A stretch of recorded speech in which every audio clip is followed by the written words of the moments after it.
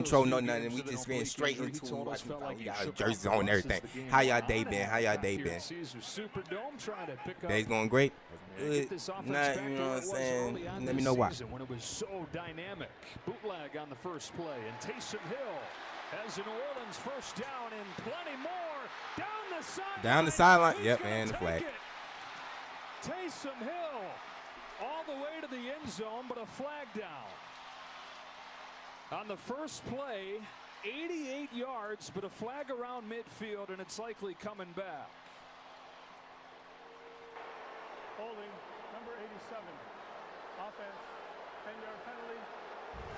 The yardage still remains a first down. Yeah, take a look right here. You see that left hand.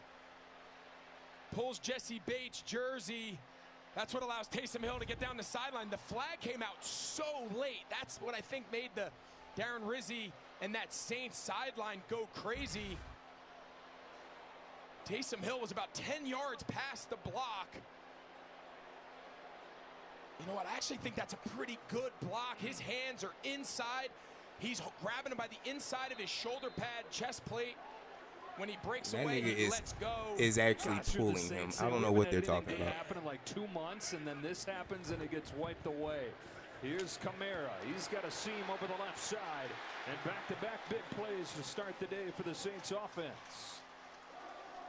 Even with the struggles for this team collectively, Alvin Kamara, man, Darren Rizzi said this week, you wouldn't know if it's 2024, 2018, the way he's running the ball. Yeah, and he's third in the NFL in total yards. I mean, they can throw it to him. They're going to hand it to him a bunch.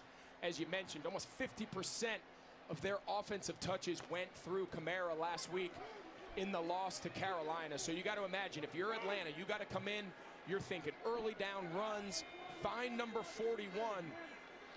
The offense, at least early, is going to go through him. Especially when you look and see what they have at receiver, which is not a whole lot. And it's Kamara again over the right side for a gain of 7. Just so banged up, but this guy stayed healthy and stayed dynamic. I need the Falcons to understand they're going to heavy run. Yeah, because we got no run defense. I know they like getting in two backs and running the ball up the middle, but I like getting him in space. Throughout his career, that's when he's done the bulk of his damage, both as a runner and in the check down receiving game. Kamara again, 3 consecutive touches. He got stacked up right where he needed to get to by Nate Landman. And this Atlanta defense that you talk to the players, Greg, and they're like, yeah, we thought we could be good. We didn't know for sure, but more and more that confidence is snowballed. It is, and it's a nice compliment to how well the offense of Atlanta is playing, where they do a great job limiting deep explosive plays. One of the best teams in the league at keeping a lid on it. Soft zone coverage, and just say, hey, let's make them snap it again, keep everything in front of us, try to force turnovers. Taysom Hill's got a first down. Clint Kubiak, the offensive coordinator, you would have thought that he was going to be named the head coach by like the end of September, the way things are going to the start of this year. This team scored 91 points the first 2 games. The offense was the biggest reason why they were such a big story, but just ravaged by injuries.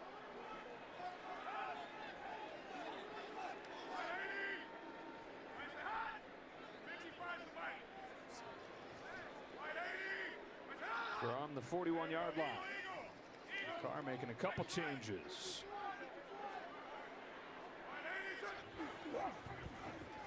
They'll look to throw it.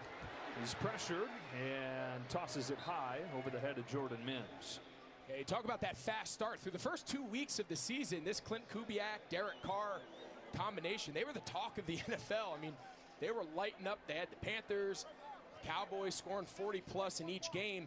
And when you look at what they did well, it was heavy dose of under center run game and then the play action shots. But then you mentioned the injuries. Chris Olave, Rashid Shaheed, his 2 best outside perimeter weapons, they're gone. It's been musical chairs amongst the offensive line. Oh, now we're going to go a little motion to Wildcat. All the wrinkles already. Taysom Hill bounced off initial contact, finished forward for a gain of 6. And so those 91 points through 2 games. I mean, we're talking record-setting stuff to begin. Can anybody stop the Saints? Well, they haven't won a game since. And, yeah, the injuries have been a big part of that. They're down their top 2 wide receivers, down a couple other receivers as well. They've had several offensive linemen miss time. Yet Carr missed a few games. Taysom Hill, they're a different team when they don't have They him. didn't even hit me, He's bro. been out for 4 games, and they've just kind of been chasing the tail, trying to get this offense back in line. Facing 3rd down and about 5 right here. Back to Kamara. Up the middle, he goes for a 1st down. The run game has continued to be good. They ran for 197 against Carolina last week.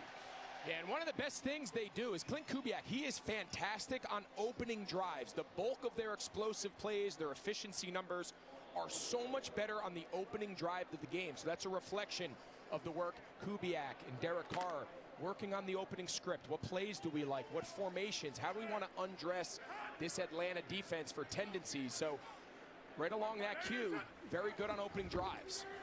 Carr zips one. Juwan Johnson, his first catch of the day, goes for 15. And another New Orleans 1st down. And a drive that started back at their own 12-yard line has already moved up inside the 15 of Atlanta. Yeah, a little glance. They call it a short 8, so left foot, bang. So 3 revolutions of the left foot, just cross face of the safety of the corner Hughes, and Derek Carr's right on time, ball on his face mask. Third of the line here from the 14. Fake to Kamara, set up and fires behind Moreau. Boy, had him open there. Incomplete, 2nd and 10. Chad, I was going crazy. Y'all seen that? Toss action. You can see Foster Moreau. He's got the over route. I think it's the defender in his face. The ball's just a little behind him. I think Derek Carr is expecting Foster Moreau to just sit in that open space. He continues to move. You see Derek Carr say, I got you, man. I just missed you there. We're going to come back to it. Now the ball's on the ground, and he goes backwards to get on top of it, and they go from missing a touchdown to a 3rd down and about 15 here. Yeah, Nick Saldiveri, the left guard, filling in for Lucas Patrick, who's, again, to your point about the injuries in the offensive line, he's out. He was pulling from that left guard spot, and he just ran right into Derek Carr. Kind of tripped over each other's feet. Terrible and knocked aim. the ball loose. Sort of been the deal, though, Greg, right? Yeah, like they move the ball. Terrible aim. I'm just scared to, like, do miniature adjustments. Moved the ball the entire game at 450-plus yards against Panthers. Because I'll be feeling like... The end zone enough. 3rd and 14, dumped off to Kamara. Runs away from Jarrett. Inside the 10. And down near the 5, where it'll be 4th down and about 3. Nice pursuit, right, so now guys. you talk about special teams coordinators. Darren Rizzi, he just ran right down I the say field. go for it if You're I'm the going for Saints. this. You've lost 7 in a row. You fired your head coach. Remember, Darren Rizzi, he oversaw all of their analytics, all of their game management when he was in his special teams coordinator role. So this is not a surprise at all.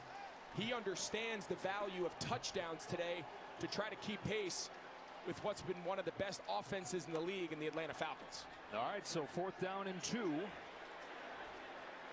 Taysom Hill's going to take the snap. Had a couple touchdowns against these Falcons back in September out of this look. Here he comes, left side, lowers the shoulder. Nope. Not going to get there. Fuck wrong with your ass, Falcons bitch. defense comes up with a stop. Did not get it, fucking so the pussy. Saints go end to end, but come a little bit short and turn it over on downs.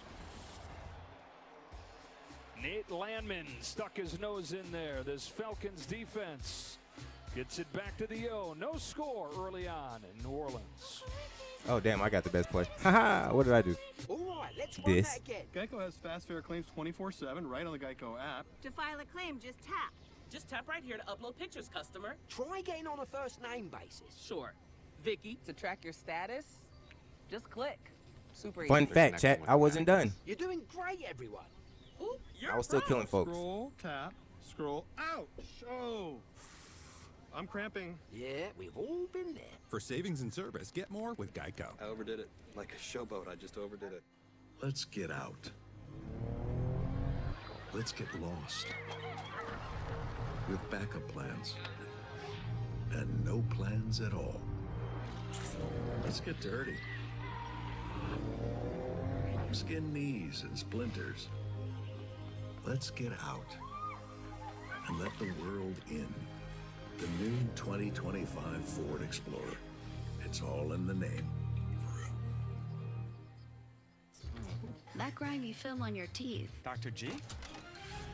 It's actually the buildup of plaque bacteria, which can cause cavities. Most toothpaste quit working in minutes, but Crespro Health's antibacterial fluoride protects all day. It stops cavities before they start. Chat, we got a score. Hey.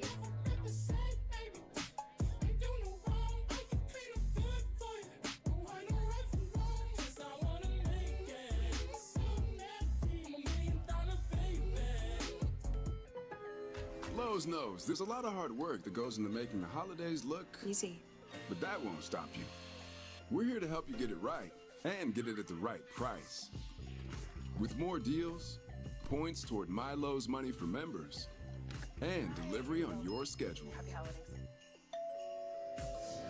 This looks incredible. Because being able to say, There's nothing. is everything. Come in. Lowe's knows how to help you holiday. I'm Carl Ellenberg, Chief of Police. Murder in a Small Town, all new Tuesdays on Fox. Today's game on Fox is sponsored by Lowe's. Score with the Lowe's app. Download now. And by Geico. Get more with Geico.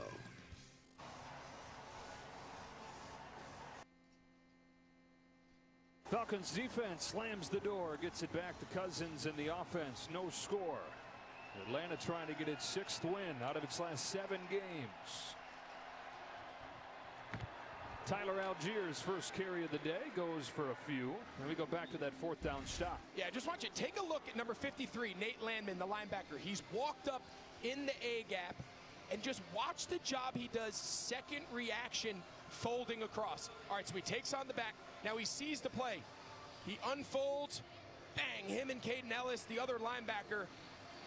I just can't tell you the instincts to understand. You go from an A-gap walked-up linebacker, you feel the down block, and then you spin all the way back outside to the point of attack. It's just a great play on 4th down. The guy's been so valuable for them. Undrafted, but a key guy both years because of the injuries they've dealt with there. Here's Algier again, and he got decked by Will Harris. Well, they're so excited to get Harris back. He's missed the last month with a hamstring issue, and this is why, the attitude and the toughness that he brings. Yeah, I mean, he was part of those good Detroit defenses, signed him this year in free agency. Bro got knocked Happy back. to have him back in that secondary. He can play both down in the box and up high. 3rd and short, going to look to throw for it. Cousins given time. Mooney climbed the ladder, but couldn't hang on. Defense from Amadi. It's a 3 and out for the Falcons offense. And again, another rep of man coverage. Nice job there, Amadi going up through contact. Mooney just can't quite squeeze it in time before he lands out of bounds. And can't say enough. We talked a lot about this Saints defense, top 10 unit the last 4 years, towards the bottom of the league in pretty much every statistical category. And so far against one of the hotter offenses in the league, started out with 2 big stops.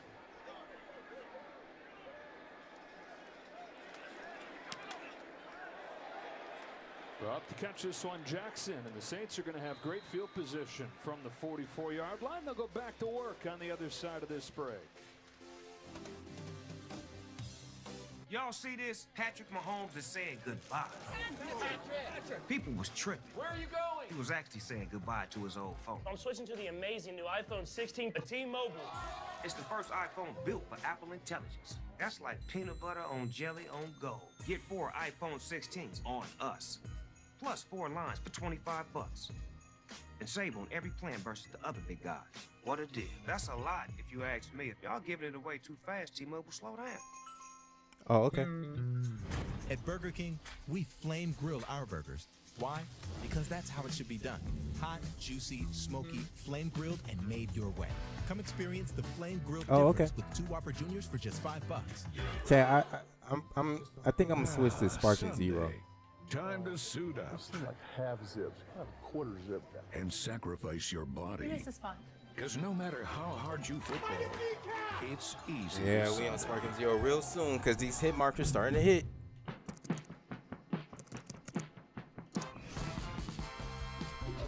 We gave it class-leading passenger space for ultimate comfort and the confidence of a nationwide dealer network. With the new Honda Prologue, we've made it easy to go electric, just like you'd expect from a Honda. Buy online, reserve from select dealers, or visit your local Honda dealer today. Everyone's forgotten who runs this valley. Time to remind them. You will ruin this family's name. You destroy me, you destroy yourself.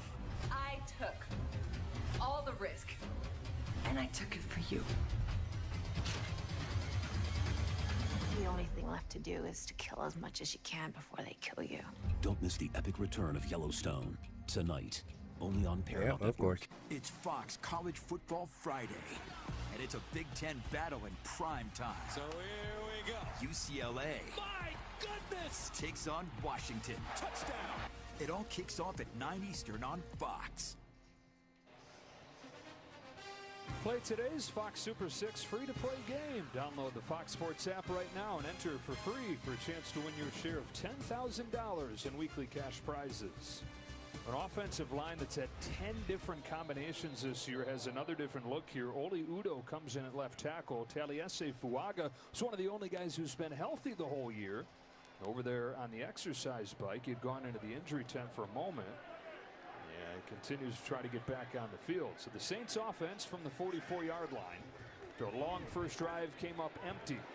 Taysom Hill chopped down right away. Good tackle right there by Clark Phillips. And so Darren Rizzi getting his chance as the interim head coach here of the Saints. Longtime special teams coordinator in his 6th season. You mentioned last few years had been as an assistant head coach and a guy who's gotten interviews a couple times as NFL head coaching opportunities. Once in Miami when they hired Brian Flores, once here when they hired Dennis Allen. Up the middle, head of steam for Jordan Mims and a first down. But it was no question. I mean, some places you have the midseason changes, like who in the world's going to take over. Once they decided they were going to move on from Dennis Allen, everybody knew who was going to be in charge. Yeah, and to a man, everyone in the building, assistant coaches, any of the veteran players or the younger players, all across this entire organization, Darren Rizzi has the utmost, he has their ultimate respect. They love his personality. He's brash. Mims again, not much doing that time. Phillips again.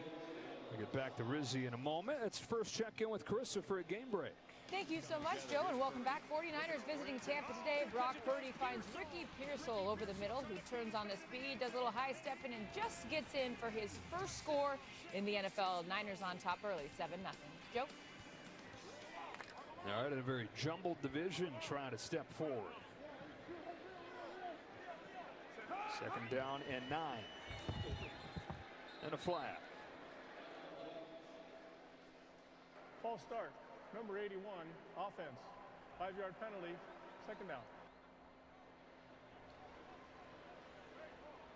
You know, you were mentioning how everybody in the building, the consensus is, yeah, we support this guy. He said he felt that. He really felt touched by the support this week. And part of that, he feels like, is that he's the special teams guy. And so everybody on the roster, he's got a relationship with. Yeah, nobody else on the team, no one else on the coaching staff, aside from the head coach and maybe the strength coach, talks to the entire roster.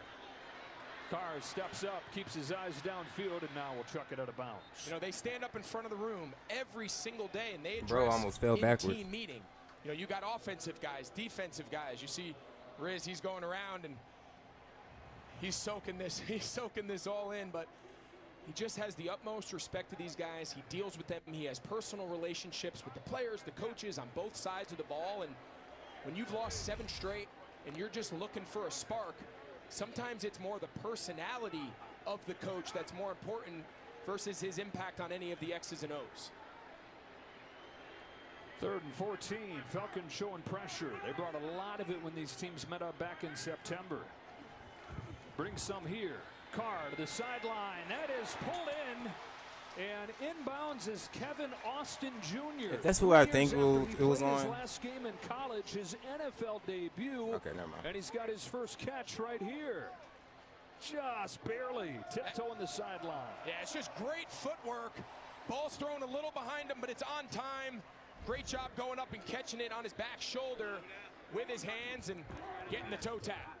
Kamara on first down, has a hole and has 6. You know, receivers a spot, Greg, where they were loaded early on, Olave and Shaheed, but The active receivers that they have today have combined for 15 catches all year, 14 of those from an undrafted rookie in Mason Tipton. So they had pretty much an open tryout at practice this week. And that's exactly what Rizzi said. He's like, listen, we're still figuring it out when we talked to him on Thursday. But, you know, they got some veterans. Marquez Valdez-Scantling, remember, he had a touchdown in the Super Bowl last year for the Chiefs. So they've got some guys that have been in the moment. They need him to step up. Heavy load again for Alvin Kamara. These niggas are so ass at run stopping, bro. That they continue to lean on this guy who touched it a career high 35 times last they week. Be getting manhandled at the line. 7 times today.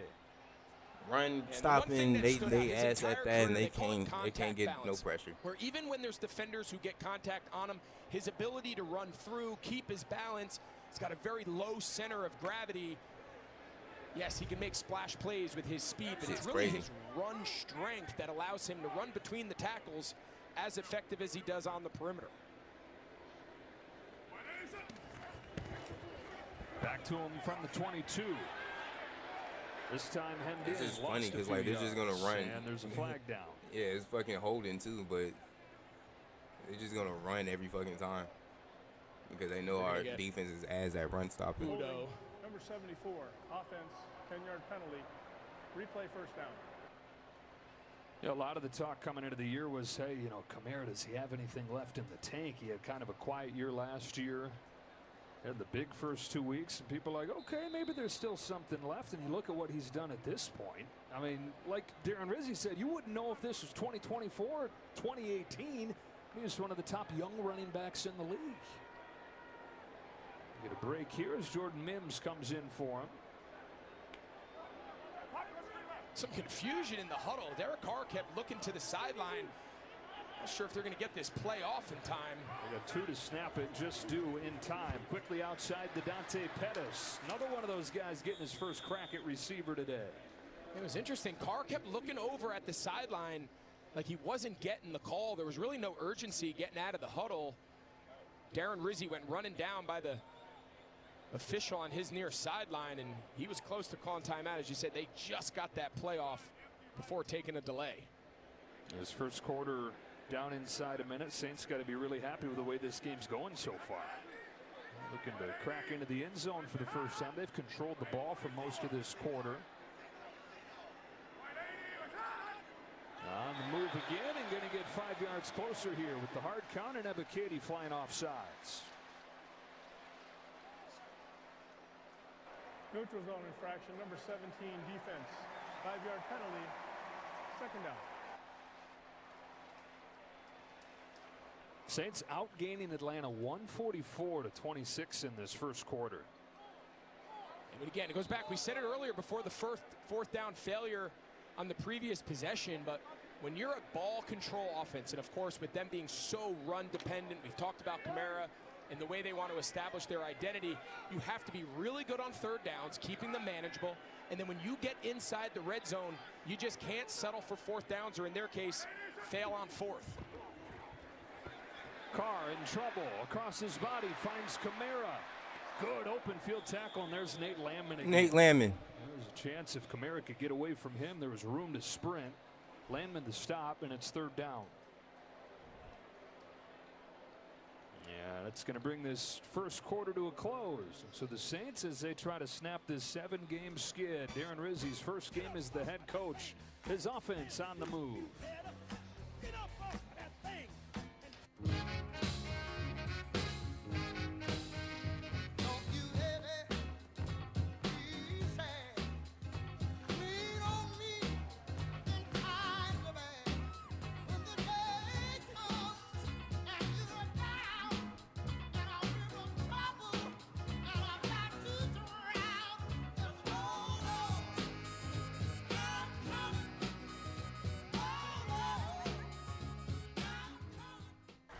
Here we go. Yeah! Season 12! The Masked Singer, all new Wednesdays on Fox.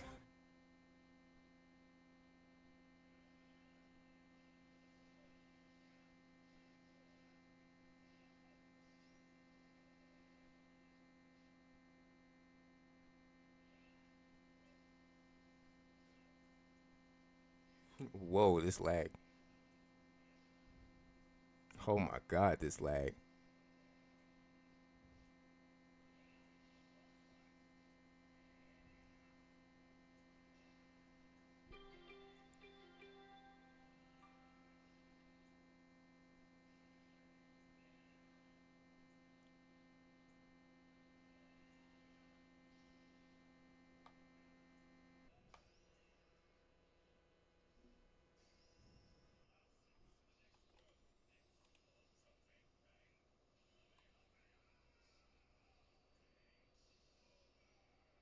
He might be dead.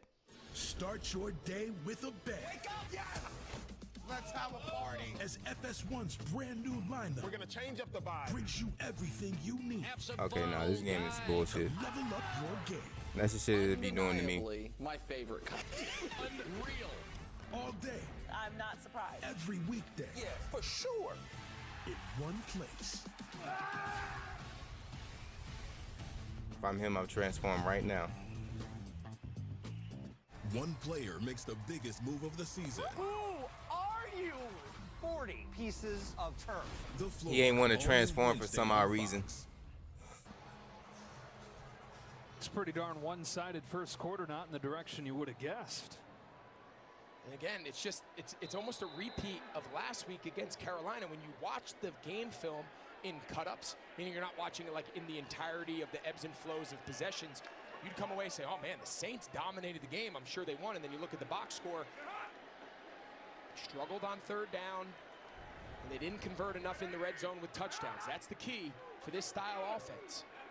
Falcons again showing pressure. 3rd down and 7 to begin the second quarter. Here they come. Carr lofts it out of bounds. They brought the pressure like they did, blitzing him on more than half of his dropbacks back in September. The most that he'd been pressured in his 2 years at New Orleans. Did it again right here. Yeah, so they're just showing man back here, and then everyone else is just going to pressure.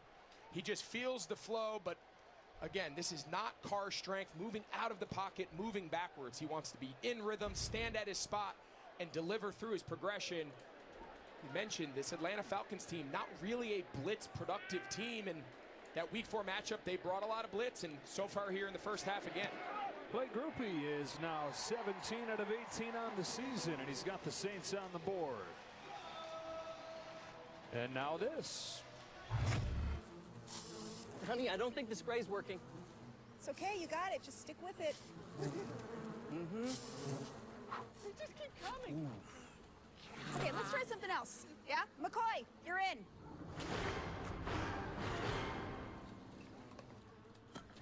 I got you. If only there were backups in real life. There you go, Colt. But at least there's Progressive to protect your home and auto. I'm just off today. It's only one nest. It'll be other wasps.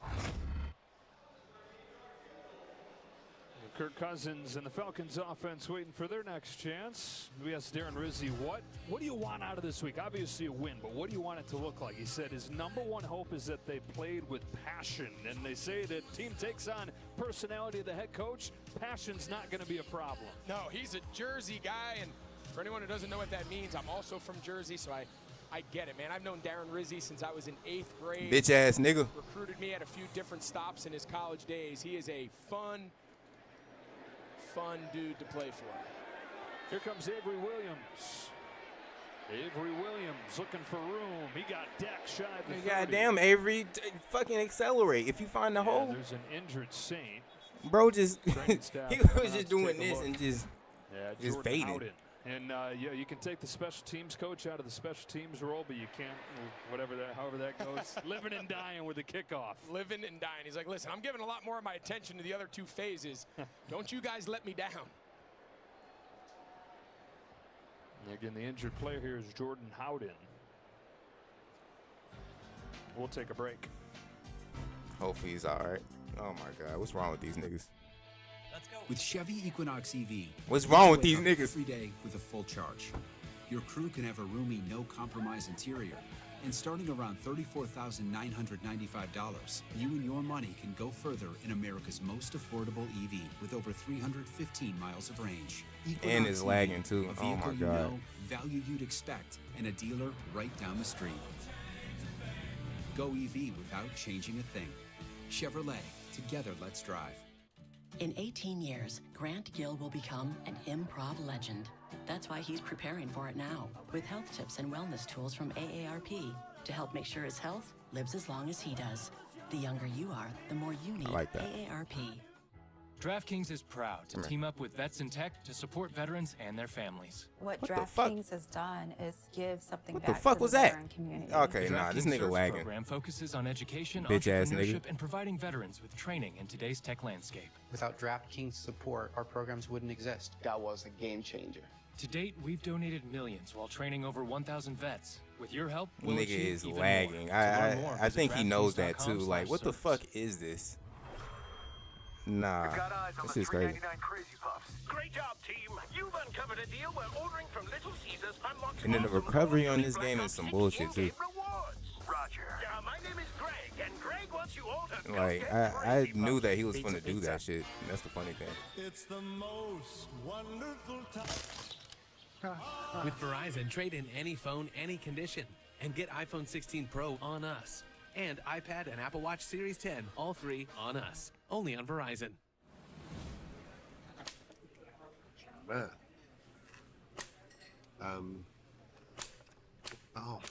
Oh my God. Oh.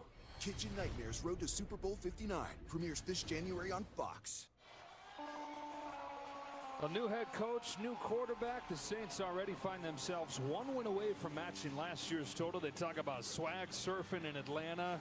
Nobody's swaggier than Kirk Cousins, right? Surfing his way to 17 touchdown passes already, which matches the total for their quarterbacks last year, and he's done it in 9 games. The biggest reason for this turnaround, and there are many, is Kirk Cousins in his first year in Atlanta.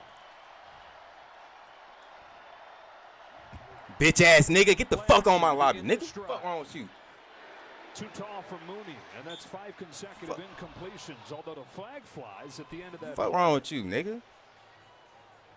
They're going to get Alante Taylor. Wagging ass bitch. Get the hell on my lobby, nigga. A little nigga. bit too early. I think it's a good call. There was contact. Darren Rizzi's trying to say that ball wasn't catchable. Pass interference. Number 1, defense. Ball will be placed at the spot of the foul. Automatic. Bitch ass nigga. Try to, man. Yeah, it's clear. He's just there early. It's not bad coverage initially.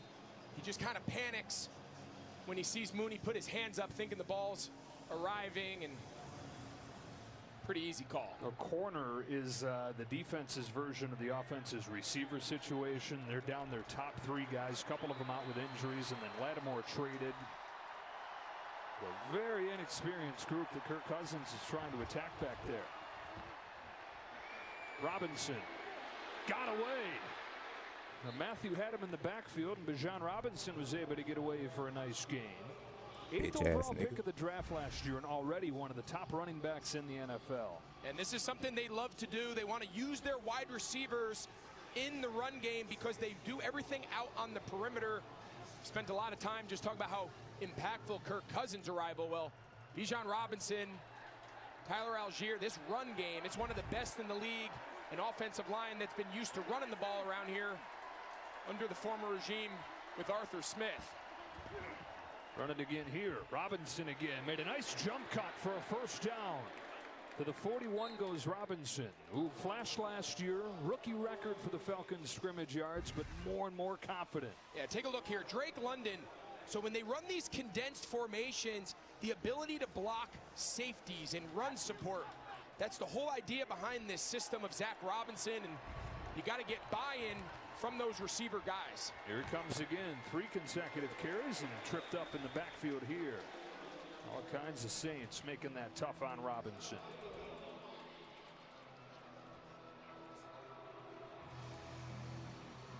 They signed Kirk Cousins. A lot of people said, hey, there's a lot of familiarity for Kirk because what he did with Kevin O'Connell, who of course came from the Sean McVay tree with the Rams. Zach Robinson also coming, but it's a little different style. Think of it more as like the Jared Goff style of the Rams. Just fucking That's what's lagging. going on in That's Minnesota. all. More of the Matthew Stafford drop back 11 personnel. That's what's going on what here the in Atlanta. fuck is this? Underneath, Kyle Pitts got promptly hit by Alante Taylor, and it kind of seems I hope like in that's not gonna addition hit. to Cousins' health, the other thing is that they're finding a sweet spot between what Cousins is used to and what Robinson brought. Yeah, there's 3 things they're trying to mend, right? There's the Zach Robinson's background, what he's used to, 11 personnel, more pistol, more gun, because that's what he was doing the last few years with Sean McVay and Matthew Stafford. Then there's what Kirk Cousins has been used to, which is under center play action. And then the last piece is Like, what the fuck is this, bro? On this Atlanta offense, we got to get them all the ball. 3rd and 4. Cousins. Lofting for Mooney. Incomplete with Amadi in coverage. And the Saints defense continues to play as well. Bitch ass nigga, get the fuck off my lobby, bro. Like, why is he still here? With the Saints, this nigga is just lagging, and it's getting worse as he's about to die. This nigga is lag switching, and he's losing. The free agent signing, he's been huge since coming from the Bears this offseason. And Jesus. Wasn't sure if I'm not gonna rematch you, bro. Get the hell off my lobby. What the hell is, like, thank you. What is your connection, bro? These guys have filled in and done a Oh great my job. God. Against a really good skill group. Younghoe Koo, who was the man when these teams met up in September, hitting 4 field goals. Different city, different month, different story. Wide to the left from Koo.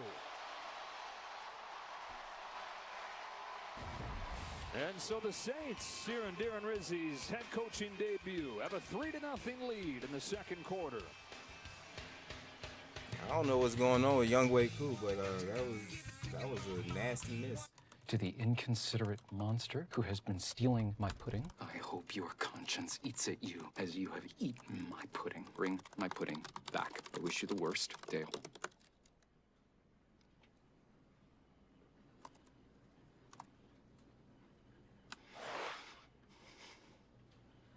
Beautiful words. I'm sorry. Thank you.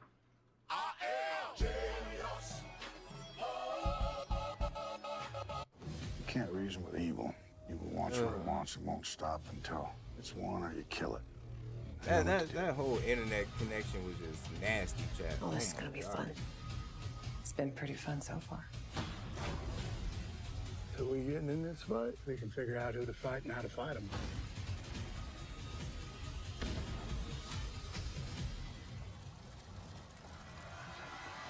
Beat his ass either way, but still, that shit was nasty as fuck. Soft drinks are just $1 at Wendy's. Any size, any time. 3 p.m. Dollar Fanta. 10 p.m. Sprite. 7:46 a.m. Coke. You're so free. Dollar soft drinks, any size, gotta be Wendy's. Ooh, stuffed up again? So congested. You need Sinex Saline from Vicks. Just Sinex? Breathe. What is... Wow.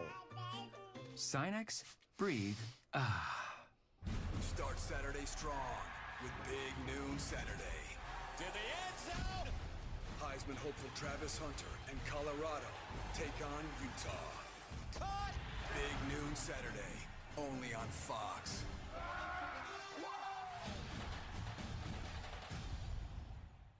Week 10 continues later today on Fox and CBS, followed by Sunday Night Football as the Lions face the Texans on NBC, and concludes with Monday Night Football as the Dolphins square off against the Rams on ESPN. Then Week 11 kicks off with Thursday Night Football on Prime Video. Stream games live on your mobile device with NFL Plus. Want more stats? Just ask Siri. Who leads the league in receiving touchdowns?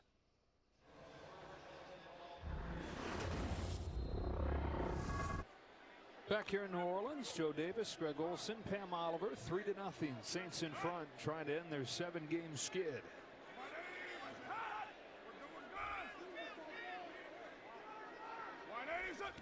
From the 43-yard line, Alvin Kamara. Boy, great balance. Flag flies, though. This defense is funny when it comes to stopping the run. Flag comes in, and it's actually going to go on Atlanta. Holding, number 95, defense. 5-yard penalty will be added to the end of the play. This defense is kind of funny. Graham gets called. And then on top of that, the offense is playing kind of funny. Yeah, I think I'm gonna turn this game off. I'm not gonna lie. You don't see that called a lot. They typically teach defensive linemen to grab hold, keep the offensive linemen from getting to the second level blocks of those inside or perimeter zone schemes. It's looking like I'm finna turn this shit off. It's Kamara again. Not much daylight this time. Got just a yard. He has, though, today become the all-time leading rusher in New Orleans Saints history, passing Mark Ingram. Extra special for him in that Ingram was one of his mentors when he broke into the league. And there's an injured Saint here. Just put in Braylon Dorless, bro. Stop. Yeah, looks like that is Please, Grant. Jimmy Lake, stop fucking playing around. Falcons Why is he using Grant. a giant character? Put in Braylon Dorless, bro. Like, Jesus. We'll take a break. Back in a moment.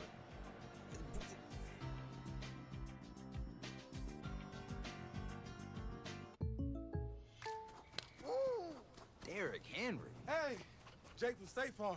I saved so much bundling, it inspired my workout. Auto!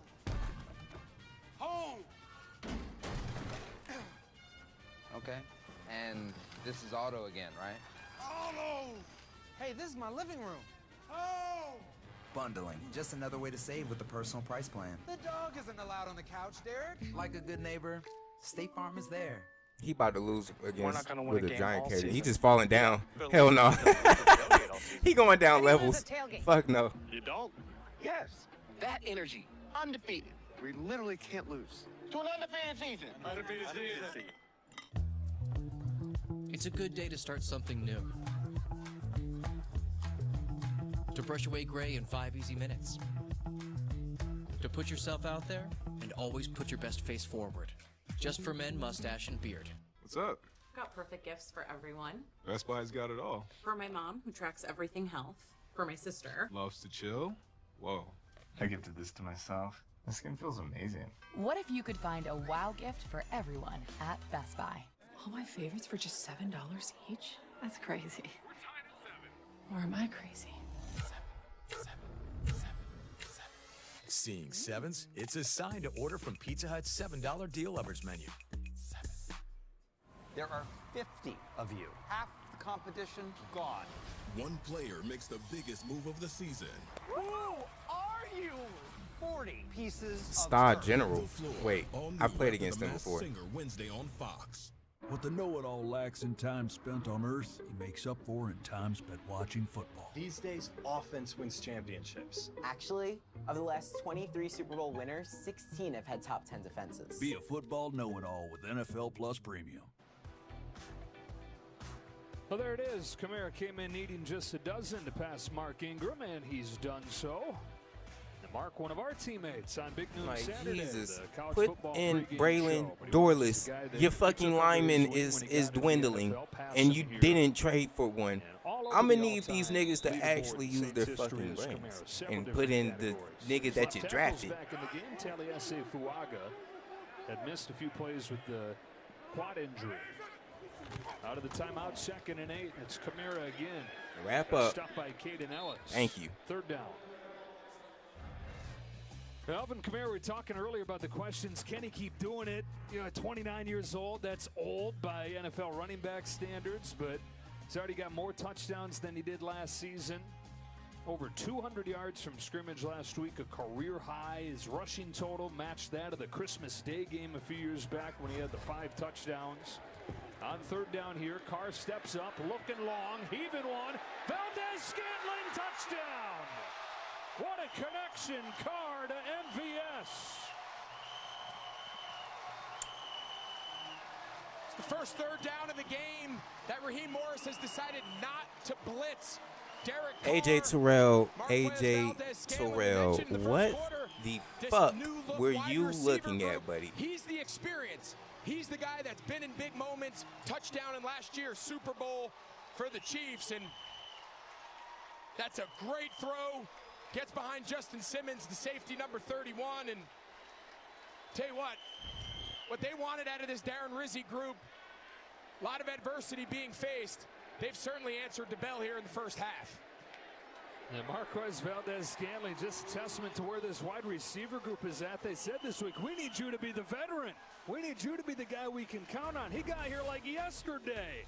And now he finds the end zone, and the Saints off to a great start, leading the Falcons 10-0.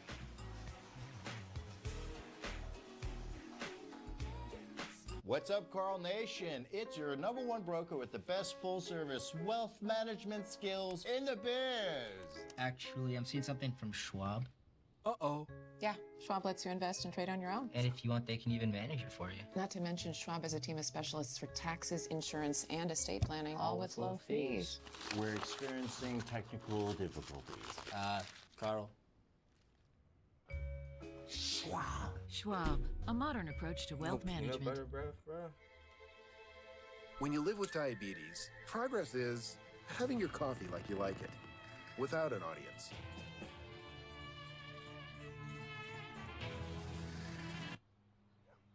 The Freestyle Libre 3 Plus sensor tracks your glucose in real time, so everyone else doesn't have to. And over time, it can help lower your A1C. Confident choices for more control of your life. This is progress. Learn more and try for free at freestylelibre.us.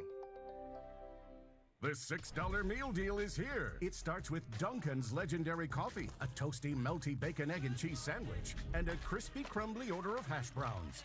It's kind of the biggest deal in breakfast. The $6 meal deal, available now. Merry Christmas. It's that moment. It's a gift. It's a fluffy! When a wish becomes true. A present for me? A person feels seen. I just thought, God forbid, something happens to that one. I knew you would like that. That's your color. And to be seen Oh, you nailed it! is to be loved. Thanks, Mom. Give the gifts that show you get them. Welcome to your Walmart. Here's how Deion Sanders locks in for We Got Time today. All right, baby, this is your moment. Is he gonna do a pep talk every week? All the dreams prepared you for this.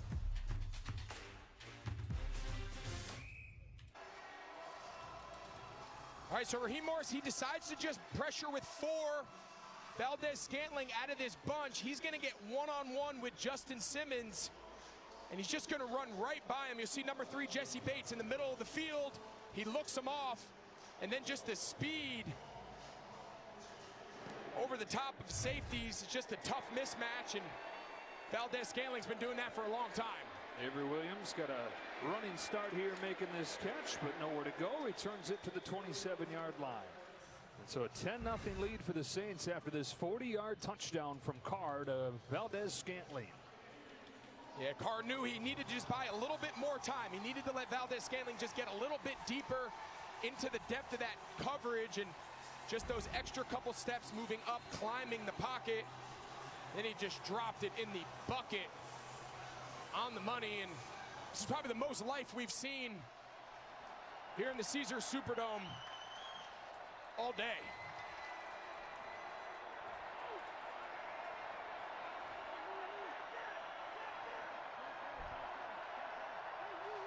Now this Falcons offense trying to get going. Cousins given time, has Mooney got a step, and this time a completion against Amadi. 18 yards on the first play of the drive. Yeah, just a great release. Watch him go inside Amadi, get him off his landmark.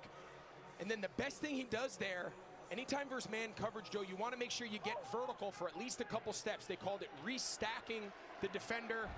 Allows when you separate at the top of the break to have that separation. Mooney's first catch of the day, first down to the 46.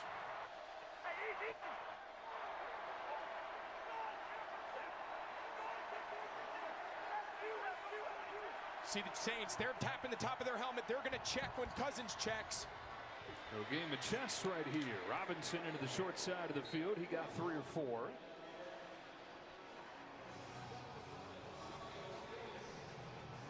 This Falcons offense that have been gaining steam as this season had gone on. Just not a whole lot going so far today. You look at Kirk Cousins. He had 5 incompletions all of last week. In a game where Raheem Morris felt like everything came together that win over the Cowboys. He's already got 5 incompletions today. And just 71 total yards for the Falcons offense. Algier and Robinson both in. Robinson motions out. Here comes Algier. Has a hole. And has a first down to the 41. He gets overshadowed because of how dynamic Robinson is. But Algier, a tough runner himself. So something small, but when Drake London goes, watch the impact that it has on Pete Warner, number 20. So they call this fallback. So when he goes, his gaps change. This was his gap. Now he has to play over the top, and that's exactly where Algier takes the run. That's why so many of this kind of style under center motion offense uses those fallback receivers, puts a lot of stress on the linebackers. From the Saints 41, it's Algier again. And another good hole. Algier gets 6.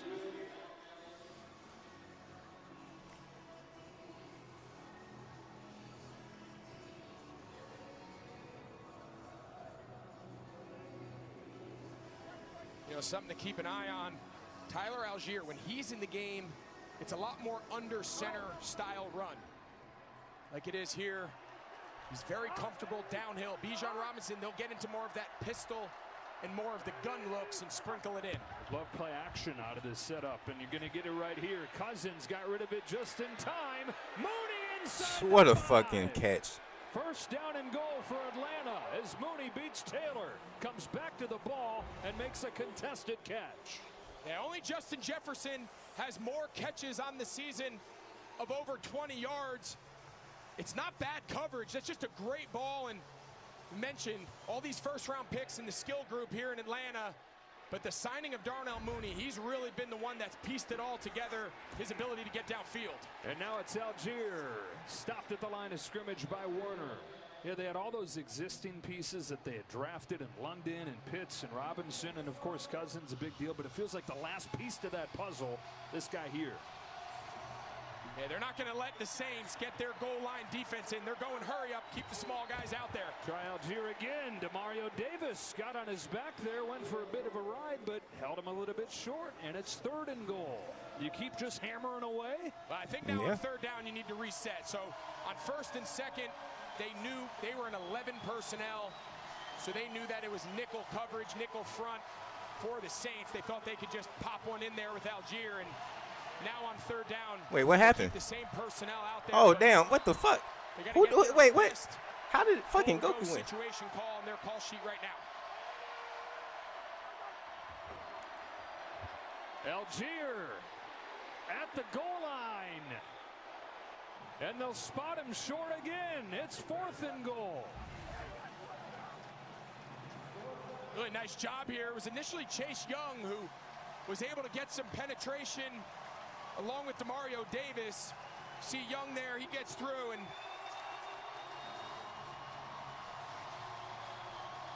Raheem Morris, he has the challenge flag in his hand. I think he's taking a look, see if he can get a good indication from somebody upstairs if he thinks Algier got in. Man, oh man, though, in the blink of an eye, you've gone from 1st and goal at the 2 to 4th and goal inside the 1.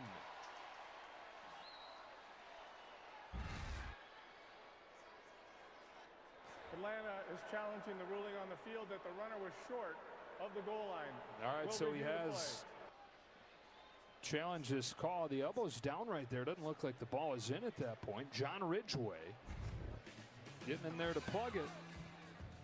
Yeah, I don't know what he was looking at. We're going to take a look. They will too. Back in a moment. Big call I think here. Instead of an ISO package, I think I would be in a fullback package and have 2 of my running backs right there and just hand it off to Algier in the fullback package. You know, simple as that. Instead, he's running like 5 yards behind the line and trying to get into the end zone. PC will make a real difference. A powerful AI computer's not for everyone. But if you're trying to change the world, even if just your own, we built one for you. Subway launched new $6.99 meal deals with any 6-inch sub. Wait, Subway did what? Like, I understand hurrying up and all that, but it's just like, Yep. For a limited time, get any 6-inch sub, chip, it's and just a like, drink all for just $6.99. Rated mature. it's cool. The nature of our enemy is unclear now. What do you want us to do about it? Protect us. Unlock the Vault Edition today. 5% cash back on whatever category I choose every single month, and even more when I shop online. Yes, Cindy, I got extra lettuce. And yes, Jasper, you're gonna have to carry it. Things have been real weird ever since you two hooked up. Don't just pay, PayPal. On Chewy, save up to 40% on holiday gifts for your pet, like their favorite treats, toys, and food. The best presents at the best prices for the best pets. For low prices, for holidays with pets, there's Chewy. What's the latest? Anything new? Yeah, he's gonna take warm-ups. We'll see what happens. Okay. Almost game time. You ready? Dude, is he serious? Guess they still don't think you're ready for this job. Maybe they don't respect you without pads on. Or they see just another ex-jock looking to cash in. They don't care who you are or what you did. That's so disrespectful. That's right. And disrespect is a gift. Hi, Tom. Okay, Mr. Brady, ready? Yeah, I'm ready.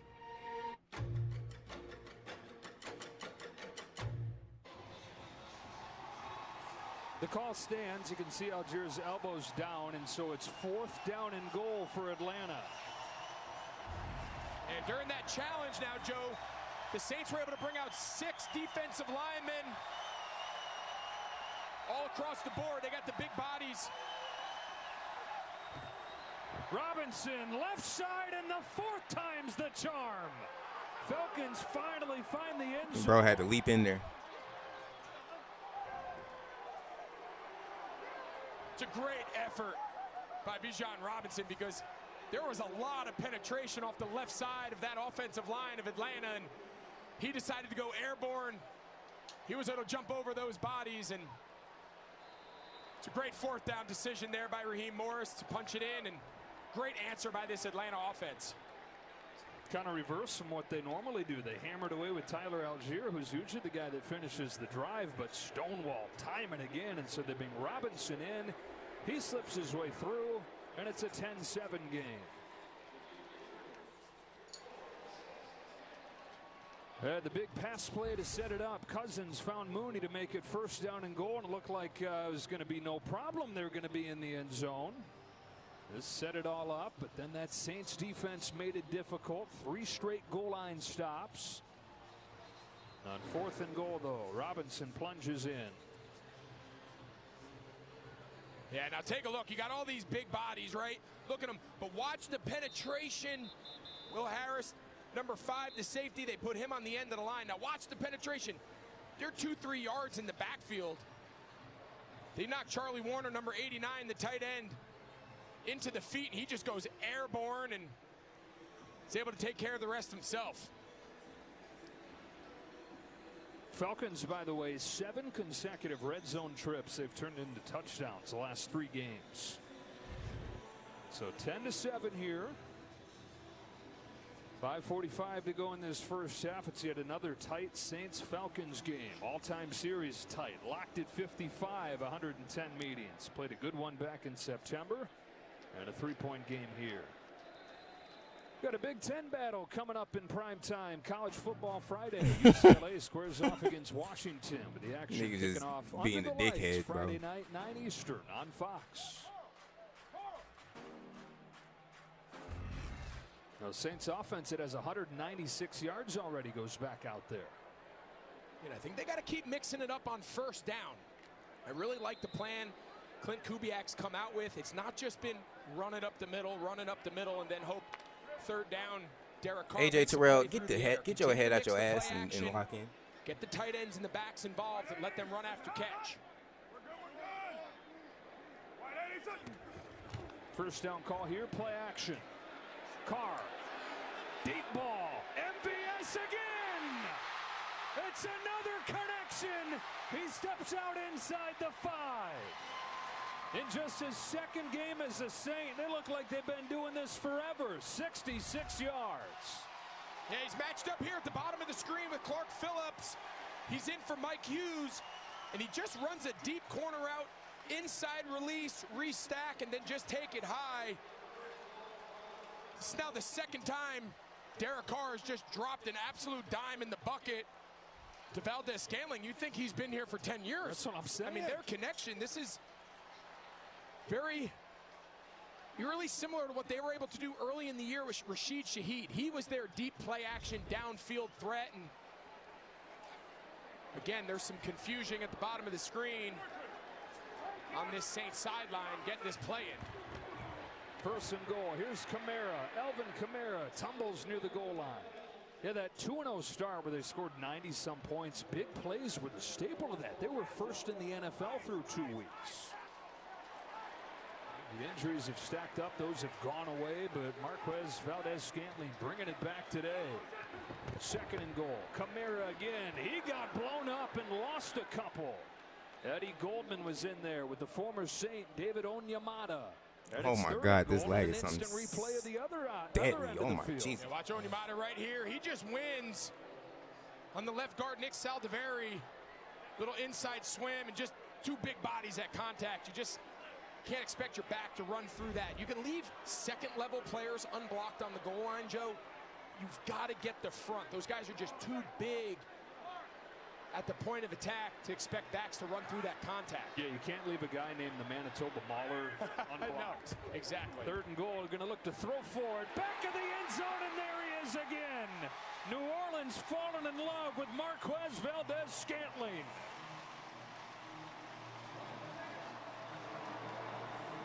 Yeah, Chad, I'm finna turn this shit off. I'm finna go to NFL Red Zone. Hey, you talking about I'm not finna waste my time on that. Z-rank? I don't care.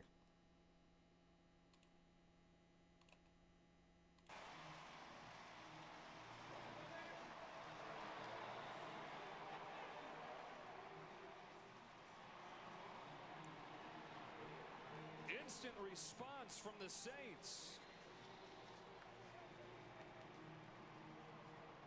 Valdez-Scantling, who was released by Buffalo, signed at the end of October. Chiefs history, but he's also looking to move. Just crazy what Marquez Valdez-Scantling is doing, considering the shape of the wide receiver room for the New Orleans Saints. Chris Olave out, Rashid Shaheed IR, rookie Bub Means IR. And this nigga just running right past our cornerbacks. Like, he's just running go routes, and that's it.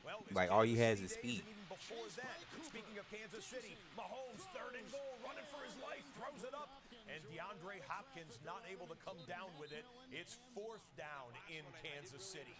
3rd and short in the red zone for New England. And on 3rd and 1, it's Ramondre Stevenson trying to bounce it to the edge, and that last little dive gets him the first. We got a Z-rank nigga that's using Gogeta. I want everybody to look at him and laugh because he's a fucking nerd and he needs fusion characters to become Z-rank. So it's 4th and goal.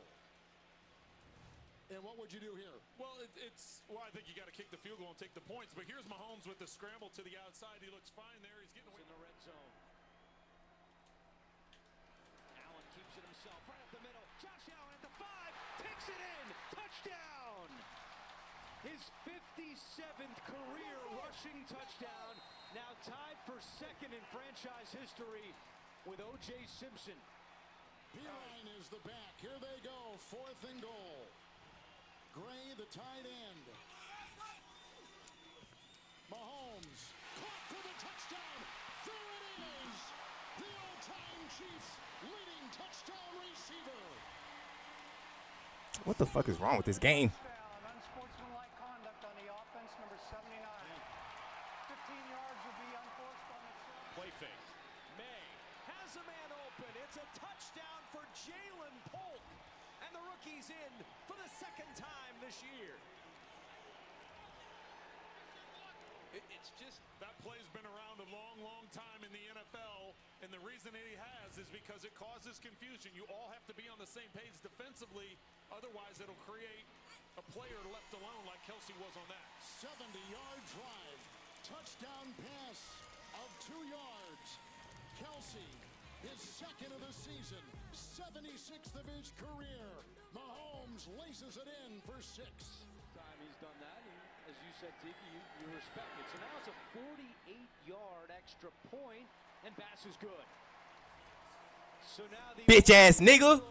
With more rushing touchdowns. Wrong with you? Josh Allen, Thurman Thomas. What a list. Allen puts the Bills back. Didn't even need to transform on that nigga. Chat, I'm him. I think you heard the announcer say it in the Buffalo game. Josh Allen's rushing touchdown ties. Got it all on stream too. I don't give a fuck. I'll be the Z-rank on stream. I don't give a fuck, and I'm leaving because I gotta go pick something up. Bye Z-rank. Using fucking fusions characters, you fucking nerds. Get you back to action there in just a bit. We had all right, chat. I'll be right back. I'll be right back like 30 minutes. I gotta pick something up real quick. Wide left the entire way. Jake Moody with a miss. The Niners lead remains at 7 points. We got, let's see, 6 of the 7 games are into a commercial break at this moment. We've got at least one more play before the 2-minute warning, perhaps one more play before the 2-minute warning here in New Orleans. You mentioned between him and Pitts, they're the 2 big body guys, go up, compete, contested catches, and then, of course, Mooney and Ray McLeod, they bring a little juice to this offensive passing game. This game's brought a little juice. The Saints trying to snap this skid. Have a 17-7 lead over. Yep, Saints with a 10-point lead, division matchup. They fired Dennis Allen on Monday. The special teams coordinator, Darren Rizzi, taking over as the interim head coach for the Saints. And the head coach for Minnesota, Kevin O'Connell, trying to make some decisions here in a 2-minute drill with his guys down by 4. In football, the NFC North, they're jockeying for position, and this is where you create some space with some of those other teams. Darnold, he missed. Addison, and he overthrew him. He had him in space. Oh boy, and Andre Cisco probably could have had the pick too. It's second down. I mean, Cisco's got to have this interception. He got pressured immediately from who else? Eric Armstead, a huge pickup from San Francisco. That was his old teammate in San Francisco, former 49ers. And you see this ball just sail over Addison. Oh man, Cisco's got that thing in the breadbasket. He just missed it. Oh, that's a huge one. I mean, think about this. The Vikings have run 17 plays in Jacksonville territory, and they only have 3 points to show for it. That's tough. Darnold escapes the pressure, is able to find Aaron Jones, who's trying to get out of bounds, and he does. With 89 seconds left, he picks up 8 yards. It'll be third down. That's such good awareness by Aaron Jones. Get the block on Trayvon Walker, and then a late leak. Gets out to the flat quickly. You see Sam finds him immediately. That's your contingency plan. Those halfbacks underneath. Backs are always open. And such a friendly target he is for Sam Darnold in his 2-minute drill. Third down has been T.J. Hawkinson time. There he is in motion.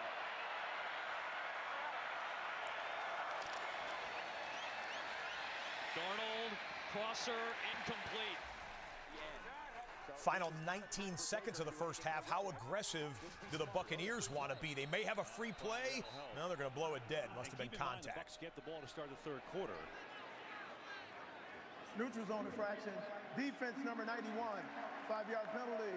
Third down. It's on Sam Okuanu, so give him a free 5, make it 3rd and 5. Use his body and go. And back in the nation's capital, still 4.5 minutes remain in the first half of the battle of first place teams in their respective divisions. It is enough for a first down. McLaurin told us that Daniels is the most accurate QB he's ever played with. It just feels natural, their chemistry.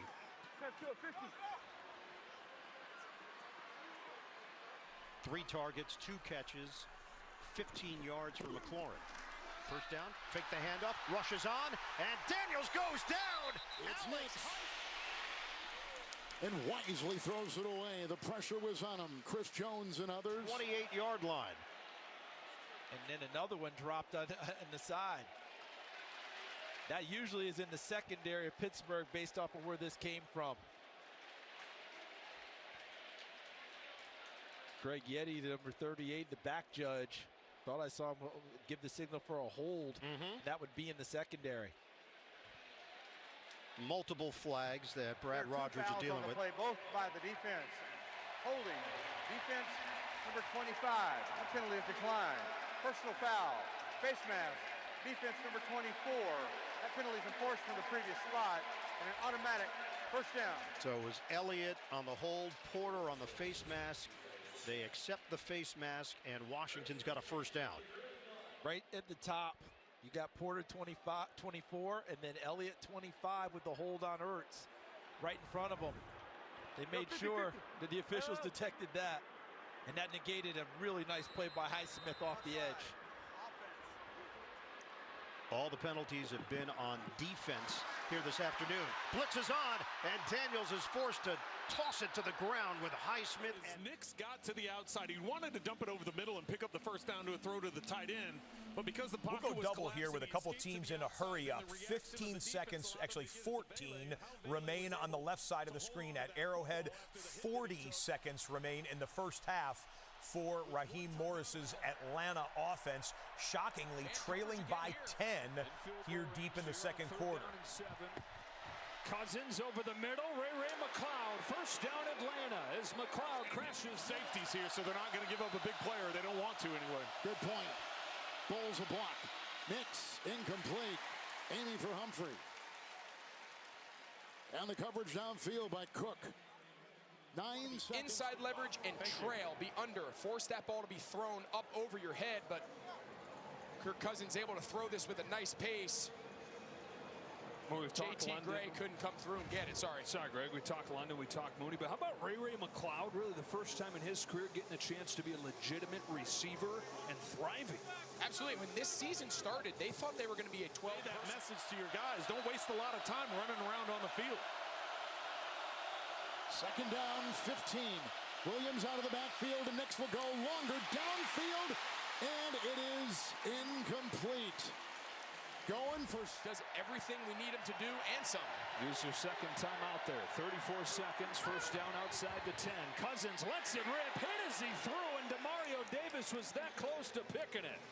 Peyton Turner's made a couple plays in this game. With the hands on the ball, he's got to come up with it. Will Lutz is long this year of 52. Of course, the wind, which coming into the stadium to our left, curls around, and you faced it, and it then comes back into you. So it is in the unique design of this stadium. Yes. makes it very difficult because the wind is blowing what would be from. Cousins pressured and drilled, and it's Turner again. London's on top of it. Peyton Turner, the old first-round pick, who they've waited a long time to make an impact like this. The ball is exploding here late in the first half. The fumbler recovered the ball. Jeez, just bull rushes him. Take a look, Caleb McGarry, the right tackle. He actually charge timeout. Atlanta, a 30-second timeout. Yeah, so what the official's saying there, Joe, is that under 2 minutes, it has to be recovered. Field goal try by Will Lutz. He's made 8 straight field goals. He's made the most field goals in the NFL so far this season. Timeout, Kansas City. Well, that was Andy Reid calling a timeout because they had too many guys on the field. He was afraid they were going to get the ball snapped and give them extra yardage. Falcons' perfection in the red zone the last few weeks getting put to the test right here.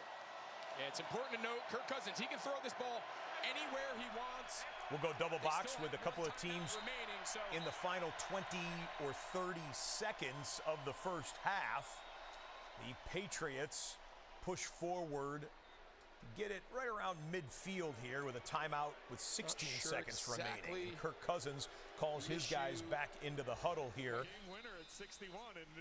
As here comes your 60-yard field goal attempt. The only 60-plus yard field goals we've seen so far this year. Tyler Bass hit the game winner from 61 for the Bills last week. Joey Sly has hit a 60-yarder, and so is Brandon Aubrey. And they're not going to hit one here, but it's a return opportunity for Kansas City. They set up the wall. Time has expired. As Hardman's still going. If he gets 1 or 2 more blocks, he could have something. Will give it to him, but he is brought down. Cody Barton finally got him, and Hardman is exhausted. The most exciting missed field goal we'll see all season, right? 2 seconds, they clock it, and the Bears weren't back. Montez Sweat wasn't able to get on sides. He was off sides when they snapped it with 1 second to go. You're going to get a couple field goals here at the half. Younghoe Koo is going to get a chip shot 35-yarder, and the Patriots are going to get a shot at a field goal that'll be 5 yards closer after the Bears were not able to get set defensively when the Patriots came up to the line of scrimmage to clock the football and stop the clock with 1 second left. And he's going to come running in late. He's still not in camera. Here he comes. Well, remember, he missed last week with a shin injury. May not be feeling quite 100%, at least from a sprinter standpoint, to get down the field. Yeah, especially when you've got, 2 guys. You have a little bit of a double team there where he's trying to get pressure on the quarterback. So, but that is such good execution. Again, the little details. Having the confidence that the clock at play when you have no timeouts, about 12 seconds, depending on how far down the field you get. But just a great job by the entire New England offense to make sure they were in legal formation before they spiked that ball. You just said, you know, they're going to be fundamentally sound. That was all about fundamentals. 37-yard try to close the half for Joey Sly with the wind swirling around, as Laura reported. The kick is on the way, and it is good. Boy, that ball wobbled, dove, and snuck through. So here's Koo from 35.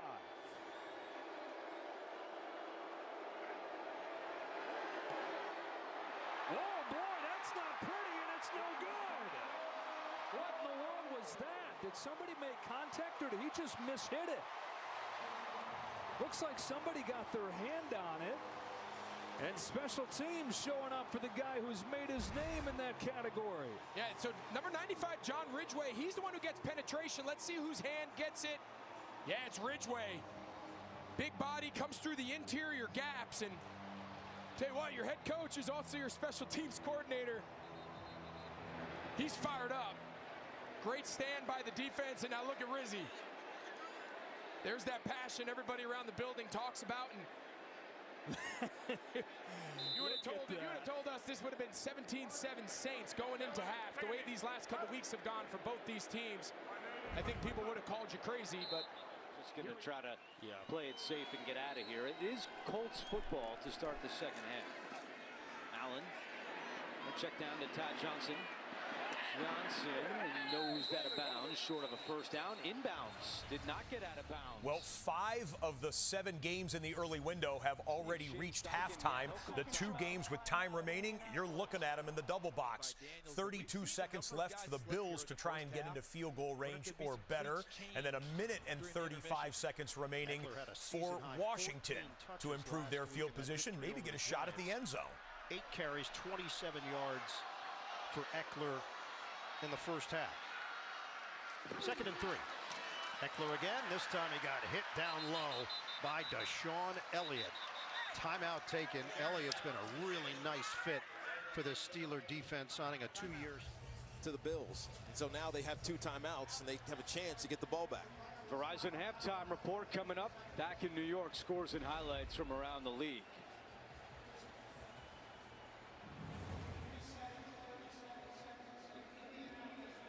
They're resetting the clock, putting a little more time back on the clock.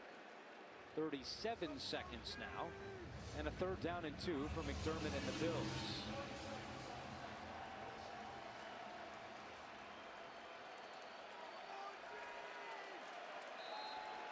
So Ty Johnson, the running back.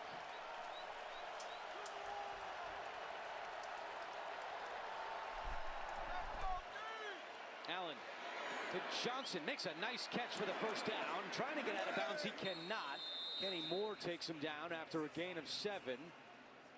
And the clock is stopped. And Buffalo has called a timeout. Wilson has thrown for 48 yards. Daniels has thrown for 55 yards. Rushes on. Daniels uncorks it. It's complete. McCaffrey. First down.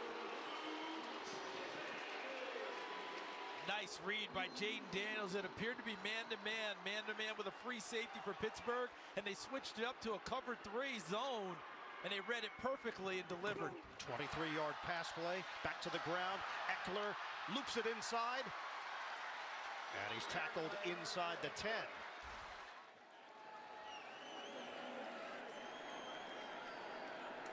So 30 seconds to go. The Bills have 1 timeout remaining. Colts were given back a timeout, so they still have 2 as Allen fires, and Samuel, and that's incomplete. A little bit low for Samuel. 2nd down and 2. Eckler, stop and go. Lifted off his feet and dropped by Elliott.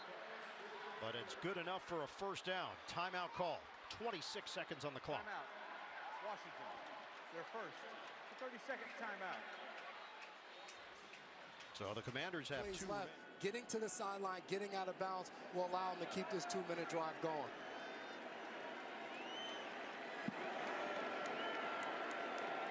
Second down and 10. Allen over the middle. Dangerous pass is nearly picked. Intended for Shakir, and Julian Blackmon got seconds to go, first half. Pittsburgh needs to have someone on the quarterback here. He's a potential runner, especially in this situation. Shotgun, Daniels, fake the handoff, and drop back in the end zone, Brown. A fastball from Daniels. Brown couldn't handle it.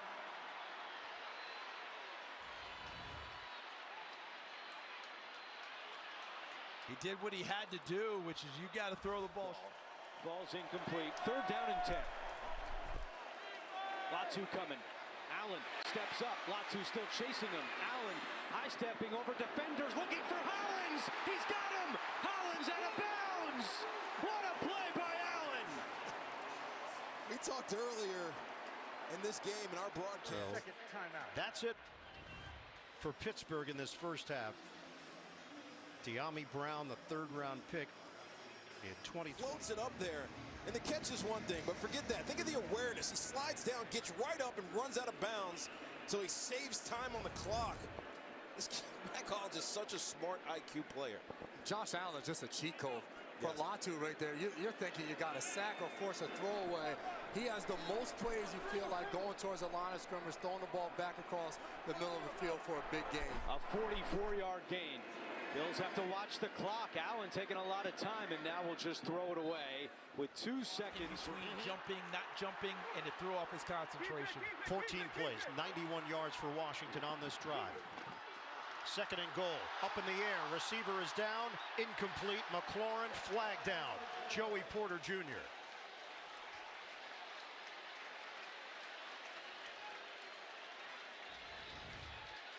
So this call here, see Porter, and he kind of pulls him down a little bit, and McLaurin helps it along the way as an experienced receiver does. He felt a little bit of pressure, went to the ground. It's on his touchdown, but it's often other things as well. 47-yard attempt by Bass, and it is good. What a drive by the Bills to put 3 on the board before the break. Josh Allen, the big play to Mac Hollins for 40. Is placed at the 1 because they have 2 timeouts remaining. Everything is on the table here for Washington. And Eckler's in the backfield, and he's a tough runner inside near the goal line. 15th play of the drive. Daniels making sure everybody's on the same page. 1st and goal from the 1. On a give, Eckler takes it in, touchdown. Eckler pounds it inside. Commanders go in front. 2nd touchdown of the day for Austin Eckler.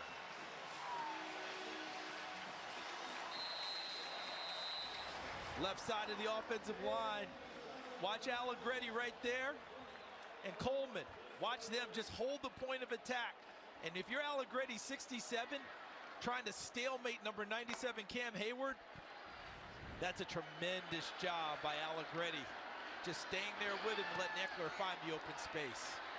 And the extra point is good from Zane Gonzalez. Washington playing without.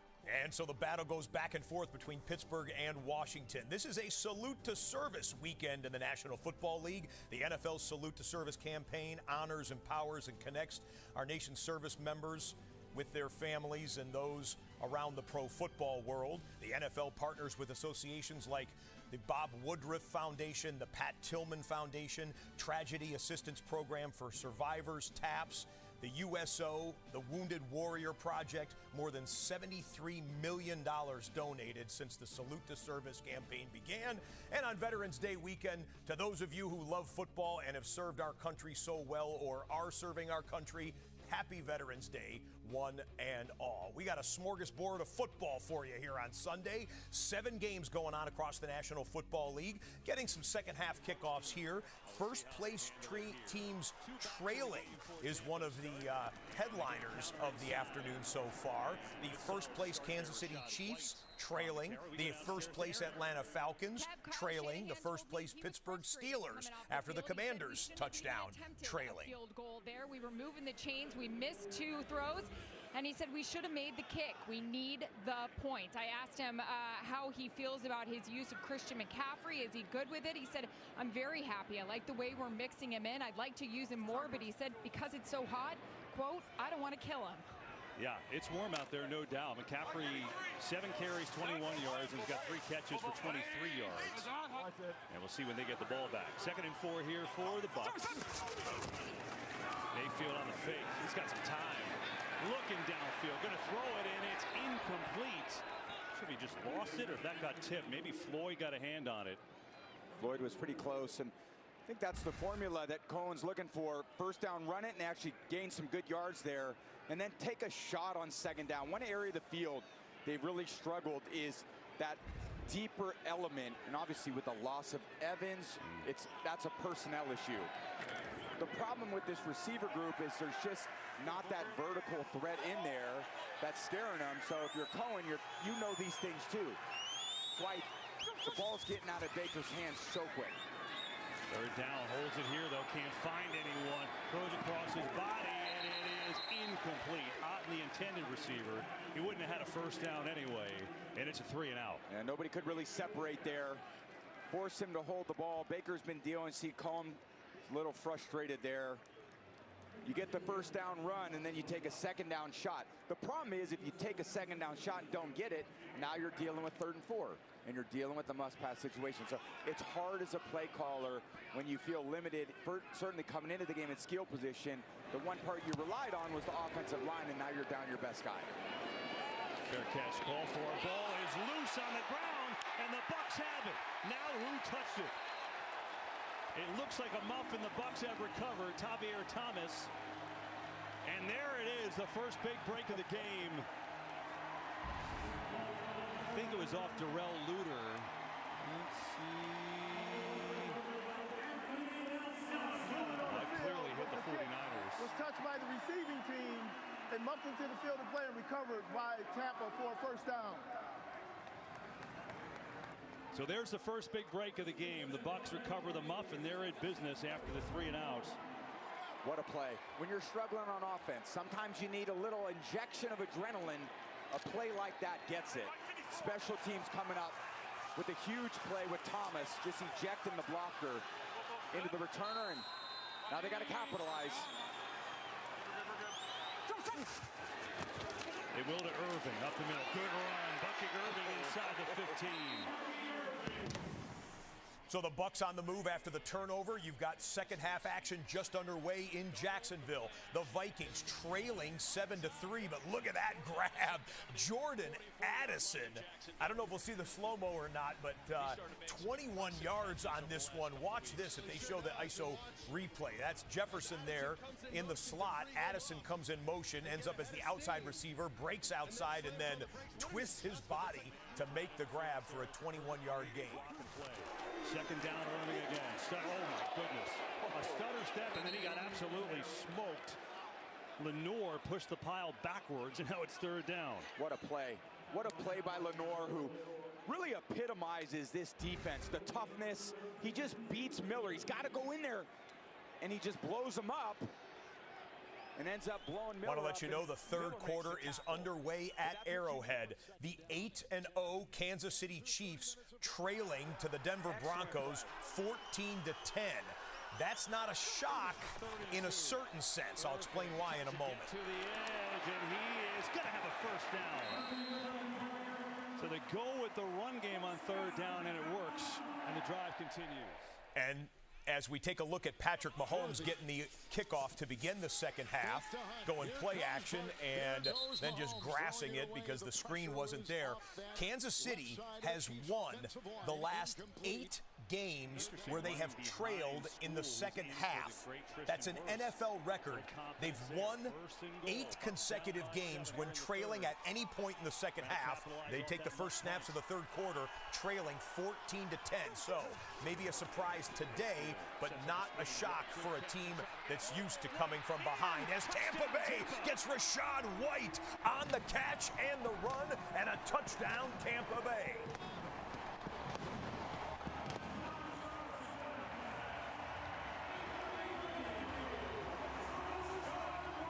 Great call, great play design. We'll show you the replay. You got White just on a little angle screen. Get a little eye candy. Look at the catch. And then splits the defense. It looks like they're throwing the ball outside the number to the perimeter. At the last second, White cuts back into the middle of defense with nobody there. Again, utilizing your best players, White and Irving on that. We're tied. Mini-series, phenomenal. So the muff punt. Tie ball game between the Bucks and the Niners. 3rd and 10, and Patrick Mahomes, deep drop, looking, trying to scramble. The door slams. It's John Franklin Myers coming through with the quarterback sack. 4th down, and Kansas City brings out the punt team. Jefferson did. Not getting it done quite really in the pass game right now, but a willing blocker, and that's huge. Jefferson just 2 catches coming on the early drive of this game. Nothing since. Trying to bracket him up. Darnold looking on the left side now. And he's got nothing. Ham was covered up by Devin Lloyd. They had 2 defenders. Into the second half, we play Chicago and New England. Bears get the football first snap from scrimmage, and that goes to DJ Moore. They've been wanting more production out of Moore. Big contract in the offseason. The rookie quarterback comes in, but it's been a little slow going between Caleb Williams and DJ Moore. That play looked nice, though. That's an 18-yard gain and a first down Chicago. Back to Jacksonville. To fight another down.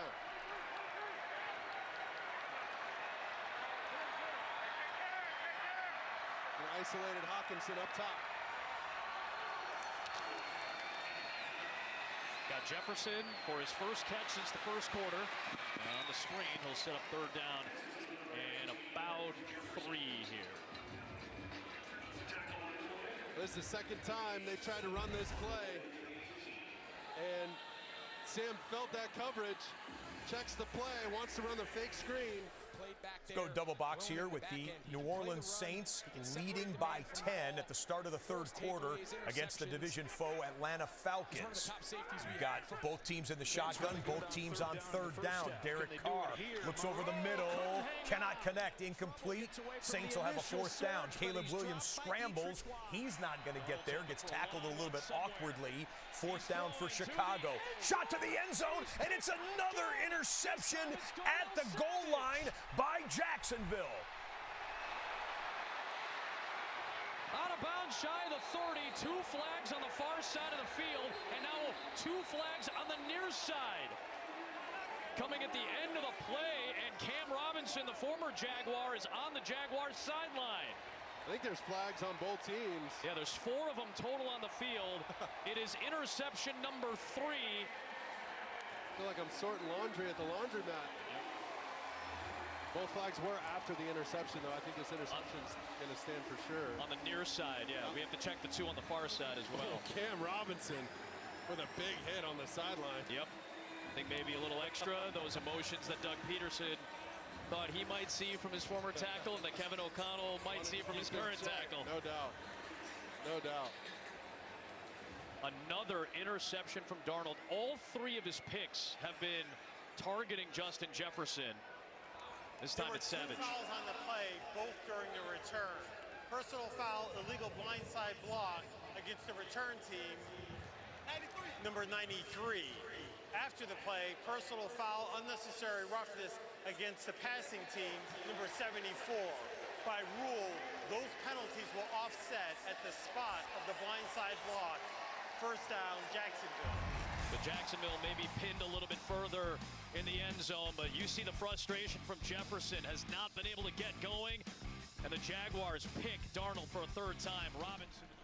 And that is frustration for the Vikings offense. The score remains 7-3 Jacksonville. Christian McCaffrey just hit a play. They're going to need everyone to stretch to the right. McCaffrey's going to plant his right foot and go right behind Banks, right there. That's the area to hit and crease. That's what this offense does so well. And when you bring McCaffrey back, not only are those plays more effective, the play-action passes are more effective off this. Attack the edge and then soften the middle. What's up? Purdy, quick throw underneath Samuel on the move, and a good throwing run by Samuel. Should have enough for a first down, or at least he's close. Again, that is an outside zone run to the right, and Purdy makes the decision to pull it and throw it to Debo. So it's basically the same play call, a little different formation, and Purdy's got the ability to pull it and throw the ball. What's he basing the decision on? He's looking if he gets a one-on-one route backside and he feels comfortable that he can see the space on the snap of the ball. So, again, Kyle trusts him to make that decision, and Brock made a very good one there. They did mark it as a first down.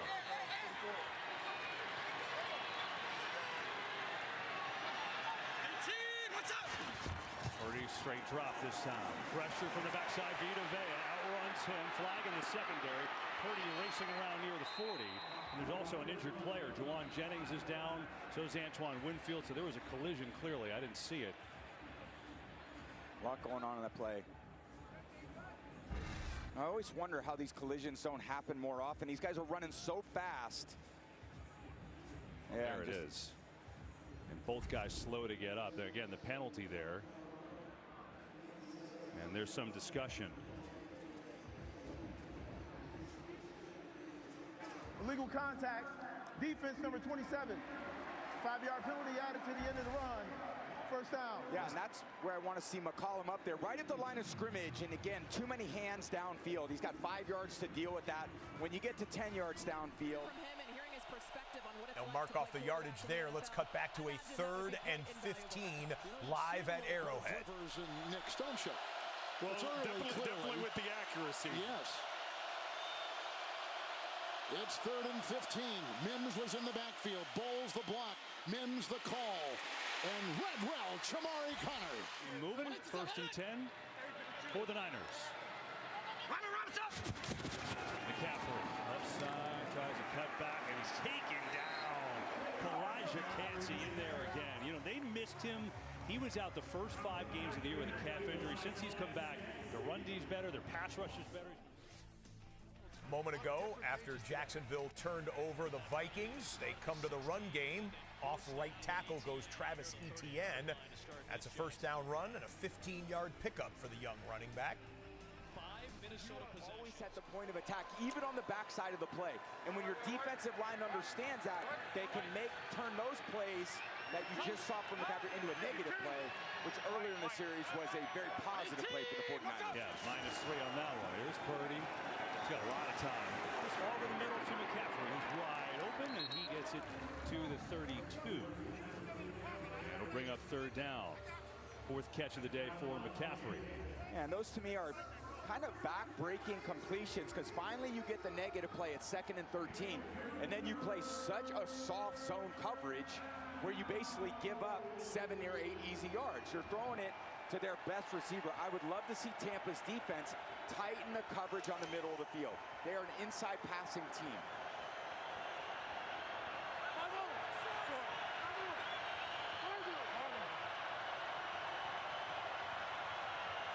Third and 5, blitz coming. Purdy sees it, throws. Good catch at Samuel. In traffic for a first down. That's the kind of Niners offense San Francisco fans expected all year long, but the personnel hasn't been available. Live 3rd and 12, Joe Flacco. Desperation gets rid of it. Trey Sermon makes the catch. It's only going to be about a 3-yard gain. It'll be 4th down for the Colts. They'll be forced to kick it away. You want to force, and I know it doesn't feel good to give that up on 3rd down, but what I like seeing is at least it's a contested throw and catch.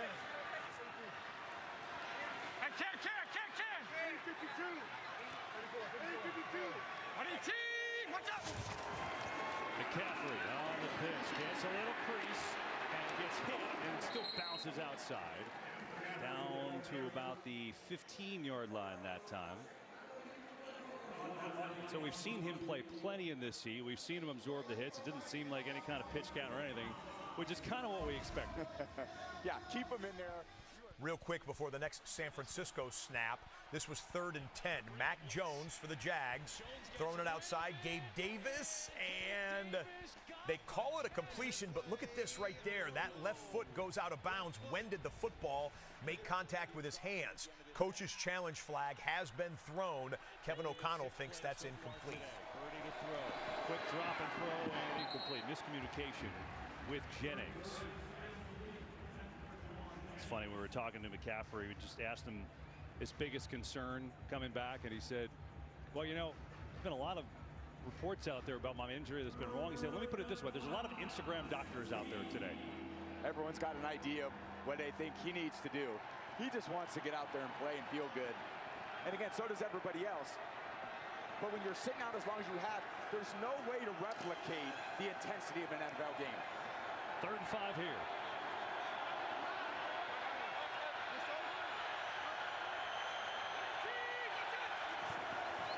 Purdy, pressure up the middle, gets rid of McCaffrey to turn upfield. He's got the first down.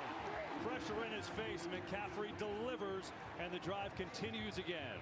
They try an interior pressure, and they give Nelson, the defensive end, who's about a 280 pound. Well, we're going to go double box here. You're seeing CMC replay on the right. You're going to see Terry McLaurin with, I believe this was the first play of the second half. Jaden Daniels zings it into McLaurin, makes him tackler miss, and he's off to the races. Gets tracked down, but not until he races into the red zone. Washington, one play, and they're inside the 20-yard line.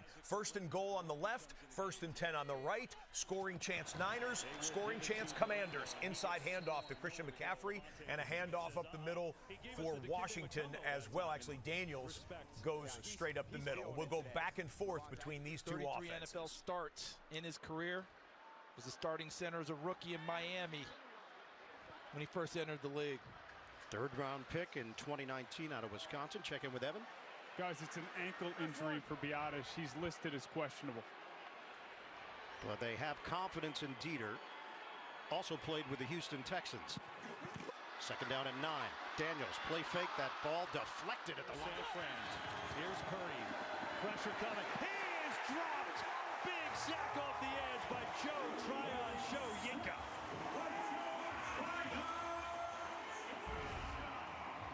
Well, same thing they did on the previous snap when they got Nelson, and they just don't recognize it. So they got pressure up front. Benton stuck his arm out there. And now it's 3rd and 9 for Washington. Got McLaurin in the slot.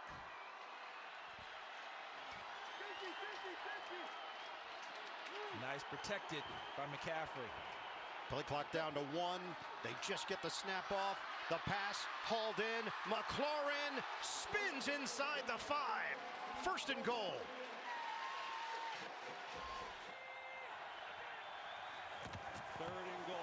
Samuel in a swarm of bodies gets through the initial, but nowhere near enough. Going to pick up about 5 yards. Cliff Kingsbury, because he essentially used McCaffrey as a moving screen to keep people away from McLaurin to allow him to catch the football and then get upfield. The ball is at the 1. Daniels now 148 yards through the air. McNichols is in there. Give it to him. Easy touchdown. McNichols scores to extend the Washington lead.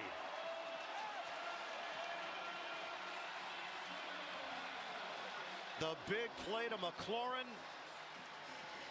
First possession of the second half. Stick with what's good. Get that run game going on 1st and 2nd down. See if they can stop that. Moody. And he draws it in there. So from 33 out, Moody gives the 49ers a lead. But the Niners break the 10-10 tie there in Tampa. The Chiefs trailing in the second half. It's been more than 300 days since Kansas City has lost an NFL football game. Patrick Mahomes breaks out of the would-be tackler, throws across his body. Samaje Perine catch and run, and that brings Chiefs into Denver territory. Let's pick it up live just outside the red zone. Moving up and low and incomplete for Kelsey. 15-yard line covered. Kansas City in field goal range. The Atlanta Falcons trailing by double digits in the second half, just outside the red zone. It's allowed the Falcons to do, staying in 11 personnel. He's just such a versatile player, and when he's your 4th or 5th option on your offense, you're pretty good. Handoff, Robinson. He's not going to get there. Demario Davis flies up and stops him at the line with a flag down. Just an amazing number 1 ranking. Over 50% of the time they convert. 3rd and 5. Let's see here. And it Number was caught 50, at the defense. 5-yard penalty from the previous spot. Automatic first down. Yeah, so take a look at the center, Ryan Newsel. See Big Colin Saunders, he's arguing it. He's the one this week that said, hey, put me at quarterback. I can play quarterback, but watch, he's lined up on the nose, and they're trying to call what they call an A block. So the backside guard's got to get his head across. Ryan Newsel has to get to Demario Davis. That's his assignment. And the reason Demario Davis was unblocked is because Newsel got spun around. So wipes away that stop and makes it first down and goal. The toss for Robinson. McGarry the lead block. Bijan Robinson to the one with another flag.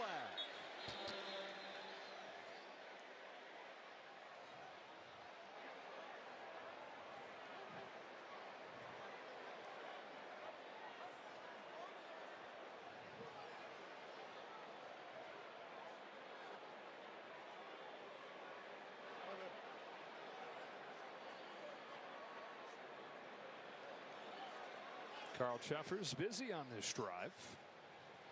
Personal foul, illegal low block. Number 63 offense. 15-yard penalty. Remains first down. That's on Lindstrom, and this is a little bit of Strunad was there with the hit. Macmillan was there too. And they pick up 2 on the play, down to about the 18-yard line. Mahomes, 21 of 28 today. 63. Outside the tackle box, you're not allowed to block below the waist. That's a new point of emphasis over the last couple years. And it's hard to see if he fell down or did he actually try to go low on Pete Warner. But either way, that's a huge penalty. It's first and goal from the 20. And another flag. And there's nothing that will equal that third down and 8. Mahomes drifting, chased by Franklin Myers, chased by Cooper, lassoed by Cooper. Did not get the first, he's a yard shy. It almost looks like he tripped. So watch his right foot. It clips the back of the heel of Cam Jordan, and I think that's what Lindstrom was trying to argue. It wasn't that he tried to cut him, it's that he just fell over. I think in real speed, that flag came in all the way from back behind the secondary. Didn't quite see that foot traffic. First and goal, but from the 25-yard line. Cousins from Mooney. Good timing route. Hardman back there. Hunt is back there. Hunt gets the call. Got the first. Jackhammers his way for the first down to the 10. On 4th and 1. The drive continues. Another long drive. Yeah, another time-consuming drive. A lot of plays, using up the clock, moving down the field. You see the quick dive fake, quick handoff. They get out of their own way. At first and goal inside the 10. Now second and goal from outside the 15.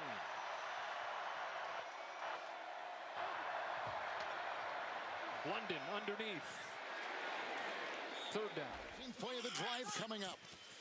Mahomes, first and goal. I got away right there from Tillman. Throws it away. Ed Worthy in the back of the end zone. It's incomplete and second down and goal. He was covered back there by Surtain.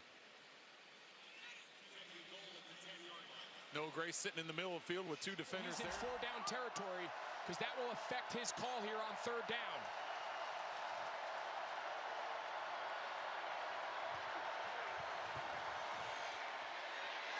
Incomplete. Zone trips against this Vance Joseph defense. Second and goal. Mahomes almost picked off. Wow.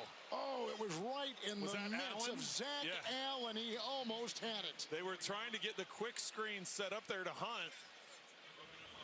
And this is a very opportunistic defense, number 12 in takeaways in the NFL. He has it in his hands. Not But he's able a to come up lineman. with it. But he's a lineman. But he's a lineman. But he's a lineman. So now Koo, who's normally automatic, 0 for 2 today, missed from 53 and then had one blocked at the end of the first half. And after coming in 6 for 6 in the red zone over the last 4 weeks, the last 2 red zone trips, both have had to settle for field goals. Trying to make one for the first time, and they do. So it's a one-score game. 5:42 to go in this third quarter. Jackson. Mahomes to the end zone and incomplete, and looking for Justin. Well, low-scoring affair between the Patriots and the Bears. It's Chicago's Caleb Williams dancing a little too long in the pocket, and a couple of tacklers get him down. Quarterback sack for the Pats leads to a Bears punt. He made a 36-yarder earlier in the game from 28, and the Chiefs to within 1. Under 4 to go in the third. A long drive, they get 3, but the Denver defense holds Mahomes. And Mahomes and company creep a little bit closer. Let's listen in to Brad Rogers on the announcement here. The result of the play is a first down. So what he saw was the hand going onto the nameplate, and then it ends up sliding up to the helmet. And that's why the officials got together, discussed it, and removed the flag. It's a good job of officiating, getting together on that one, because the initial view looked like a horse collar. So first down for the Steelers. 10:55 to go in the third. They've got it at the Washington 36 with Najee Harris in the backfield. Play action. Wilson devoured. Dante Fowler has been on quite a run. That is 6 sacks in his last 6 games. Loss of 9. And on the check down here, Russell Wilson was trying to get to Najee Harris. Watch Harris 22. He's circling, and he's going to go underneath. But because of the pressure by Fowler, he obscures the vision of Wilson. He's got to pull it down, and Fowler pulls Wilson down instead. So back it up to the 45. Warren in, sets up as a receiver. Wilson in the pocket, slings it, complete. Trying to break away is Pickens, and he does. Pickens finally goes down at the 11. Impressive catch and run for George Pickens, and the Steelers set up nicely deep in Washington territory. When you hit a receiver on the move, it's a whole different end result. Because after the catch, now he's got momentum going, he's got speed going, and he's able to break through the attempted tackle by Quan Martin and pick up additional yardage. Pittsburgh in business. First down, shotgun, Wilson on a give to Warren. And he'll get marked down after the gain of 2 at the 10. The Colts hanging around with the Buffalo Bills as Indianapolis on 2nd and 8. Lets Flacco throw for it. Takes a shot deep, and he makes the completion to Alec Pierce. That's 32 yards for Indianapolis. Pierce has 2 catches for 48. Flacco, a couple of interceptions, but also a touchdown. And that's the deficit as the Colts have 13, the Bills have 20. They rotate Harris back in. Fake the handoff. Wilson puts it up and out of play. Van Jefferson, the closest receiver in the area. Penalty marker on the other side of the field at the 6. That's where Pickens was. Offside. Defense number 6. Half the distance to the goal. Still 2nd down. And it's Fowler. Dante Fowler trying to get that additional. As they mark off the yardage there, that's Aaron Jones dropping to a knee and then having the athletic training staff come on out to the field and attend to him in Jacksonville. Aaron Jones been on pace for some career highs in a couple of different offensive categories, including touches so far. Najee Harris gets a touch here and doesn't get the touchdown, but he does get the first down. First and goal, Pittsburgh. Butler was the first man to greet him. And give him credit for throwing his face in there, right? He put his body out there. Just had a sudden change in the Colts-Bills game. Back to pass goes Flacco. Hit a big play last time, gets stripped from behind, and the ball gets recovered by the Bills. It was lightning quick here. Show you the slow motion replay. Hitting him from behind is Greg Rousseau, the man they nicknamed Groot. Comes away with the strip. Damar Hamlin comes away with the recovery. Big play Bills. Handoff. Harris walks it in for the touchdown. Impressive answer from the Steelers.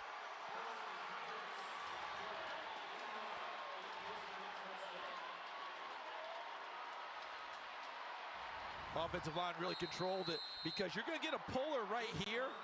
that ends up not even having to block anymore. We got a one-possession game in Washington as Pittsburgh punches it in. We are out of the third quarter timeout, beginning of the fourth quarter at the bottom of your screen. Baker Mayfield and the Bucs in field goal range, trailing by 3, and Bucky Irving pops a run that gives the Bucs a first down in the red zone.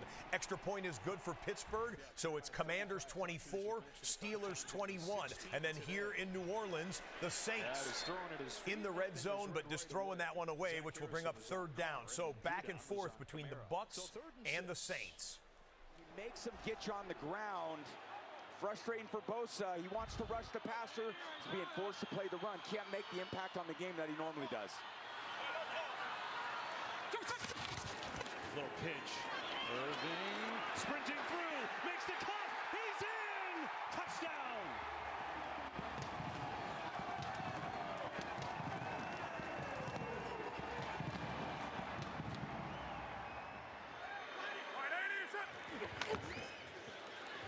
Carr flushed off his spot, dump it down. It's Jordan Mims. Made a man miss inside the 10. Fourth down and a decision coming here for Darren Rizzi. This is going to be interesting. He's going to kick it. I think he was waiting to see exactly where that ball was marked. And Irving it's fourth and a full 2, and I think the opportunity to get the 3 points back they just gave up on the last Atlanta Falcons possession. He wants to get this thing back to 10 and make it a 2-possession game here. So the Bucs take a fourth quarter lead in Tampa. The New Orleans Saints trying to add to their lead, make it a 2-possession game, approaching the end of the third in the Superdome. And on the right side of your screen, as the field goal is good for the Saints, it's a 20-10 New Orleans lead. Another end zone shot for Sam Darnold, who has thrown 3 interceptions on the day, 2 of them at the goal line or in the end zone. They're threatening again, but it's going to be third and long. Post route over the middle. See, he gets the inside leverage he wants on the rookie, and just a smidge flatter, and Sam will have that ball on him. A little lazy at the top on the break. You want to see him get to the middle of the field a little bit Just sooner, a little bit sooner, and Sam's got to anticipate that to help him so he doesn't get nailed by the backside safety. But pure coverage here. Get a completion and move on. Flags thrown, Darnold moving. And he throws it to Addison, who slips a tackle. Jarian Jones missed him, and that leads to a first down. But it may be a Minnesota penalty that negates the first down. Is this a formation issue? I think it was a procedure penalty of some sort. Illegal formation. Tackle. Offense. Number 74 was line of scrimmage. 5-yard penalty. Remains third down. This is something that officials have been very aware. And so they'll mark the yardage against the Vikings on that one. The play after the turnover by the Bills defense. Oh, Chad, we back. Colts defense comes back. Back-to-back turnovers. The Colts. We back, Chad. We back. No worries. No And then worries. Josh Allen comes No back worries. and throws an interception. It was Kenny Moore that was I'm about to eat, celebrating there for the Colts defense. So Indianapolis with the football back immediately in Bills territory. Another red zone mistake for Minnesota. 3rd and 18. Be ready for some chips on the edge. Now screen it. Akers with Bradbury out there. Pinballs his way inside the 15-yard line. Fuck the NFL. And they're going to have We to finna settle just watch some for YouTube a like how we Parker used to Romo back field then. goal attempt. I think While that's we the right eat, call. and then we Stay finish conservative there. You've had your issues in the red zone.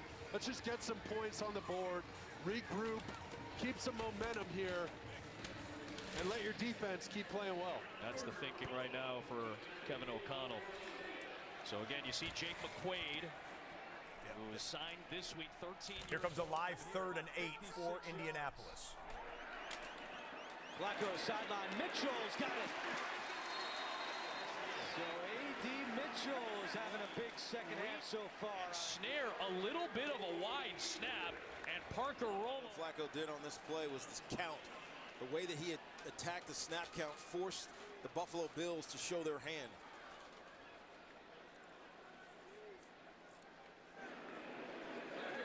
Flacco. Oh, and Taron Johnson nearly had number 2. And that could have been another pick 6. Jason, you keep talking about these slot corners, these nickel corners. It's one after another. Taron Johnson makes a pick six early in the game. Then you get Kenny Moore making a huge play. Taron Johnson, it's his turn now. Almost can't secure that one. Tiki, there's nothing more exciting to me watching football and seeing DBs just make plays on the football. These are two of the best in the NFL. But he might just be the DB, not the receiver. Second down and 10, and there's the handoff to Kelly. You know how when like you're learning how to drive and your parent is always hitting the pretend brake? This is like McCourty when a DB almost has an interception. I told you, I get excited. I want to give DBs some more love. Those guys, for the most part, can catch. Sometimes we drop a few. It happens. I mean, that was in his hands, man. It's fun. I always know I like Rondé better anyway. Third down and 7. Johnson, you dirty hot dogs. Flacco completes it to Downs, and he cannot get away from Bernard. DeMar Hamlin also in. It'll be 4th and short with a decision to make for the Colts offense, who's getting a big day out of Jonathan Taylor. How about 114 yards rushing for Jonathan Taylor, who just recently passed Eric Dickerson on the most rush yards in Colts history list. There's a lot of gold jackets right there represented, and Jonathan Taylor, one of the best running backs of the past 10, 15 years.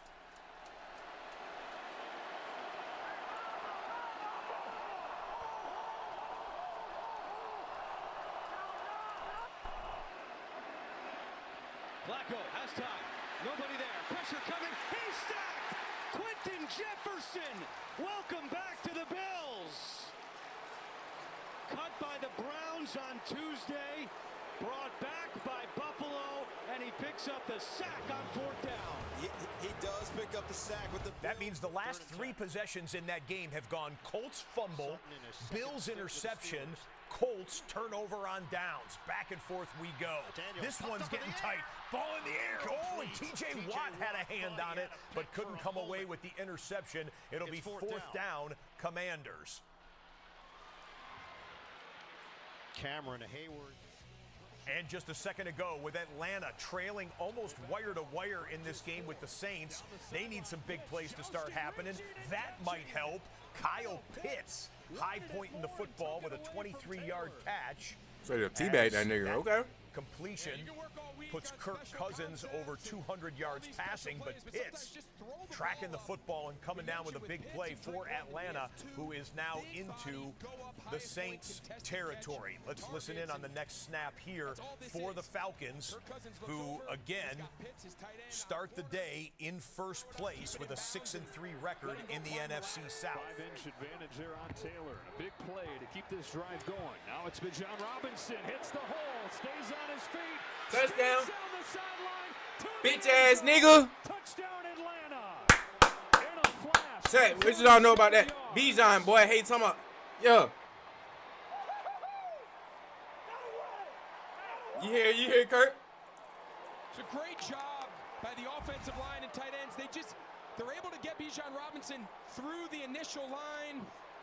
He breaks one tackle at the second level of safety Will Harris, and then he just shows his speed running away from Matthew, John Charles. I mean, it's just rare to be able to have that sort of contact balance and strength to run through safeties and linebackers, and then again, Ted, my worst speed to not get caught. I mean, the thing I hate the most about Falcons fans is that they're really reactionary. The Saints and the Falcons. George Like, Kittle.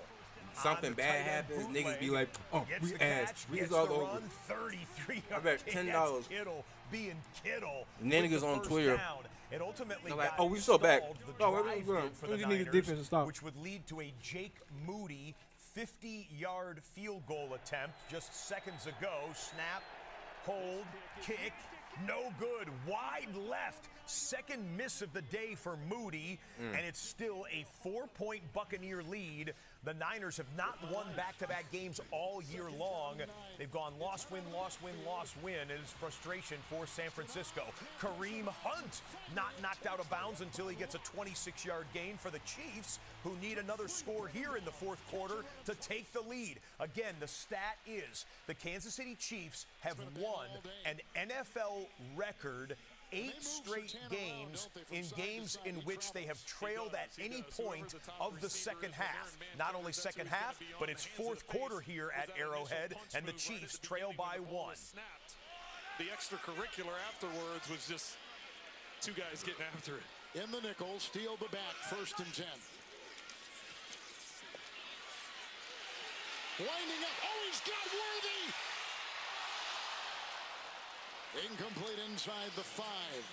Nigga threw him out of bounds. Come on, Xavier Patrick. Worthy slow to get up there. We've got another update on the Bills. Can we get anything other than a That turnover? wasn't even Isaiah Worthy's fault. Nigga It's threw him out James of bounds. Cook. That's not a turnover. He got the first down and a 16-yard gain for Buffalo, trying to work a little clock and get into the fourth quarter, add an insurance score on the board. You're looking at, well, that was going to be a replay there, but let's go big picture here. 7 games going on across the National Football League, and check this out.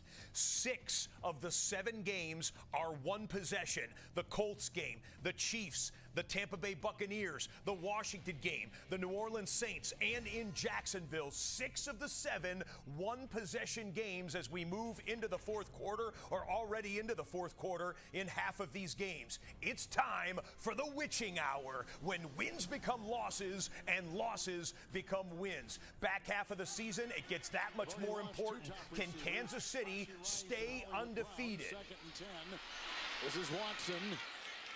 He won a Super Bowl with Brady in Tampa. He's won a couple here, and he is brought down the play by Cooper. You see the flag, and a 1-point Denver lead. This is on the Chiefs.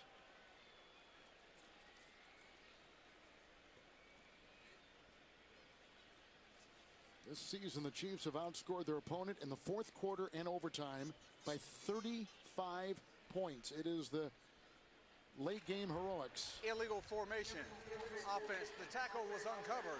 That penalty is declined. It's 3rd down. Last week, he said he's running 14 miles now. He's in great shape. Wow. He might be able to go off the porta potty into the table. I wonder, does he break? Does he have? Bills are going to have to take a snap here before the end of the third quarter as the play clock is down to 15. Maybe they do need JJ. 10 seconds left in the quarter.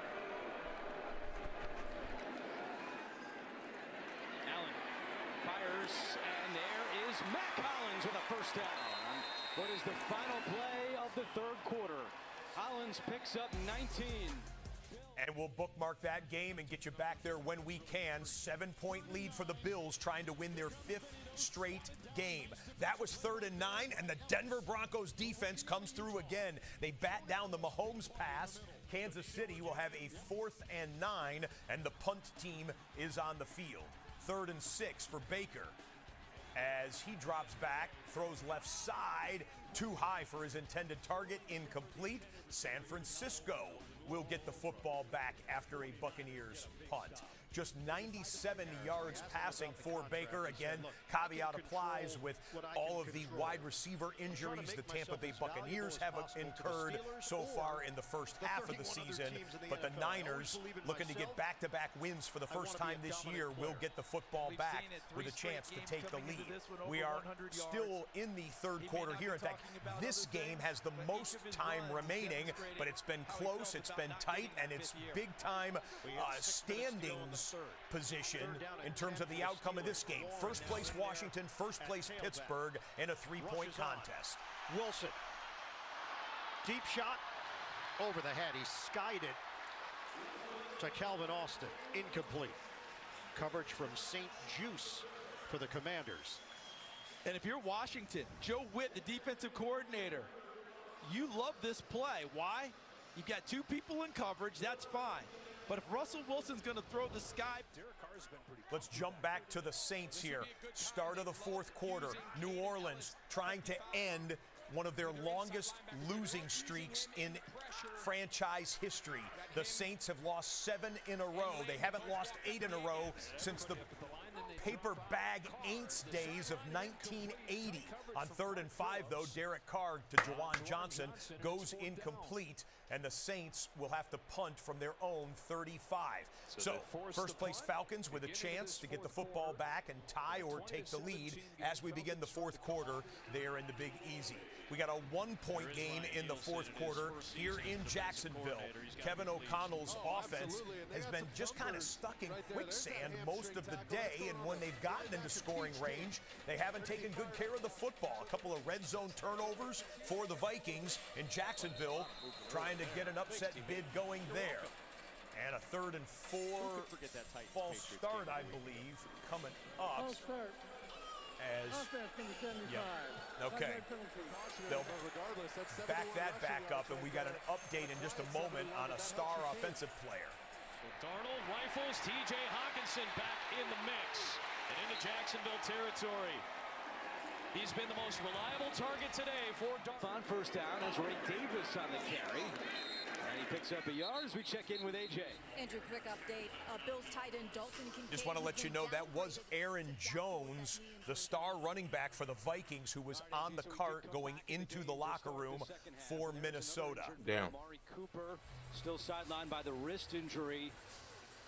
Bills have Hopefully some he's all interesting good. decisions, as we just said. Next week they have a huge game against the Chiefs, but then the bye week. So if Cooper doesn't play against the Chiefs, he gets an extra week to recover. But first things first, they lead by 7 here in Indy. Allen over the middle, and that one is reeled in by Shakir, who does some nice running after the catch, and that's no surprise because coming into the day, he led the NFL in yards.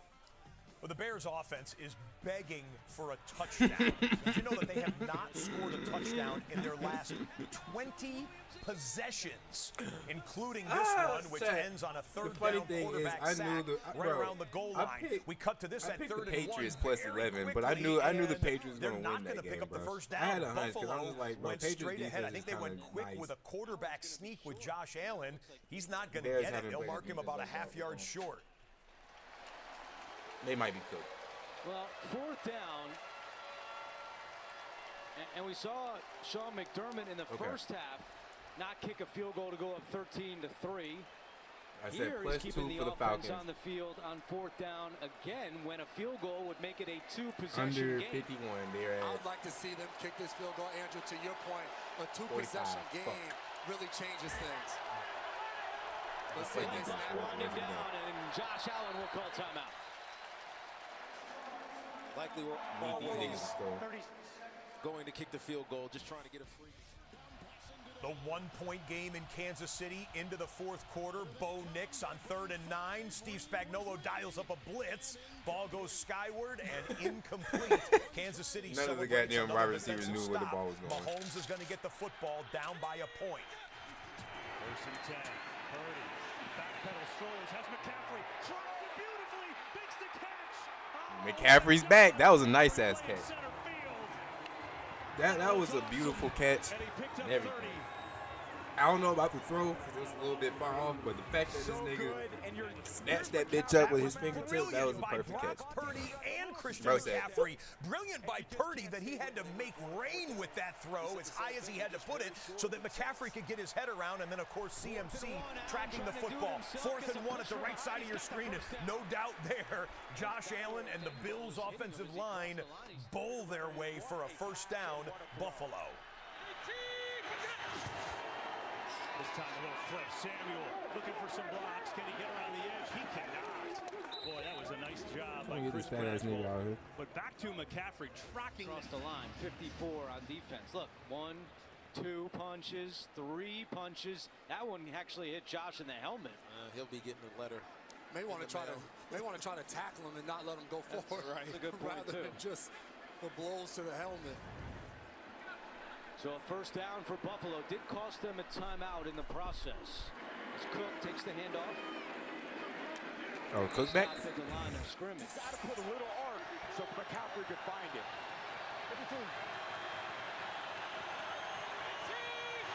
2nd and 10.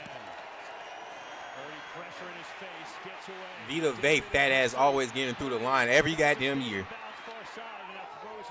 I don't know how he be doing it. And there's a penalty flag too, so attempts and take the ball away when it counts. They're a zone coverage team and they've mastered it. So the closer you get to the end zone, the harder it is for a quarterback to find those. Little late hit out of bounds. That's what it looked like to me. Let's see, in 2nd and goal. Allen looking to run but cannot escape Grover Stewart.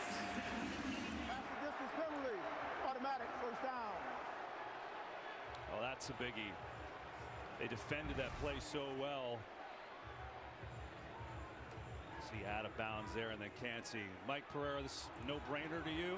I would say so. The first hit is legal. He's not out of bounds, but over the top on 94. Todd Bowles can't believe it. The Bucs defense with a mental mistake, and it's a fresh set of downs for the San Francisco 49ers, trailing by 4. Upper right-hand corner, red zone for the Bills, trying to pad their lead, make it a 2-possession game. It's 3rd and goal. Josh Allen throwing back end zone, incomplete, and it'll be 4th down. Bottom of the screen, a 1-point deficit, now full for Minnesota at the edge of the red zone. Sam Darnold, lock the fuck in, bro. I don't know what the hell y'all got going on. Darnold hoping he's got a man. It's Hawkinson, and just shy, I believe, of the sticks. You see the official on the top. Off on 1st down, hand it off on 2nd down, hand it off on 3rd down.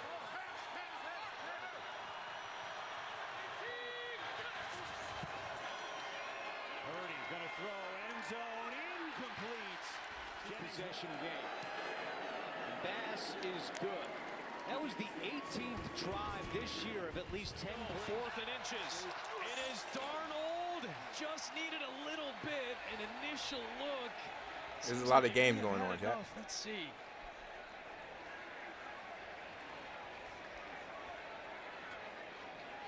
Sam's 6'3", 225 pounds. You see the lead official, Adrian Hill, may want a measurement here after they spot the ball. All day. Can't find anyone. Sets his feet, throwing end zone for Kittle. Oh, did he come down? He did! Touchdown! Woo! That was oh my God, that was nice as fuck. I'm not even gonna lie. That was nice as fuck. Was he inbounds? That nigga was most definitely inbounds. Don't do it to him. So good. On so many levels. Brock is doing a great job extending those plays, and Kittle just working them.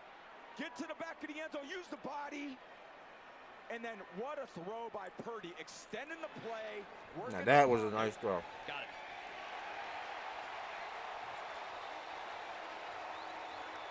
By about half of football, but they'll take it. These are those ugly road wins that you got. Connection is just awesome. Wow, Kittle, 11 yards out, his 7th touchdown of the year, 2nd most receiving touchdowns in the league. Can overcome all the mistakes they've had earlier in this ball game. Mac Jones is still thinking he's going to have a chance to bring him back, even if Minnesota scores. Still a long way to go in this one. 8:40, 2-minute warning, 6 timeouts combined. A lot of football to play, a lot to defend for Ryan Nielsen. Powell in motion, they give it to him. They reverse it for Speedy Naylor. And that gets sniffed out. Tackled by Darnell Savage. I don't know what the fuck he was doing. 2nd down upcoming for the Vikings, who are well in field goal range, which would give them the lead. Speaking of field goals, Zane Gonzalez, the Commanders, 3 more for Washington, 27-21. Who are we? Washington with the lead. And on the right side of your screen, the Kansas City Chiefs recently got a big Patrick Mahomes to DeAndre Hopkins catch and run, and the Chiefs are in field goal range. 1-point game on the left side of your screen, 1-point game here in KC, but the Chiefs will burn a timeout. Constantly attacking him, taking the place of Morris, who can't be 100%. And watch the matchup right here, Hawkinson and Foyer. There is no foul on the play for defensive pass interference. Incomplete pass, 3rd down. Please reset the play clock to 40 seconds. So they're going to say that's incidental contact, essentially just the feet getting tangled up. I can't eat the rest, chat. I can't eat the rest. I ate 7. To try to impede a receiver. So instead of a 1st down on a penalty, it is 3rd and 17. And here come the Jags fans at Everbank Stadium. Yeah, let's go, Jags fans. Let's get loud in here now. This is where Sam has to be really smart. Even though it's 3rd and 17, you need points to take the lead. No cap, bro. Right now. If you don't find anything, okay, there you go. For Chandler. Halfback draw, get in the middle of the field, yep. The Jaguars gave up a couple of draw plays on third down last week that led to first downs and touchdown. You don't want to do nothing stupid now. Boom! Drilled over there by Moss. Damn, he just fell right back. I don't know what the fuck that was. Second-year defensive back out of Iowa. A 2-yard gain. Third down. He's in the preseason with Minnesota. Chad, we finally don't have mid no more.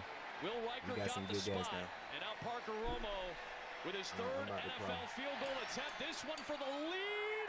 And he just Ooh, Buddy almost missed that. And there it goes to Kelsey. Grabbing on for dear life is Luck. Dives ahead, has the first goal to go at the Bronco 5. So the Vikings take the lead. Kansas City in position to take the lead. Pittsburgh needs a touchdown to take the lead. And Russell Wilson, after getting sacked on the previous play, throws it up into double coverage. Yeah, he wanted to go intercepted. big. Jeremy Chin comes back with the interception, and he didn't think he was touched down, so he gets up and runs it back a little ways. It had been 179 straight attempts for Russell Wilson without an interception, but he throws a crucial pick there. The What was that Pat Mahomes stat? Lead block steal. Nice play, Stranad, but he couldn't bring him down. Slowed him up. Barton. That shit said 27 for 40. Look at the goalposts in Chicago. Look at them. Windy City for real. But it didn't bother Joey Sly, the New England kicker, splits the sticks from Bears chip shot lost, distance, 25 yards, over and New England has a strong 16-3 lead in the fourth quarter in Chicago. Bears, by the way, have won 8 in a row at Soldier Field. They've been really good on their home soil, but today down by 13. Shovel pass, Hunt, drilled. Allen, one of many to bring him down. Also, John Franklin Myers. Back in the Indy Buffalo game, Colts down by 2 scores. Joe Flacco They're not needs even to get showing the something going. Falcons They're and Saints into game Buffalo anymore. territory, and it's tipped and picked. Oh, Alec Pierce had his hands on it, but it couldn't be hauled in as the ball was high and over his head. That boy, Taylor Rapp it is was there Joe on the Flacco just be deflection. looking so Taylor lost Rapp, whenever the safety for camera Buffalo, pans comes on away him. with yet I just another be like, damn, Joe Bills Flacco, you just look turnover, stupid as fuck. and the Colts do not get a chance to make it a one-possession game on that trip. Behind the back, third and goal. Block. High for Kelsey. Oh, and they had him. They did. The Broncos let him go. Fourth and goal, they're going to go. Well, we're going to get you right back to fourth down. We expect the Chiefs would kick a field goal there to take the lead. Meantime, 3rd and 13, and it's Nick Bosa and friends who get home on the quarterback sack of Baker Mayfield. Yeah, Donald Trump got elected. He's going to go crazy. The football back after a Bucs punt. There was time there. There was. So now, a 20-yard field goal try by Harrison Butker to give the Chiefs their first lead today. He's kicked 2 field goals, 28-36, and this one gives him the advantage from 20. It is still clearly a 1-point. Pittsburgh has been giving the Commanders' offense some difficulties, but Jaden Daniels still able to throw it up to his main man, Terry McLaurin. A 28-yard catch and a beauty on the sideline there. McLaurin's over 100 yards receiving. Jaden Daniels, 14 of 26 for 191 yards. Well, we were attempting to cut to that Commanders-Steelers game live. Again, they just completely disregarded the whole Falcons and Saints game. I don't blame them. They literally cover every other game but that one. 21. Basically, the streak there is this. If the Commanders can get the victory, they're in a close game, too. I don't know why you covering the fucking Patriots and Bears. Since 1991. That was their last Super Bowl victory, as a matter of fact. So we're talking historic type stuff if they can get their record after 10 games to 8-2, but still 4 quarters to play and 15 minutes in that contest. Where are we going to go to live here, gang? We're going to pick one out here. Let's go to the San Francisco-Tampa Bay game. I told you about they haven't covered the Saints and Falcons in like the last 5 minutes. And got the last 3 minutes into Bucs territory. Dealt with a lot of adversity this year, missing Ayuk, a lot of holdouts through camp, and then standing in the pocket. This is when you need calm under chaos. When things haven't gone your way, when you're sitting at 4-4, trying to figure out your identity, you got to depend on your quarterback. He's the rock. They're all dependent on you to make great plays under pressure. McCaffrey following use check. Good cut. Marking down here after getting late for the Chicago Bears. 6 minutes remain. They're down 2 touchdowns. You've got Caleb Williams on 4th down. And making the catch is Rome Odunze. So it is a first down for Chicago. But again, they need 2 touchdowns, and they haven't had a touchdown in 20 straight possessions. This is possession 21 for Chicago. We'll keep you posted, but we've got 1-score games, including this one here in Tampa, to focus on now. Today they've got 173 yards after the catch. Wow. Back to 49er football. Here's Purdy. Pressure, steps away. Oh, the ball is loose. Strip sack. David jumping on it. Did he get it? Somehow the 49ers got it back because Jennings saved him. Oh, my God. Oh, my goodness. Wow, that looked like it was going to be a They finally covering the Falcons and Saints. What do they do? Jennings, the man on the spot. All right, Kirk Cousins and the Falcons need a fourth-quarter comeback, and that might help kickstart them. Drake London on the slant pass from Cousins. That's a big gainer, and a first down Atlanta, who trails by 3. We are back out of the TV timeout in the Minnesota and Jacksonville game. Vikings ball in the red zone, up by 2. He's your best third down target. Blitz coming, everybody. Purdy is tipped to the line, and it's incomplete. Todd Bowles set the house. Good blocking by C.J. Ham, but good pursuit by Tyler Lacey. Watch this rewind. Here is how Minnesota got the football. It's going to be a fumble recovery as the Jags did not execute the quarterback-center exchange well. Ball on the ground, and Minnesota comes away with it. So they do the old go down to the end zone and celebrate in the end zone, right? Phillips comes away with it. He's trying to do some form of a 300-pound gritty or something. Mac Jones is frustrated. Watch what happens at the end right here. They go to the goalpost, and you know who hangs out there? Jackson DeVille. Jackson DeVille is trying to say, no, fellas, not on my turf. And the Vikings have a little fun with that. Okay, Minnesota in good position here. They want to work some clock and get another score to extend their lead. We're looking for trailing teams with the football in the fourth quarter. All 7 games now into the fourth quarter. Let's get back. Can we go back to the Atlanta game, guys? Okay, here comes a Jake Moody field goal attempt. Even he calling for the Atlanta game. Can we go to the Atlanta game, guys? What happens on this 44-yarder? Kick is up. And he pushed that one. Oh, my God. He missed. Oh, my goodness. Moody's missed 3. The Niners would have such a strong lead if Moody had been able to make some routine kicks, but he's having a struggling tight day and is returned from injury back into the starting lineup as San Francisco's kicker. Well, Sam Darnold on 3rd down goes incomplete to Justin Jefferson, so Minnesota will bring out the field goal unit, try and make a 5-point lead, their advantage in Jacksonville. And Atlanta has a 4th down. Younghoe Koo, who has missed a couple of kicks so far today, with a 46-yarder that would tie it up in the fourth quarter. Younghoe Koo for the tie. It's fading off the upright, no good. 4 for 4 against the Saints in September. 1 for 4 against the Saints today. Now you see why I'm not watching the game? First time in his career, he's missed 3 field goals in 1 game, and the Saints stay in front by 3. Bro, bullshitting. Yep. For red zone touchdowns for the Vikings. Here's Romo again.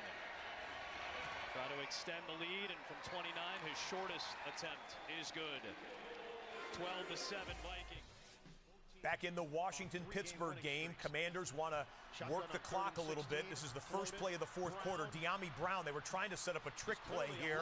Brown's in trouble. Brown makes the catch, runs backwards, and gets dropped. That's one of the guys who was traded at the deadline there. Preston Smith coming away with the quarterback. Well, it's actually not a quarterback sack. That's an 11-yard loss on a De'Ami Brown reception. Kind of an interesting box score event there. Okay, Chicago on another 4th down. touchdown, and New England swats it away. Patriots starting to play some pretty decent football. It looks like New England is on their way to a win. So Washington gave the football back to Pittsburgh, and here comes a 3rd and 1 for the Steelers. Shoot it inside, George Pickens. And Wilson puts it on him for a 12-yard gain and a fresh set of downs, Pittsburgh. So the Steelers trail by 6 in the 4th quarter. The Chiefs have a 2-point lead in the 4th quarter. Denver needs a field goal drive or better to regain the lead at Arrowhead. They're just outside of field goal range right now, maybe in long field goal range. And here comes a short catch and run for the Broncos. Let's listen in to both of these games. Duffy and others over there covering for the Chiefs. Gain to the 31, gain of 3, 2nd down. Go back to the Falcons game.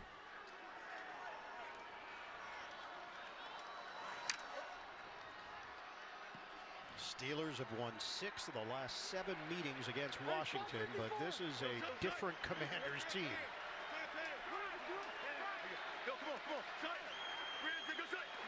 2nd and 7. Harris presses the line. They push the pile. Half a yard short of the first down.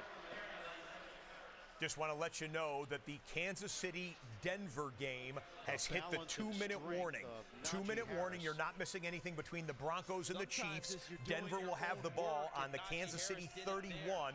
It'll be 2nd and 7 for the Broncos when they come out of the commercial break after the 2-minute warning. Had a chance to make the play. Harris able to slip by him and then get his steam going upfield to turn it into 3rd and short. So they'll go with Connor Hayward and Harris together. Give it to Harris, and he didn't get there. Now what do? I think you punt the ball away at 10:33 They got the ball, though. to go on this end of the territory. They went with a fake punt earlier, didn't work. You have to what happened with that? Defense. I don't know. I want to give Washington the ball here with this much time. You're down 6.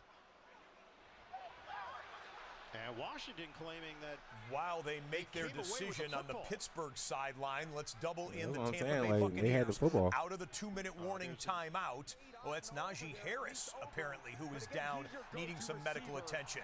Out of the 2-minute warning timeout in the Buccaneers game, Tampa needs a field goal to tie, a touchdown to take the lead. Baker Mayfield cannot link up with his receiver.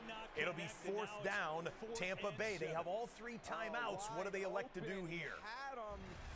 On a simple outcut, that motion softens up the coverage on Yadam, and Baker knows it. Gotta hit that one, and here it is, the play of the game. So they gotta have it. They do have all 3 timeouts left if they don't get it, so they're not out of the game, but certainly needed. Then Bosa moved to the other side. They send pressure. Mayfield evades, in trouble.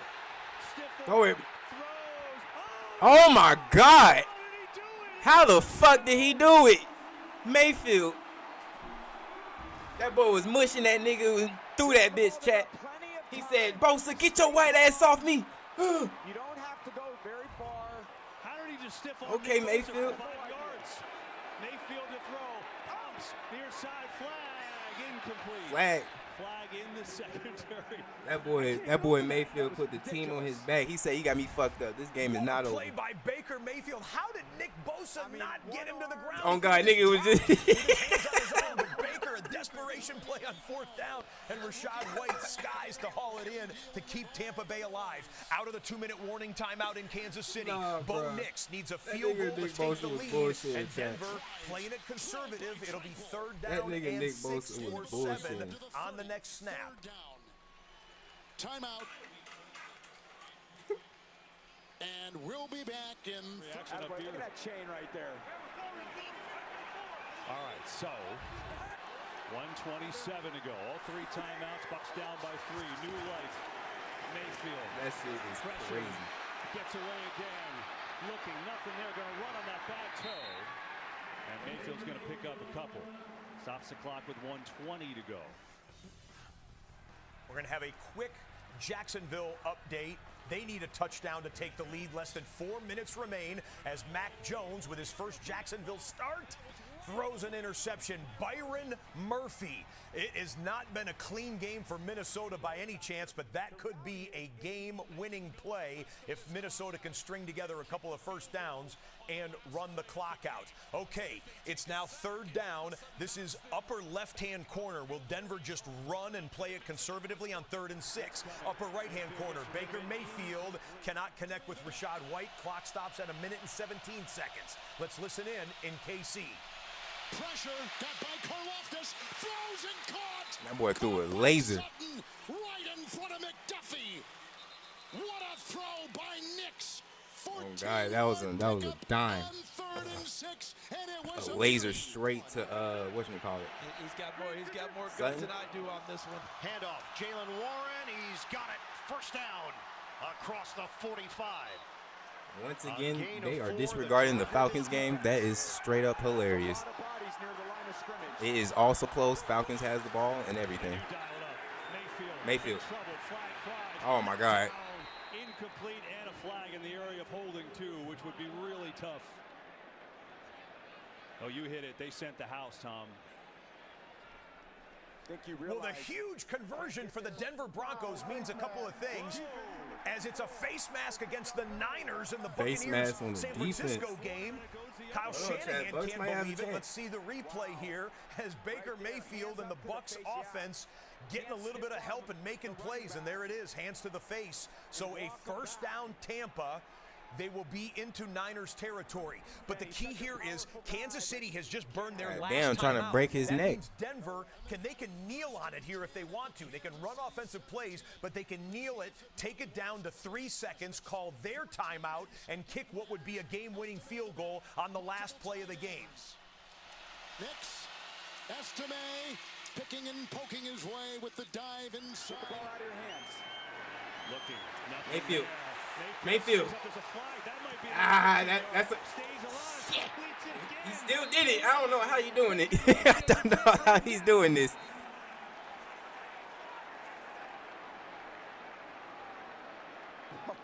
I don't know how this nigga doing it, bro. This is unbelievable. So strong in the pocket. He do not want to lose. He said, "You got me fucked up. Get off me." Can see why they love playing for Baker. He fights to the end. What a competitor. Personal foul. Roughing the passer. Nix, Estime, and hit by Dana. 14-yard line. 15-yard, half the distance penalty. First down. Got to ask Mike Pereira on this. Mike, did he get the face mask enough? Is that what they're calling here? I think that's what they had to say because he said high contact. It looked like he had the mask and then it slipped off really quickly. Yeah. So I'm assuming when he said high contact, that's what he's calling. He doesn't even have the mask. He's just trying to make a tackle. That's a tough call. Yeah, that's no tackle. There's a little bit right there. Guess that's what they're calling there. But the Bucs in business now. 1:04 to go. They're on the 13 on a 1st and 10. Yeah, you got off coverage. Throw it quick. They're going to hand off. White in some trouble. Penalty flag flies behind the line of scrimmage. Now it might be holding. And that may be moving back. It's the one I don't understand right there, KB, that call. Illegal use of hands to the face. Defense number 69. 5-yard penalty. First down. Wow, Bucs are getting bailed out.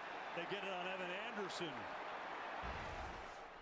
Oh, now you want to go to the Falcons game. The Atlanta and New Orleans game. The Falcons needing a field goal to tie or a touchdown to take the lead just before the 2-minute warning, and it's a turnover. The Saints cut that pass off and pick him off. It's Tyrann Mathieu who comes away with it. The Honey Badger comes away with the defensive play of the game. So the Buccaneers are now 1st and goal. A touchdown could win the game. A field goal could portend overtime.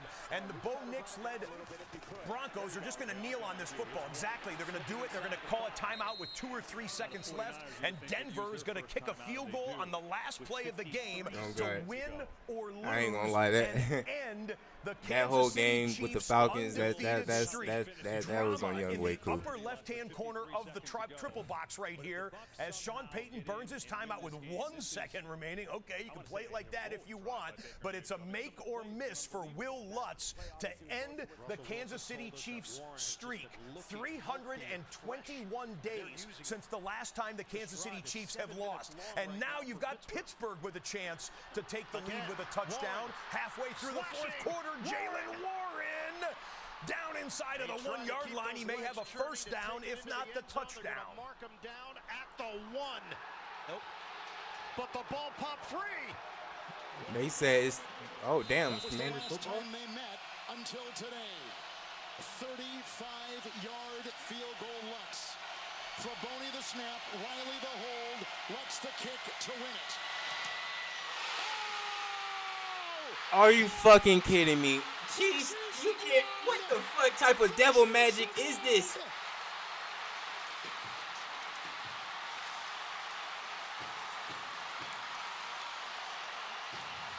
These niggas are still undefeated. They blocked the fucking field goal.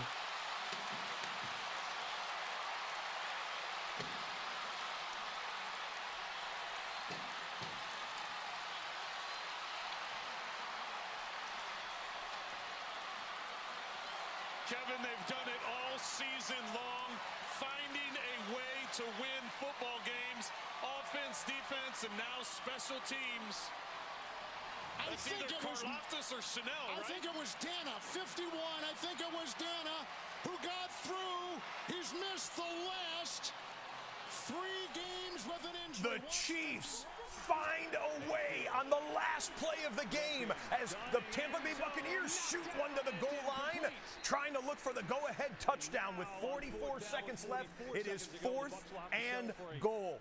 All of us in the control room in the studio thought this is a chip shot. The Broncos are going to end the Chiefs streak, but it doesn't happen.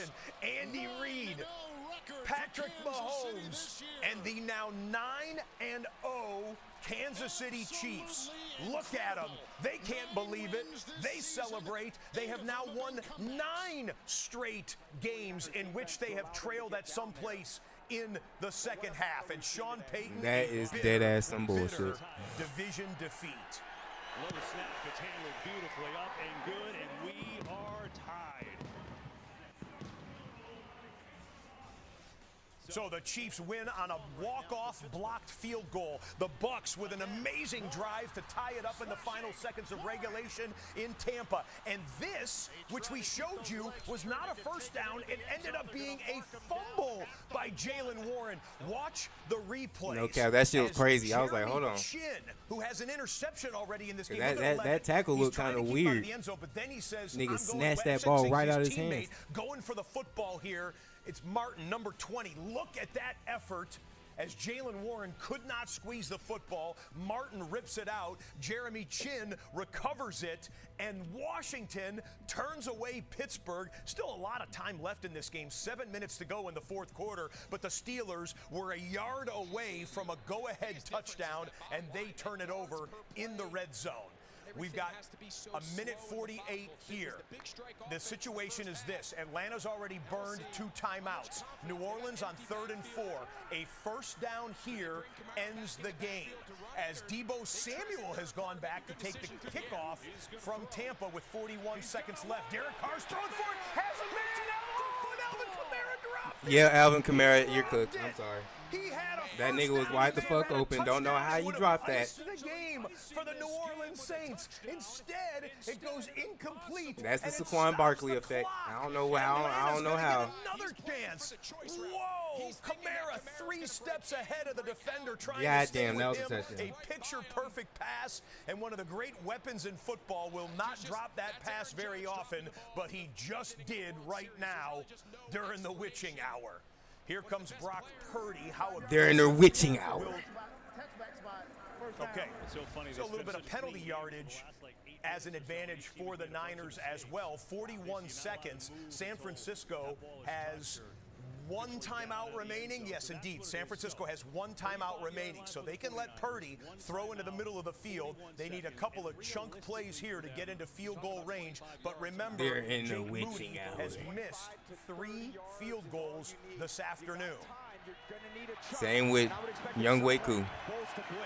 Here's Jennings, makes the catch, and stays in. No, goes out. Oh, that would have been so fucking far. More yards there. But he's out after picking up 6 on first down. Just about over here in a red alert in Chicago as the New England Patriots have pretty much dominated this game against Chicago. It's another Joey Sly field goal from 33 yards away. It's a 19-3 lead. The Buffalo Bills with a 2-possession lead at the third quarter, and Josh Allen hands off to James Cook.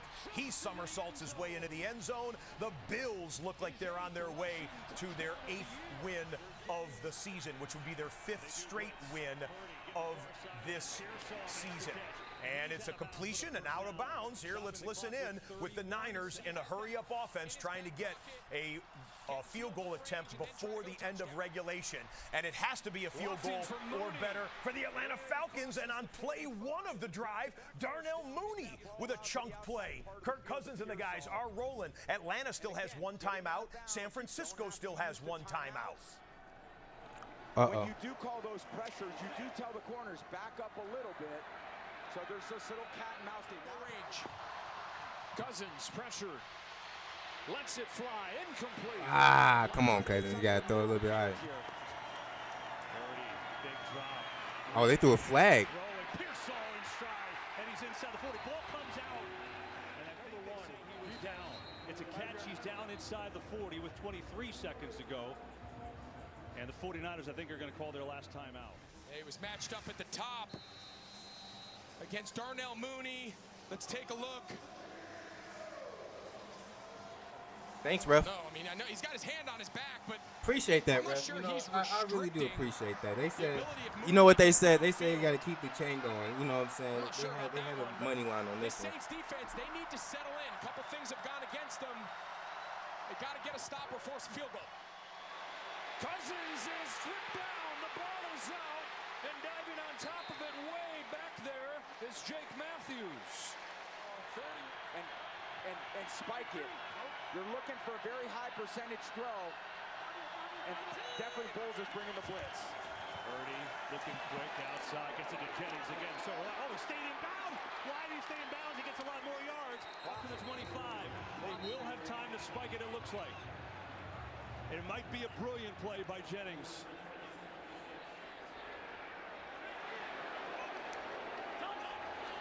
And they spike it with 3 seconds left. So Brock Purdy and the 49ers do their job. Now the mood on Moody, who's missed 3 kicks today. Can he redeem himself here? Moody. This would undo it all. And again, it's all on you, Moody. Battleship defense. Bulls brought the blitz there.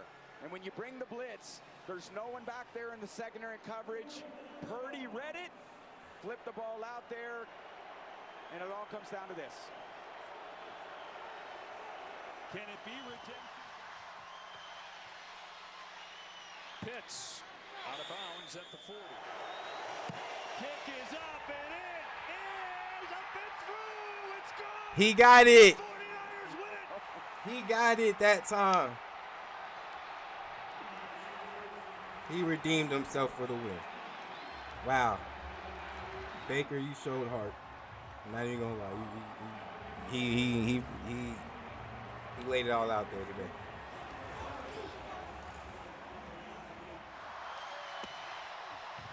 Cousins again goes underneath, and it's Pitts. They'll have to hurry. Pitts is inside the 45. 4th down coming up. Under 20 seconds. And coming off that ankle, he just squeaks that one through. There's 10 seconds. They got to get going. They're running out of time. Got to get a first down to have a shot. He's got to get out of bounds. He's not going to get it. And the Game Saints over. Snap the skid. GG Saints. Darren Rizzi in his NFL head coaching debut. A winner. GG Saints. Every player on that Saints sideline just ran over to Rizzi.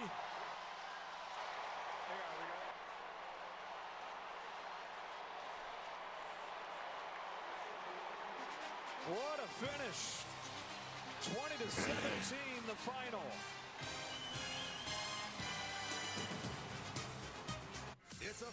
We have multiple games being decided on the final snap of the game. The Niners win, the Chiefs win, the Saints win, and the Minnesota Vikings have just made what should be a game-clinching interception. No, not yet, because Jags still conserve some timeouts. They got the interception right there that we just showed you. They've run a couple of plays. They've gotten the clock down to 1 minute and 2 seconds. Jacksonville is out of timeouts, but it's 3rd and 7.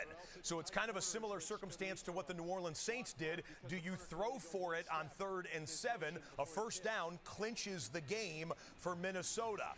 But an incomplete pass stops the clock and would give Mac Jones and the Jags yet another chance. Drama here in Week 10. Another play to try to burn some time. Adam Amin, Mark Sanchez, our great Fox Sports crew is with us here. Again, a lot to sort out. Jaguars defense has played GG's to the Saints, though. Ryan Nielsen's team GG's to the Saints. Justin Jefferson. Bucks losing made, you know what I'm saying, made it a little easier. We're 5-1. Takeaways in this second half. 5-point lead. Or 4-1, I can't remember in the division. Just trying to get some cushion. Jones can I guess we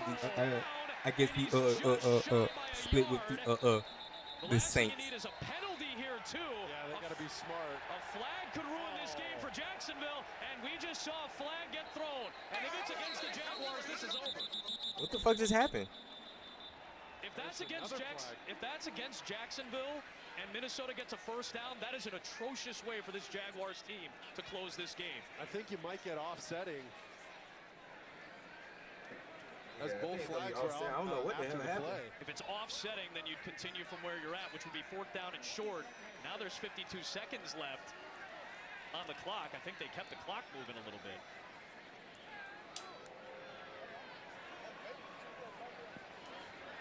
After the play, personal foul, unnecessary roughness, defense, number 44, 15-yard penalty, automatic first down. And that's how this game comes to an end. For as well as Jacksonville's defense played all day to keep them in this game, Trayvon Walker's silly penalty right there is going to cost them a first down, and without a timeout, they will not be able to stop the clock. And he's trying to punch that ball out, obviously, way after the whistle. And what a way to end the game if you're Jacksonville, as well as you've played.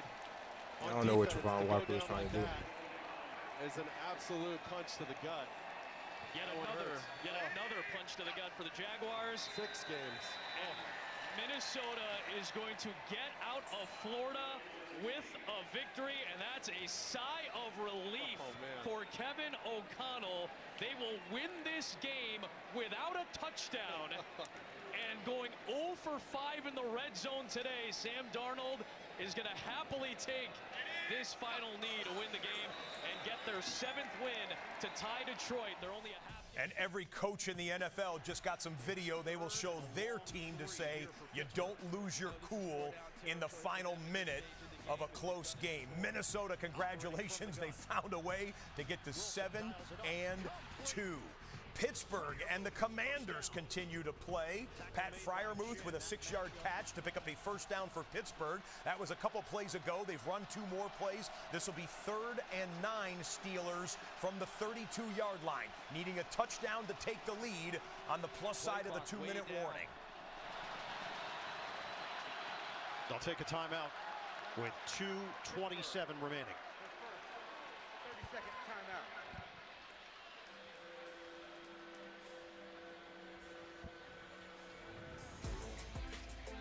How'd we get here? Killebrew trying a fake punt pass to Pierre. It's been a wild game between the Steelers and Commanders. We'll get you back there in about 30 seconds. Every touchdown from every game, including the final seconds of the Colts. It's Alec Pierce from Joe Flacco. So that was the second to last play of the game. 30-19 will be the final score there. And they just continue to chronicle the game here. I think this is Ian Eagle and Charles Davis on the call with a key 3rd and 9 Steelers coming up. Inside the 32. Remember, it's 2 downs to pick up this yardage for Pittsburgh. using that timeout. If they don't get it, it could come back to haunt them once you start working with the clock at under 2 minutes. 3rd and long. Wilson floats it way upstairs. Williams! Oh my God. Touchdown! How the fuck? Mike Williams, the newest Steeler, scores! Mike Williams. They're an extra point away from taking the lead. Welcome to the Steelers, Mike Williams. And they gave him plenty of gap, meaning that space between him and St. Juste, he didn't press him and turn it into a go route. He just simply ran by him. And they talked about a small package of plays available for Mike Williams today. You knew if he had a small package, a go route and jump ball plays were part of that package. Chris Boswell on. Extra point is good. Steelers in front. 28-27. The go-ahead touchdown for the Pittsburgh Steelers, but you think Jaden Daniels is fazed by that? Not in the least. He'll have 2 minutes and 22 seconds to try and answer. And oh, ladies and gentlemen, the late window is now opened up at SoFi Stadium in Inglewood, California. The Chargers and the Titans have just kicked off, part of a 3-game late window. This is the only kickoff at 4:05 Eastern. Coming up in another 20 minutes, Jets at Cardinals and Eagles, Cowboys. Should be a good one. We'll dip in on a couple plays of Justin Herbert in the first Los Angeles drive here, and then Jaden Daniels getting the football back in just a matter of moments. Tennessee Titans defense. On first down, the fake to Dobbins. Pass is complete. Taken out to the 38-yard line by Quentin Johnston. Brownlee made the tackle, 2nd and 2.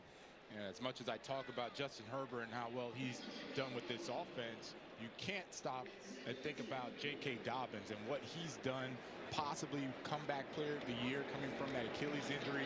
He has been phenomenal. One other thing to add to it. That ball is not thrown to Austin in that situation. He's not that type of a receiver. It's going to be more of the underneath stuff, more of the slot stuff. That is thrown to your jump ball guy, and they have 2 of them now in Pickens and Williams. Chris Boswell kicks it off. Driving kick. Eckler from the 4. Eckler's got a lane. Leaves his feet and brought down right around the 35-yard line. That's a 31. Violent, setting the edge. He was always very athletic coming out of LSU, but now you're seeing a guy who's reading his keys, knowing when to take chances, knowing when to be violent and physical on the edge, and that time he makes another good play for the Titans. Empty backfield for the Chargers. On 3rd down. Hard hit pass and the 2-minute warning. And we talk about Russell Wilson's experience. How about Jaden Daniels' cool? Can he work some magic? Daniels grounds it. Pressure was on Highsmith, and Highsmith is hurt.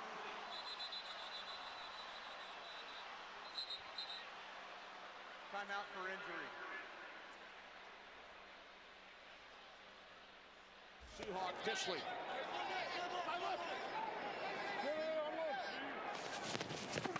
From the 42, fake to Dobbins. Herbert complete. It's Disley again. 2nd straight play. The Chargers tight end picks up a 1st down, a gain of 15. Forced the incompletion, and then it looks like he stepped on Jaden Daniels' ankle. Or his foot, right at the end. See right there? Yeah, it's not supposed to do that.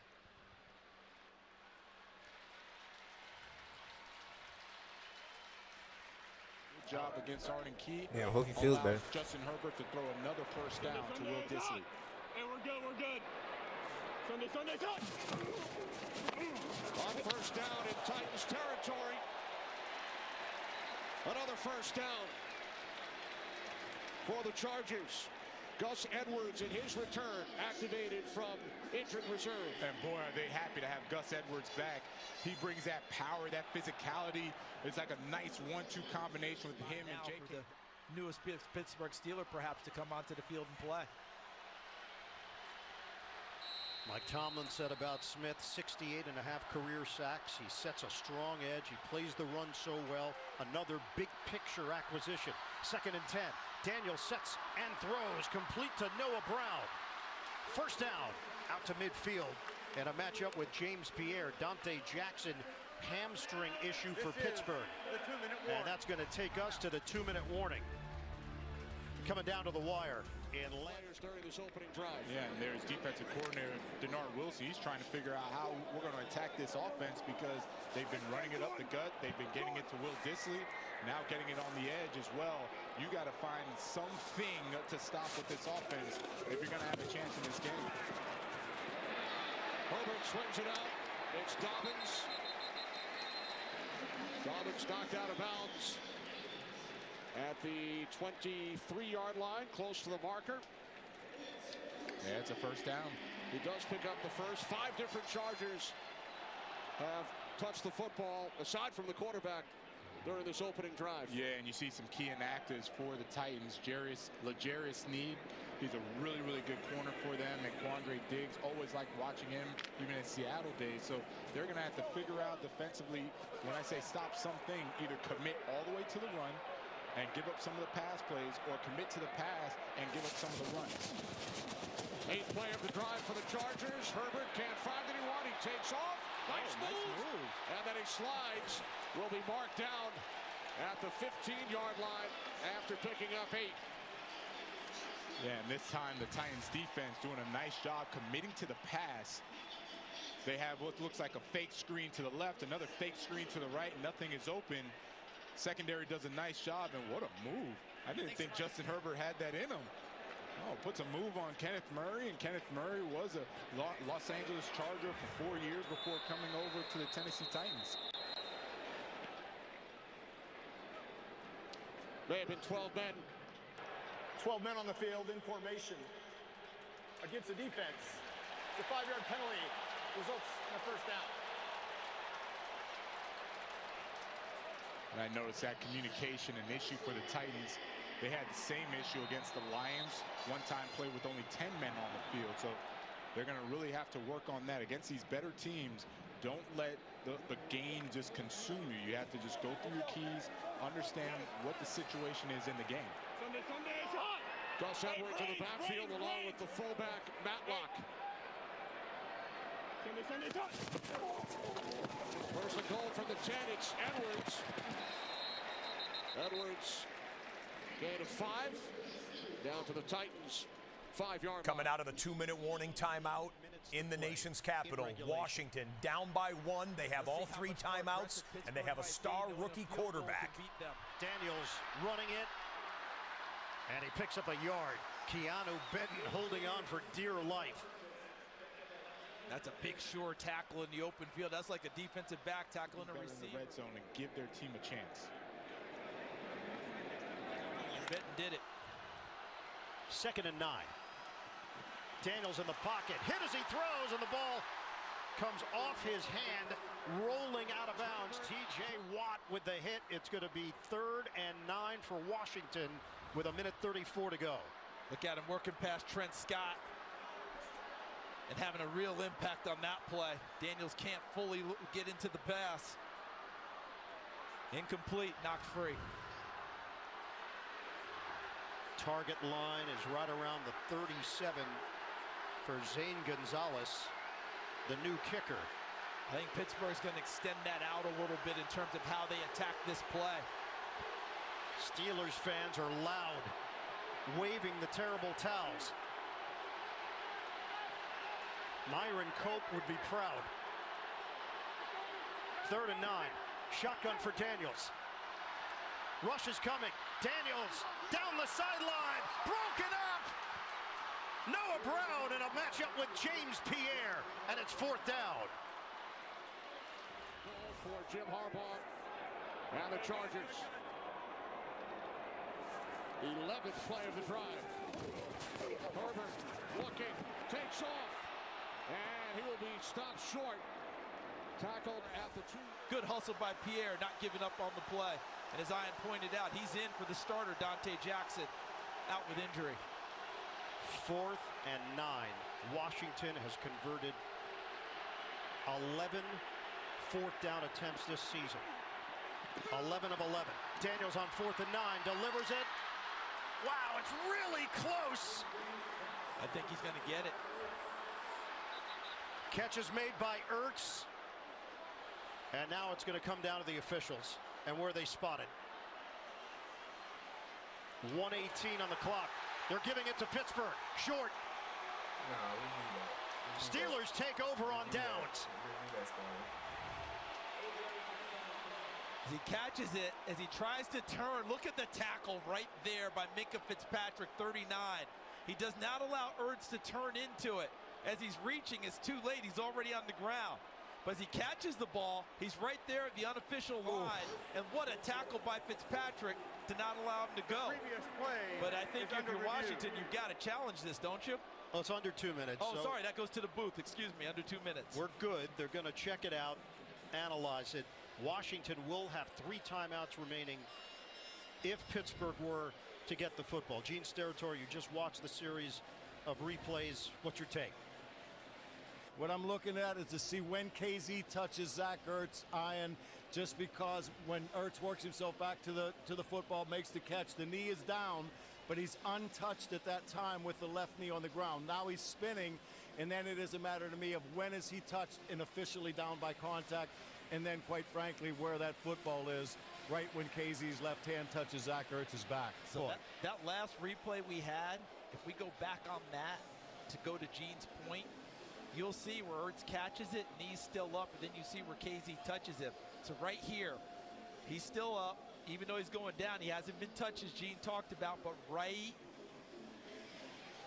now, that was it. So it's the 41-yard line that would get him the first down. It looks like when he catches it, he's got it, like right there. But now the ball is across as he turns. Right there, he touches it. Right there. So you have a touch there by KZ. Fitzpatrick made a tremendous play on the turn because Ertz thought he was going to at least get an extra half a yard. And then that last-ditch effort to extend it once the contact was made. It's literally going to be a game of inches here. Pretty fitting this game has come. It has this type of a play down the stretch that may or may not determine it. Again, the yellow line is not official. Unofficial line. After review, the ruling on the field stands. It's first down, Pittsburgh. Steelers fans rejoice here at Northwest Stadium. Pittsburgh takes over. As mentioned, Washington has all 3 timeouts remaining.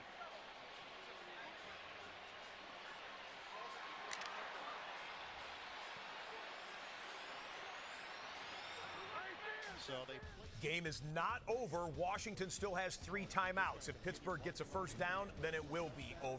Cameron Dicker caps off the Chargers drive with a short 21-yard field goal. Los Angeles gets the first points on the board. 3-0 Bolts. As we take a look at the late window and some players to watch for, courtesy of our friends at DraftKings Sportsbook. Jalen Hurts has 8 rushing touchdowns this year, tied for second in the NFL with running back Kyron Williams. Jets wideout Garrett Wilson has 5 receiving touchdowns, a couple of memorable highlight ones in the recent Jets games as well. Download the DraftKings Sportsbook app for the latest NFL odds and markets. 2nd and 7 for the Washington and Pittsburgh game as the Steelers picked up 3 yards. And again, a first down will end the game if they're able to get it. Single setback is Harris.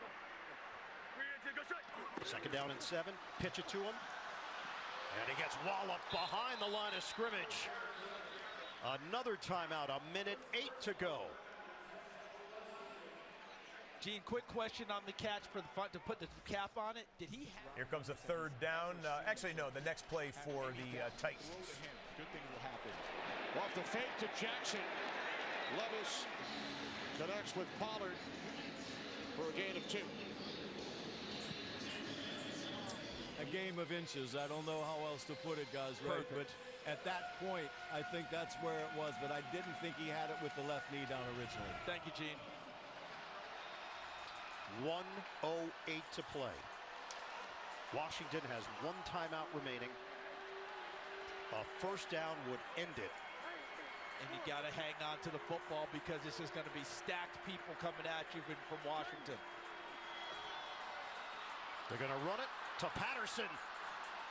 Patterson nearly got there. It's short.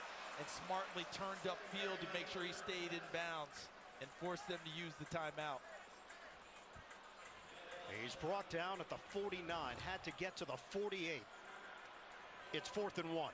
You can say Amalo trying to get out in front, and then he cuts inside.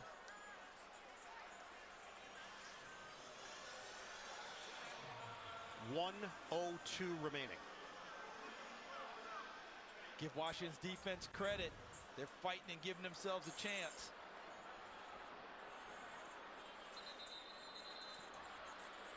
And I know they've gone for it before, but you've got to punt the ball away here and make them go long field, especially with no timeouts left. So it's going to be Corliss Waitman to kick it away. I don't know, but I'm seeing the big offensive line trotting back out now. Wilson came out initially, went back, and now some final instructions from Mike Tomlin. If I'm watching you, telling everybody, don't jump, don't jump. Let's see if they're just going to draw them off sides right now. Commanders are out of timeouts. 4th and a yard with 1:02 to play. Pittsburgh has their 2 timeouts, so they may take it all the way down here and see if they can jump and get it free for themselves. And there is a jump. Washington played into their hands. Wilson celebrating. Steelers are going nuts on the sideline.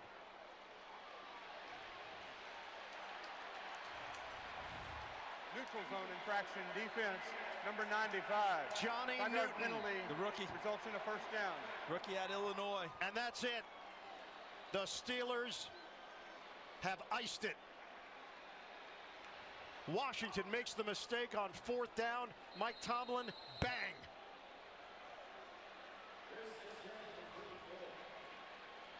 He has really come on in recent weeks as Johnny Newton, but that is a learning experience right there that he will carry forward with him. Victory formation for Pittsburgh. They are consoling Newton. They talk about the brotherhood on this Washington squad. Meanwhile, Russell Wilson doing a dance. The Steelers will improve to 7-2.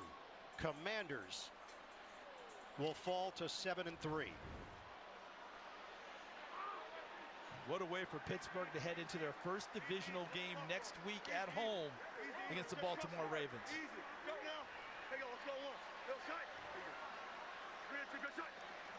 It's over. The Steelers outlast the Commanders. Business is booming right now for Russell Wilson and the Pittsburgh Steelers. They rally for a 28-27 win. A 4-game winning streak for Mike Tomlin and the Steelers. First place in the AFC North belongs to Pittsburgh. That's right. The Ravens won on Thursday Night Football. An excellent game between the Bengals and Ravens. Baltimore is 7-3, but the Steelers are 7-2 and still in first place. I don't know how Mike Tomlin does it every year, chat. But he does it every fucking year. We're going to get a kickoff of 2 more games in about a minute and a half. When it's all said and done. On second down, Levis sets and then fires. Ridley, touchdown!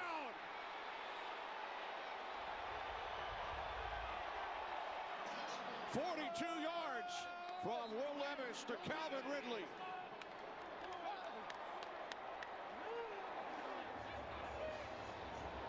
What did I say, Kenny? When all else fails, just throw the ball to Calvin Ridley. His speed is special.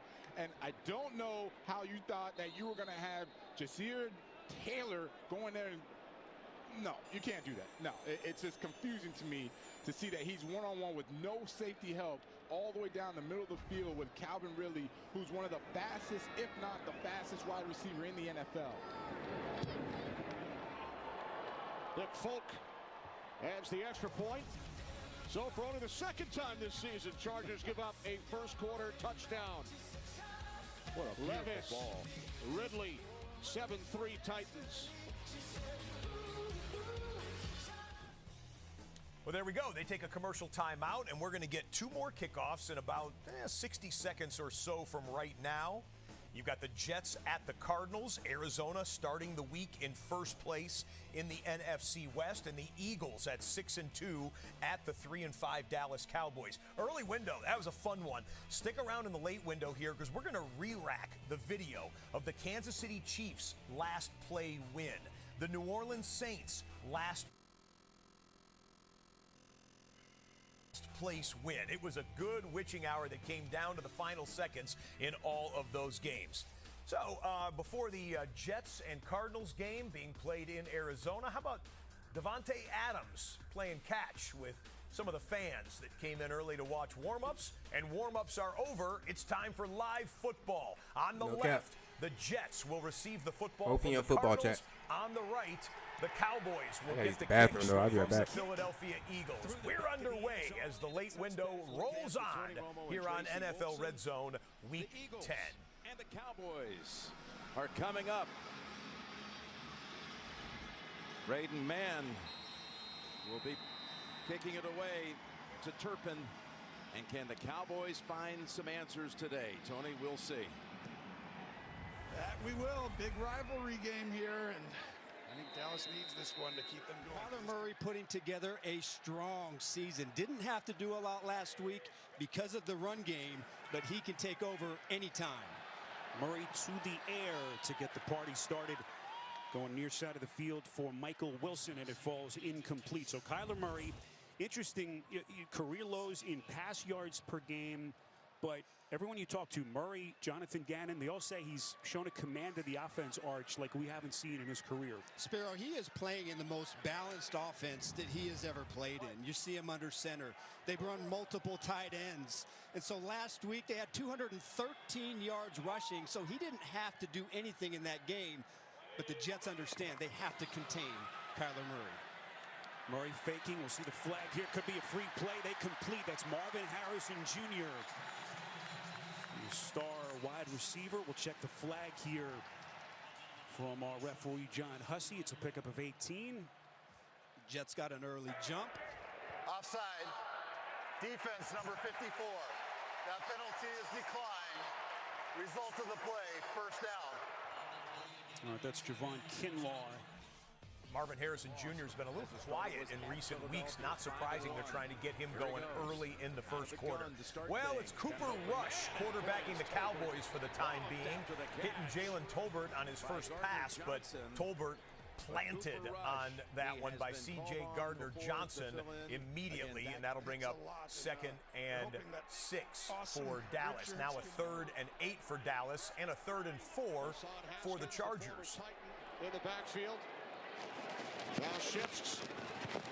Herbert steps up on 3rd down, and he will not get there. Arden Key brings him down, forcing a Chargers punt. Oh, we back. There's that defensive front. It starts with Jeffrey Simmons. He's going to wrap around.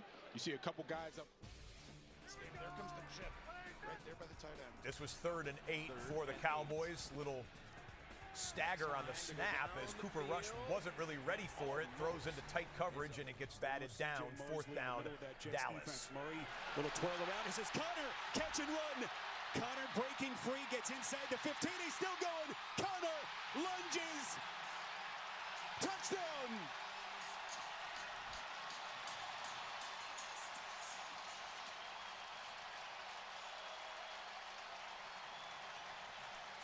Jalen Mills had a chance, missed the tackle. Let's see if he stayed in bounds. Certainly looked like he did from that vantage point. It's a 45-yard catch and run by Connor. Just an unbelievable job, and the Cardinals catch the Jets in a perfect defense and coverage.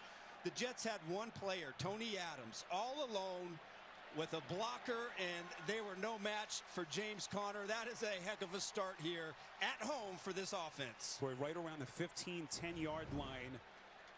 It appeared as though he was close to the sideline. Now they're going to take a closer look. But Arch, from that angle, from that high sideline angle, it appears as though Conner was still in bounds. Incredible body control as he walks a tightrope. Call in the field is a touchdown, a 45-yarder, as they will take a closer look upstairs. Here's the first snap for the Eagles, and a handoff it is to Barkley. And there's contact quickly, no gain. Overshown was the first to get to him. Well, he's outstanding. He really is kind of like a rookie, basically, because he didn't play last year. But when he learns the game fully, Overshown is going to be a monster. They have a great young player right there. Shit tweaking.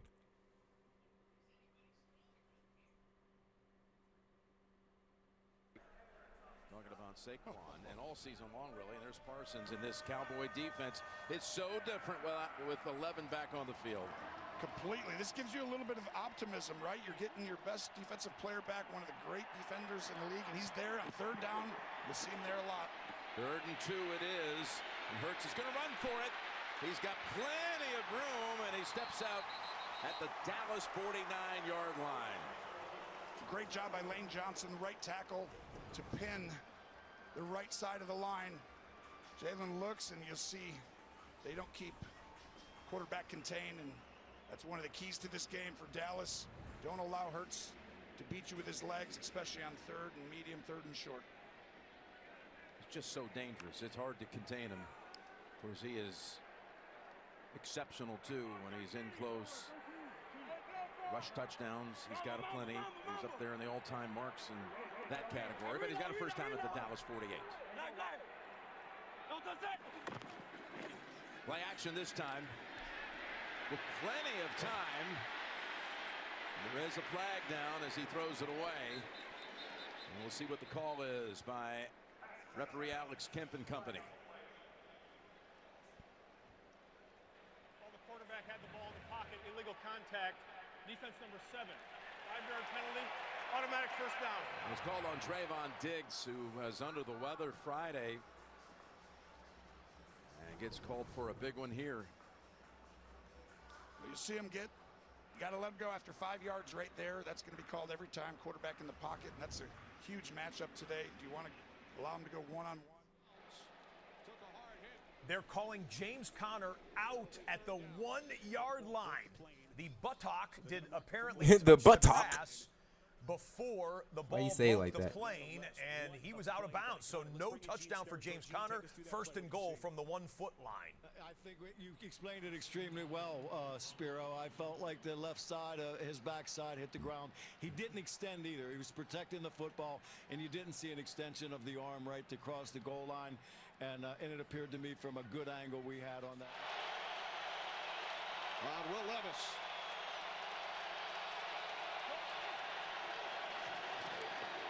Third down at 8. Pass broken up.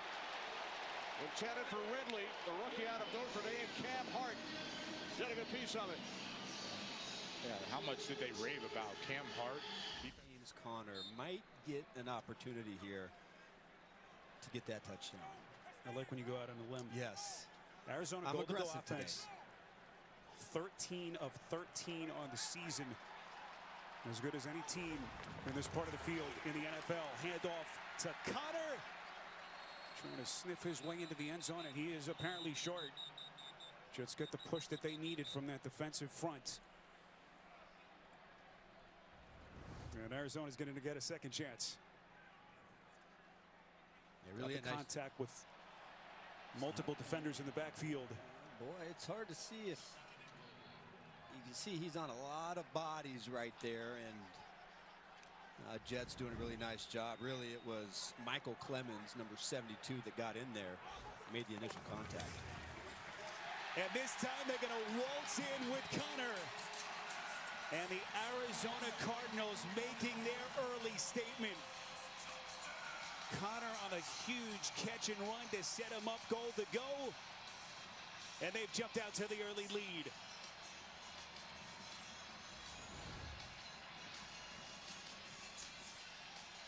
Really a nice job. You see the Jets on the goal line. See how many of their defensive linemen are trying to get high and get over the top. I don't really think that's the route you want to go when you know that you got a big bruise.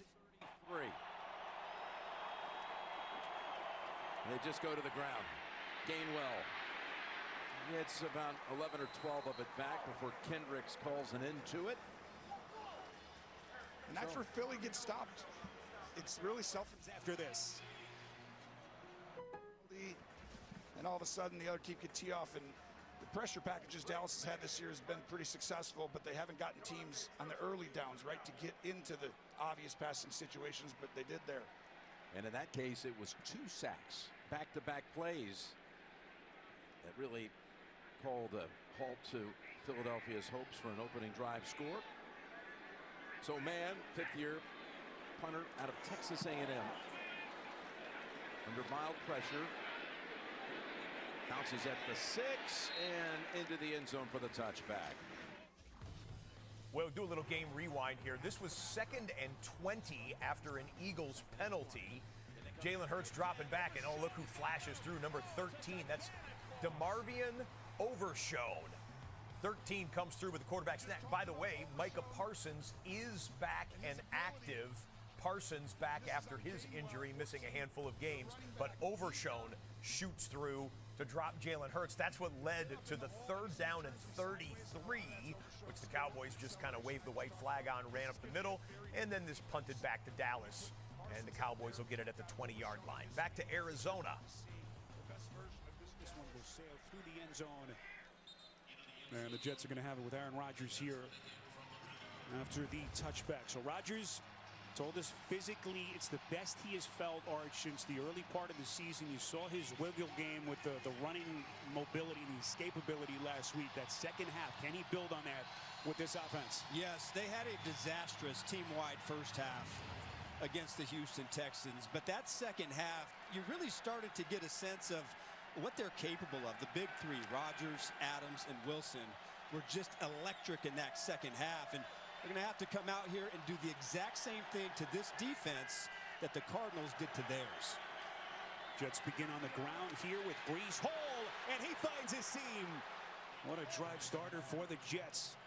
Hall's touches, his production on a huge uptick over the last 4 weeks. With the change in the play caller, of course, Todd Downing taking over the reins. He runs for 14 here for the Jets. First time for the Jets in 3 weeks that they have their usual offensive line intact. Elijah Vera Tucker back from that high ankle sprain. He's missed the last 2. Yeah, don't think you can overstate the impact of getting Elijah Vera Tucker back in this offense. 1st and 10 Jets as they play from their own 44. Hall finds. Time winding down in this first quarter. 2nd down and 8. It's Dobbins. 1st down.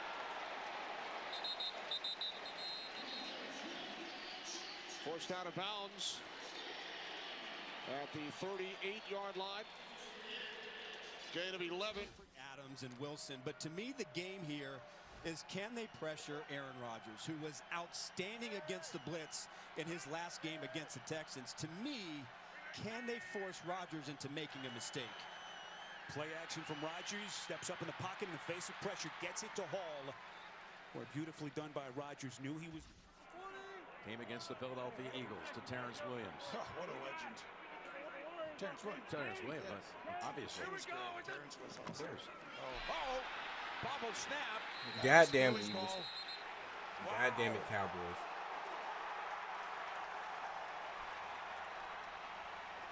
That's Milton Williams with the football. A botched exchange. That's just reps. Watch how fast the ball is going to come right back. And because you're in pistol in front of the running back, Jim, the ball gets on you faster, and that's just the reps. The snap was right there. It was. Cooper had just turned his head too early. And the ball, you're so close to the center in pistol, which means that the running back's behind you and not next to you.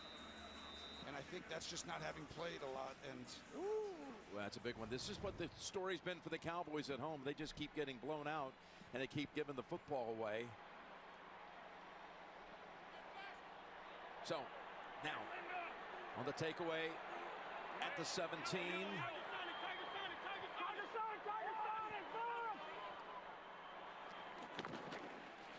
Here's Barkley.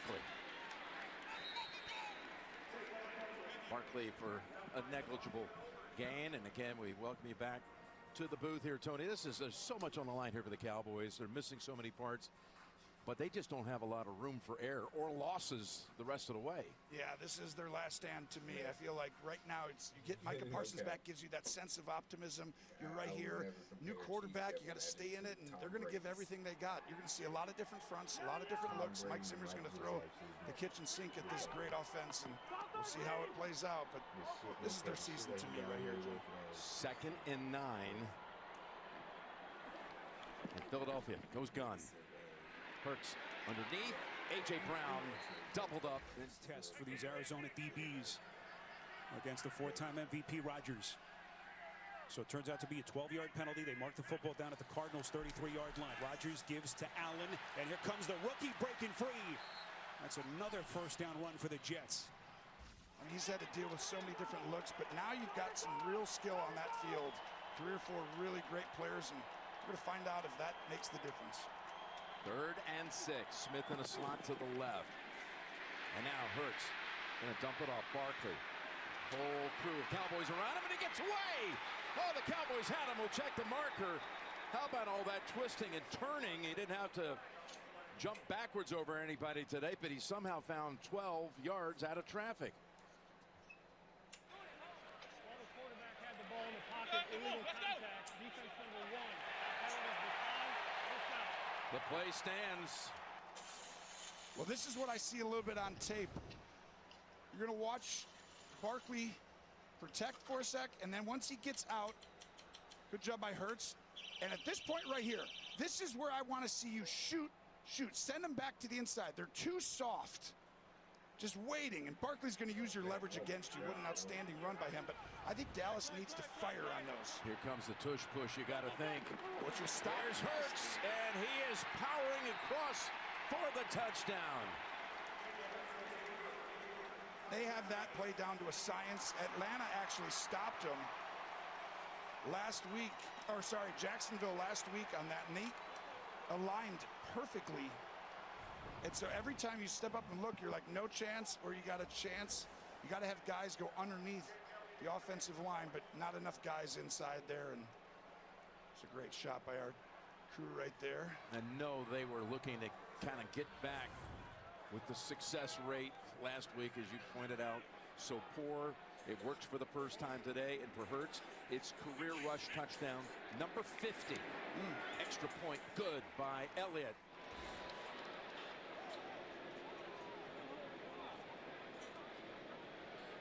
Looks like this one's coming back after Davis gained 18.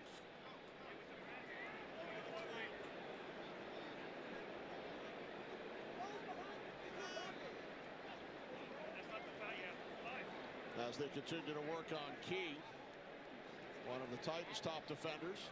Looked like he might have. And now the players start heading back the other way. Yeah, this is a weird one. Looking at Arden Key, that's a big blow for the Titans defense.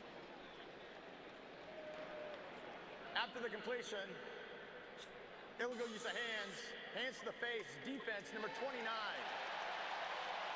That's a 5-yard penalty, automatic first down. So the Chargers thought it was going against them, but it turns out it's Brownlee of the Titans who is flagged.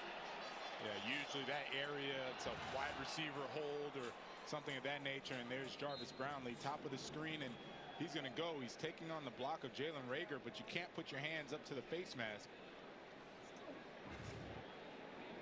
Nice call by the officials. So 2 penalties on this drive. First, the face mask. And now Brownlee flagged. There's Dobbins. Gains a couple. 2-yard pickup on first down. Megan. Well, I spoke with J.K. Dobbins about what has made him so successful this season, and he said it's the work ethic I had to put in to come back from those injuries. He tore his ACL in 2021, his Achilles in 2023. He said it made me all around a better person, better physically, better mentally as well, but he attributes a lot of it. An update with Aditi as quickly as we can. Wilson, who came over in free agency. And we'll take a closer look at him on that sideline. Breece Hall is split out top of your picture on 2nd and 6. Rodgers throwing, completes. It should be a first down catch. Wilson with that forward momentum after the reception. Let's see where the officials mark the football here. And it will indeed be a Jets first down. Just simple option route. Rodgers sees both safeties are playing back. He sees the leverage by the linebacker. And has there been a hotter wide receiver in the NFL in the last 2 weeks than Garrett Wilson? AFC's No. Offensive Player of the Week. Those 2 touchdowns last week. And one of the greatest catches in the history of the game. Really, that one-hander that they will be talking about in New York and New Jersey for a long time. Breece Hall on the take. It's a pickup of 4 as they start to settle in, Arch, with what this offense could be with Wilson and Davante Adams. Yes, and if this drive is any indication, the balance that they've had, their ability to run the football here against the Arizona Cardinals really is a good recipe for the Jets if they can keep it up. They cannot make a mistake or a negative play here in the red zone, something they've had a problem with this season. 9th play of the drive for the Jets that began at their own 30. Rodgers throwing back of the end zone. Adams makes the catch, but he's out of bounds.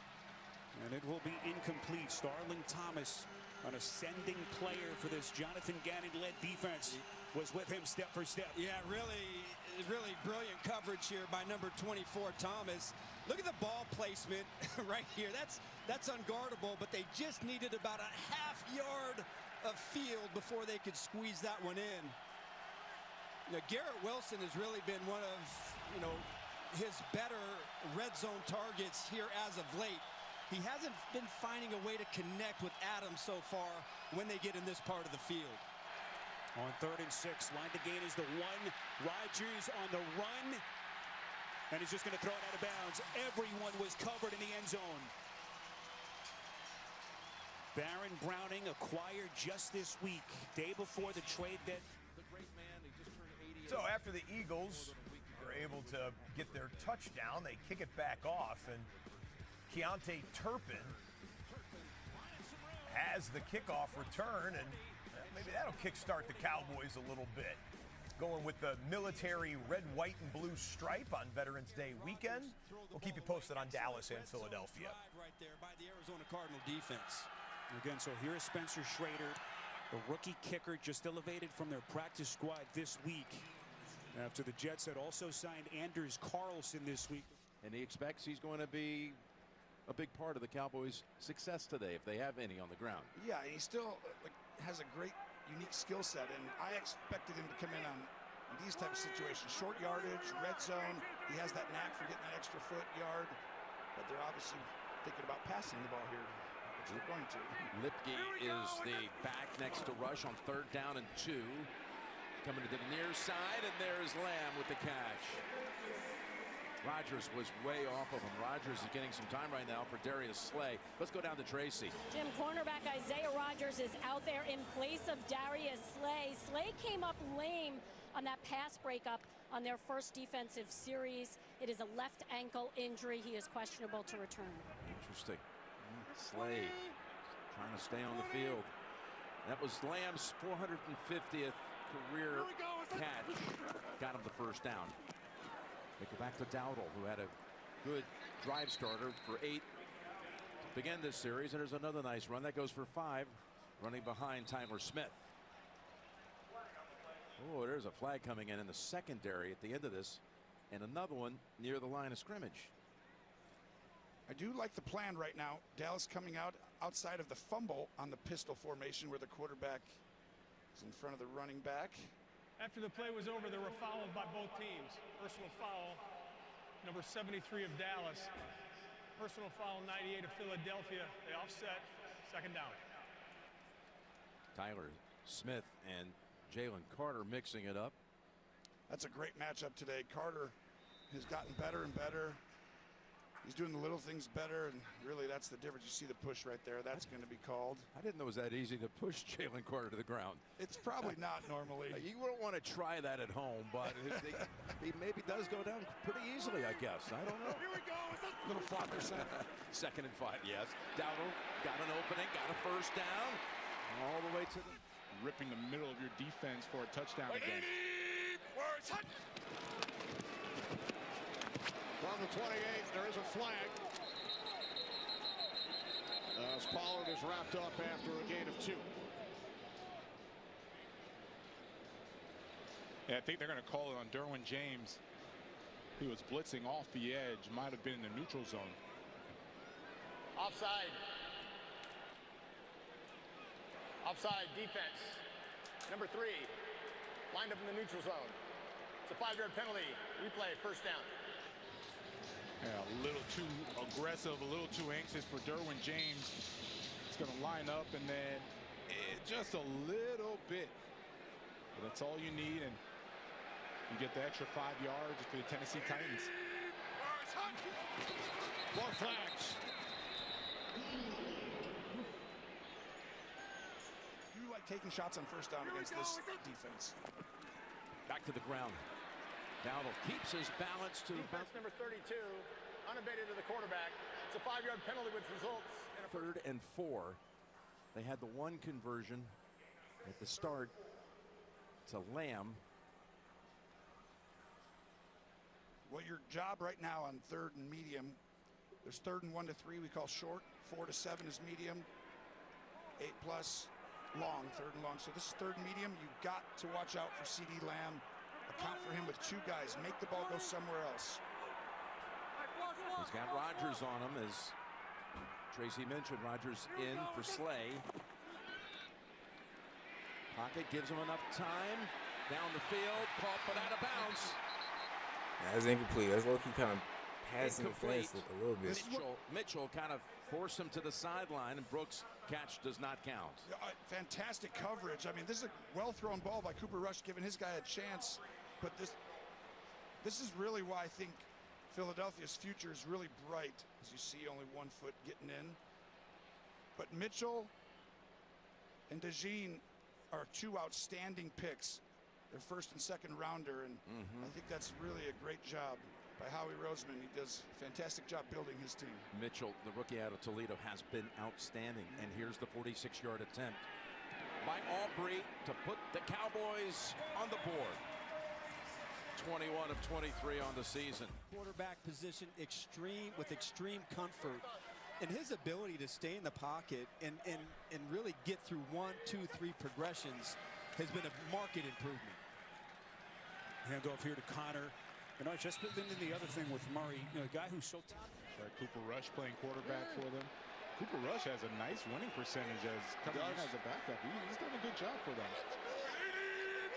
NFC East battle down to Dallas. Here's the former Cowboy on cue. Pollard picks up a first down and more.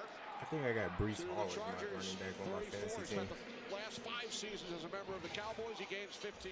But he said that Jonathan Gannon, that you're How the fuck do you say her name? Aditi Kinkabo. What? Indeed, they have. They're all on the same Hawala? page. Petsing Hawala? Those years under Kevin Stefanski, Minnesota, and Cleveland. Handoff here. This is Benson. Turn it out yardage for the Cardinals. Set up, and you see right there, he creases a defense. Callahan said he does all 3 at a high level. Ridley in motion. Levis finds Pollard, and a nice tackle made by the Chargers' leading tackler this season, Henley. And Tony Pollard immediately went to the sideline after that tackle. I know that. But tackling gives the Cardinals the extra yards. This is a big part of the game. Jets' run defense that has not been good. Jets have given up at least 110 yards on the ground, Arch, in 7 of their 9 games this season. And we know how good this Arizona run attack has been all 100 yards last week, so you know they want to get Tony Pollard involved today. 2nd down and 9. It's Spears, breaks a tackle, Spears in for Pollard. Picks up a Titans first down to the Chargers' 23-yard line. He's in his second season out of Tulane. He picks up 10. Man, I really thought that Henley had him right there, and then all of a sudden he gets around Elijah Molden as well. No one's able to stop him. That is a nice individual effort by Spears, filling in nicely for Pollard. Spears coming back from the injury, and now the training staff checking out Pollard. Spears remains in.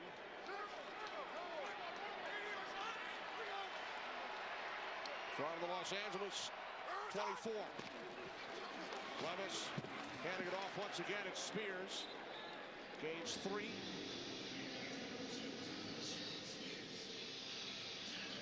Yeah, I haven't seen the Chargers defense as physical as I've seen them in the past games against the Tennessee. For the Cardinals as they mark the football now just inside the Jets' 35-yard line. Kyler Murray in this Cardinals offense trying to build on this 4-point lead. Watch the seams up the middle by the tight ends. Jets rushing for Murray, throws a dart. Trey McBride slowly becoming a star in this offense. It's a pickup of 18, and he's let him hear about it. Yes, quick. More physicality, more aggression from them in prior games, and right now I don't see it, especially the way that they're tackling. A lot of arm tackling as opposed to getting physical and butting these guys up. Second down and 8. Pass one more time right down the... With then Ridley cutting back. It's a perfect catch. Right now the Jets have not been able to stop anything that the Cardinals offense is doing. Boy, Kyler Murray is starting to slice him up. Already 100 yards passing. He's completed 5 straight. Murray towards the end zone, and there's the flag. Yeah, tight coverage on the play. Zay Jones, the intended target, working against DJ Reed.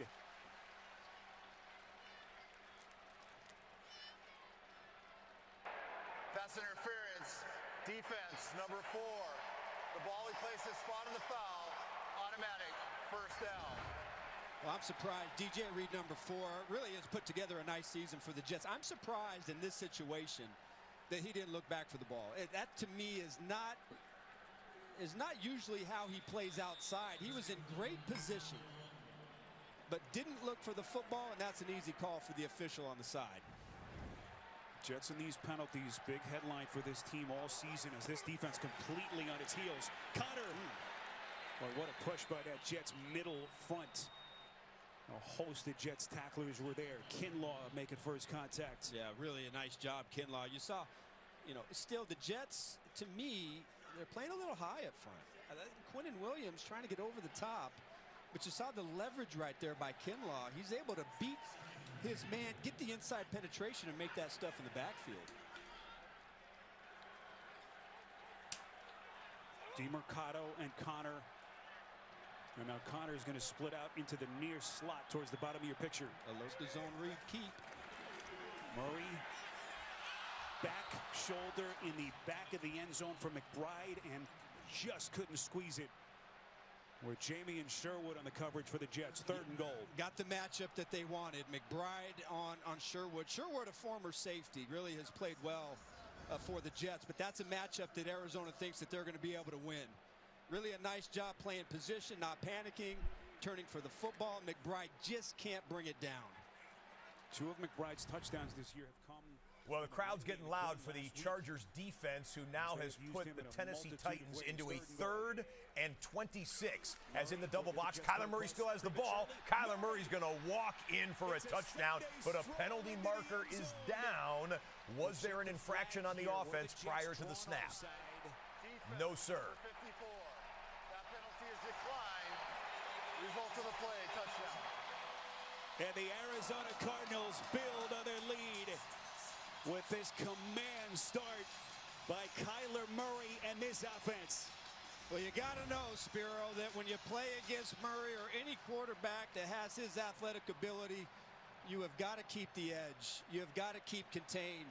Your eyes have to be on Kyler Murray. Let the inside guys take away the inside run, but that's too easy. It was Michael Clemens' arch.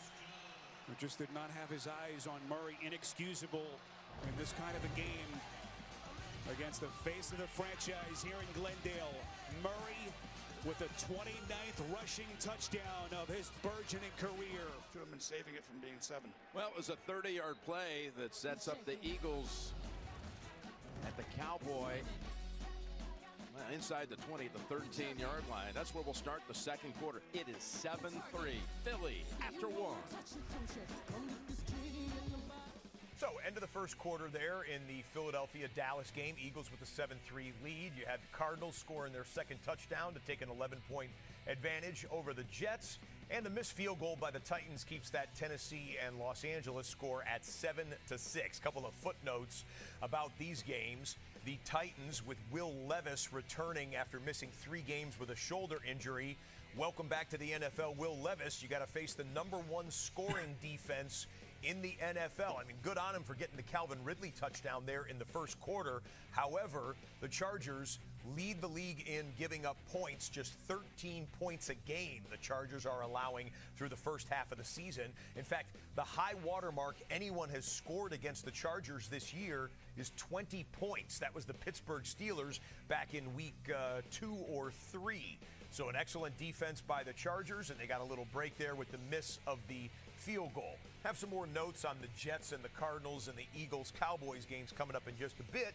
But right now, let's do today's best rookie performance presented by Verizon. We're going to go to the San Francisco 49ers. They traveled across the country, went down to Tampa, took on the Buccaneers, and Ricky Pearsall got them started. Ricky Pearsall, the 31st overall pick, first rounder out of the Florida Gators football program, had 4 catches, 73 yards, and that one, his first touchdown of his NFL career. On the season, he has 11 grabs for 132 yards. Pearsall helping the Niners get the victory on the road today, and you probably remember his story or have heard his story. Shot while shopping in San Francisco during preseason training camp. Came back from the gunshot wound that went right through his shoulder, missed all of his vital organs. They said a small miracle, perhaps, saved his life.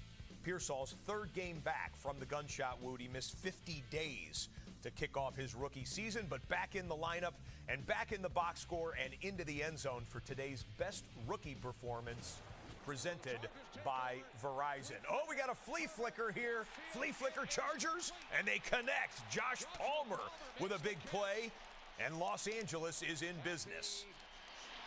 25-yard line of the Titans is where the ball will be spotted. And this is great execution by Justin Herbert, the rest of the offense. They had all of the safeties and secondary biting up. Joshua Palmer gets right behind them. Monty Hooker there making the tackle, but that's a great play call and great execution by the Chargers. 36 yards, Palmer, who played collegiately at Tennessee.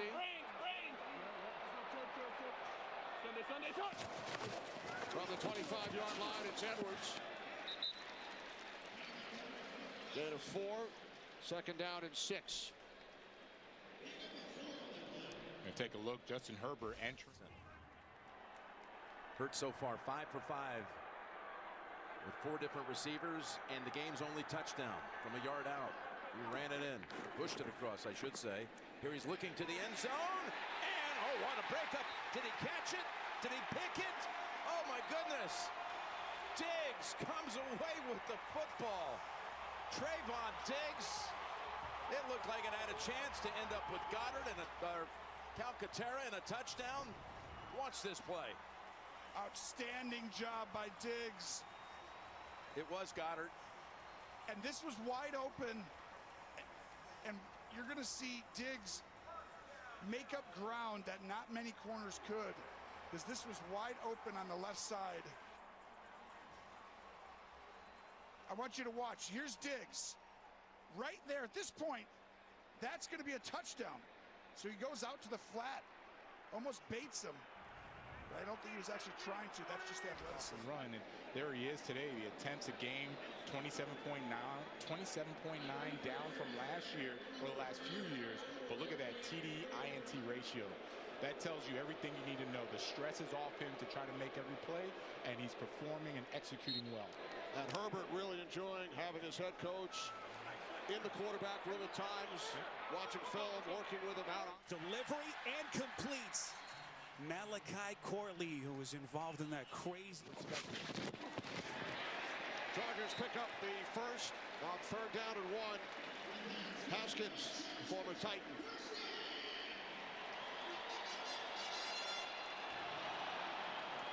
Now remember, the Chargers have been inside the 20 twice, held to field goals both times. Yeah, it's been frankly uncharacteristic of the Tennessee Titans, but in a good way. And there's Greg Roman, offensive coordinator. Used to be the offensive coordinator for John Harbaugh with the Ravens 2 years ago. And then he resigned, took a year off, and now he's here with Jim Harbaugh. There's Edwards. Played for Roman in Baltimore. There's so much crossover between Jim and his brother John, and many of the coaches they have both either worked. First quarter, 2nd and 9 for the Jets. Yeah, the first drive, you saw the Jets, they really had great balance in that drive. And here's the question. Down by 11 points, almost here at the end of the first quarter. Will they go more towards the pass and put it in Aaron Rodgers, or do they feel like they can still use that run game to get back into this game? Rodgers goes through his reads over the middle, gets it to Hall out of the backfield. Just went down a couple times, and then everyone wanted to boot him out. But you see how good this offense can be. There's Edwards, 2nd down and 5. Roman was with Jim Harbaugh in San Francisco as well. Niners had great on the receiver or the running back. It is a lot of fun to watch. And that will take us to the end of the first quarter. On their 3rd trip, but I remember playing against Greg Roman's offenses, and it's really tough for a linebacker because he's forcing you to stay up in the box. You have to be honest about your run reads, and when you do that, that split second is what gets a tight end right behind you for a completion, or a wide receiver right behind you, and you don't give help to the safeties. That's what makes his offense so tough. 3rd down and 2, and Dobbins will not get there. They could pick up. And get you right back for the next goal line snap for the Chargers after we show you 3rd and 9. If you thought it might be slow going for Cooper Rush taking over at quarterback, well, you'd be correct through a quarter and change. Just 12 yards passing for the Cowboys. That 3-yarder to CeeDee Lamb was again on 3rd and 9 or 8. So the Cowboys punted. It'll go down to 2 minutes, but it looks like he's going to leave those guys in after the 2-minute warning. Well, we're going to get the next snap there, but the 2-minute warning has arrived at SoFi Stadium with the Chargers trying to get to a 3-game winning streak. Chargers have won 3 of their last 4 games overall. That Arizona and New York Jets game, the Cardinals start the day in first place in the NFC West. 49ers got a victory, as you saw, against the Tampa Bay Buccaneers in the early window. Cardinals getting hot at the right time. They've won 4 of their last 5 games. Garrett Wilson leads the league in receptions with 60 catches on the day. The Eagles-Cowboys game, Cooper Rush taking over. Rush, when he came in a couple years ago for the injured Dak Prescott, who had broken his thumb back at that time, Cooper Rush took over, started 4-0 as the Cowboys starting quarterback during that stint. Then he faced the Philadelphia Eagles. Eagles picked him off for 3 interceptions. And Cooper Rush is 5-1 as a starter.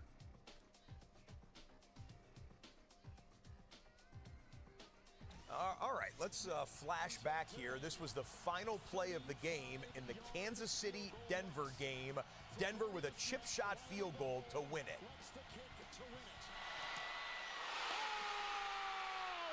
Blocked! The Chiefs have won! The Chiefs have won!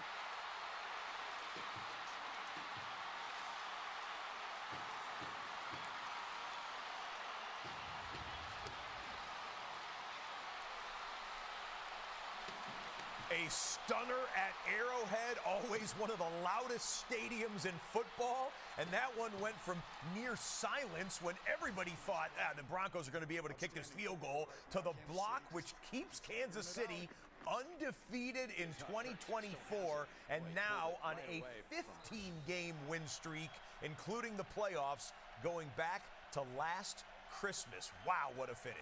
Rodgers over the middle, completes. Wilson, first down for the Jets.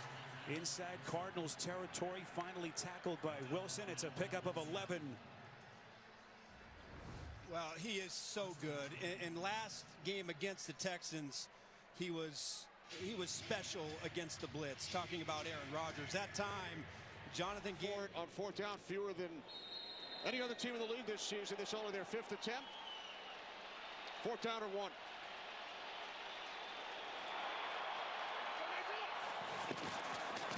Herbert steps inside the 5. First down, touchdown. That boy Herbert goated. Don't care what anybody say.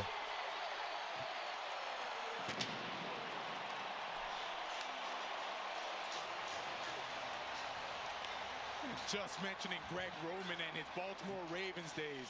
He brings this back. This isn't Lamar Jackson running it, but this is a design run play all the way for Justin Herbert. One thing you never talk about is Justin Herbert's mobility. Catches the entire Tennessee Titans defense off guard, and he runs in for a touchdown. Doing his best, Lamar impersonation. Oh, they dialed it up. And backs. Well, there's movement and a flag, bringing it dead. Can we see that play from last week, Jim? The incredible one. Can't see it enough, to be honest. Ball start. Offense number 51. 5-yard penalty. Second down. Just when you think you've seen it all, the Hail Mary we had a couple of weeks ago in Washington. Here is eliminating the explosive plays. First drive, the Jets went 11 plays. This time 8 plays. The Cardinals are limiting the explosives. Allen buried. Get him in the backfield. Baker. I've never seen this before. I can remember that when Odell Beckham had that catch. And I was like, oh my gosh, I've never seen that, right? This is the second time I saw something like that. Now we've seen people practice what OBJ did, so you might see it more. Well, now young kids are going to start practicing that, and I don't recommend it. I wouldn't recommend it at all. Jalen looking for options, pinned and down, overshown. Tackles, leads all DBs. Allen here running off to the right, ducks inside the 30-yard line. Jeff Ulbrich said, look, he should be talking about Budda Baker in the conversation for Defensive Player of the Year. That's how good he's been on the back end of this Cardinals defense. And they line him up in a lot of different places and a lot of different techniques. It's a much different defense, but they use him a lot like the old Steelers used Troy Polamalu. They line him up outside on the slot. Sometimes they'll play free safety. They'll bring him on blitzes. A safety that has a very voluminous tool set to be able to do whatever he wants.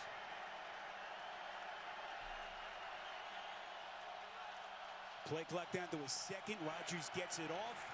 Near side looking for Adams, and it's incomplete on a 3rd and 6. So that was the second target of Adams so far. Maybe a little bit of a miscommunication. Yeah, the Cardinals bring an all-out blitz, and Adams is going to hook, and it looked like Rodgers expected him to hit out. And so you've seen a little bit of that. They just haven't been able to capture that telepathic connection that they used to have back in Green Bay. And now the Cardinals, one more time after a long drive, force the field goal. Schrader on for what is a 45-yard field goal. He hit earlier from 25, and this kick is good. Just barely gets it inside that. Jalen, about that play, what did he say to Saquon that move last week? He said, God has blessed you, my friend, with a special gift. 3rd and 17 for Hurts. Not going to run away from that guy. Parsons gets him. And the Cowboys,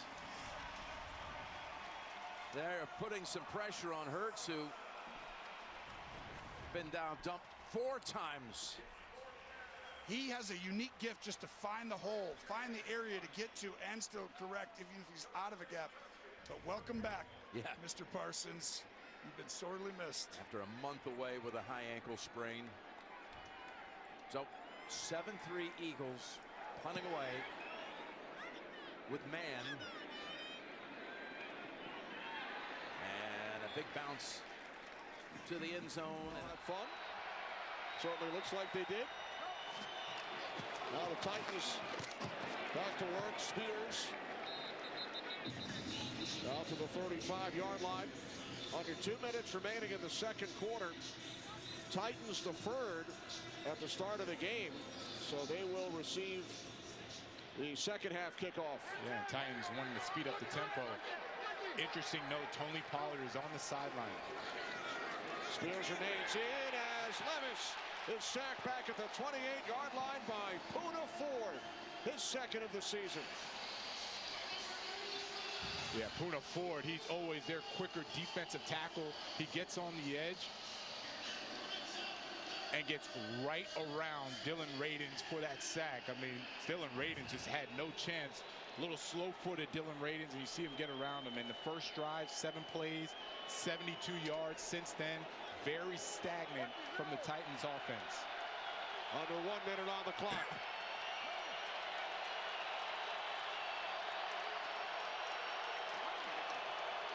Third down at 12.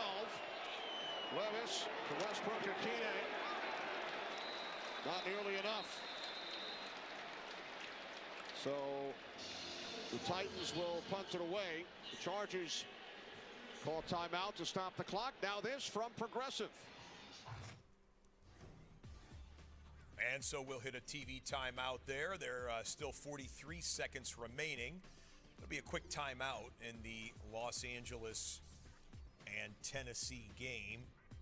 Tennessee, you know, is interesting. I already lauded the Chargers defense being the #1 scoring defense in the NFL. Did you know Tennessee's defense is #1 in total defense? That is yards allowed. They're giving up 269 yards per game, best in the NFL. They have the #1 pass defense at 156 yards per game. Well, we're going to see that defense on the field again because they are punting it back to Los Angeles. Get it wherever you can, Cole McCoy. I like it.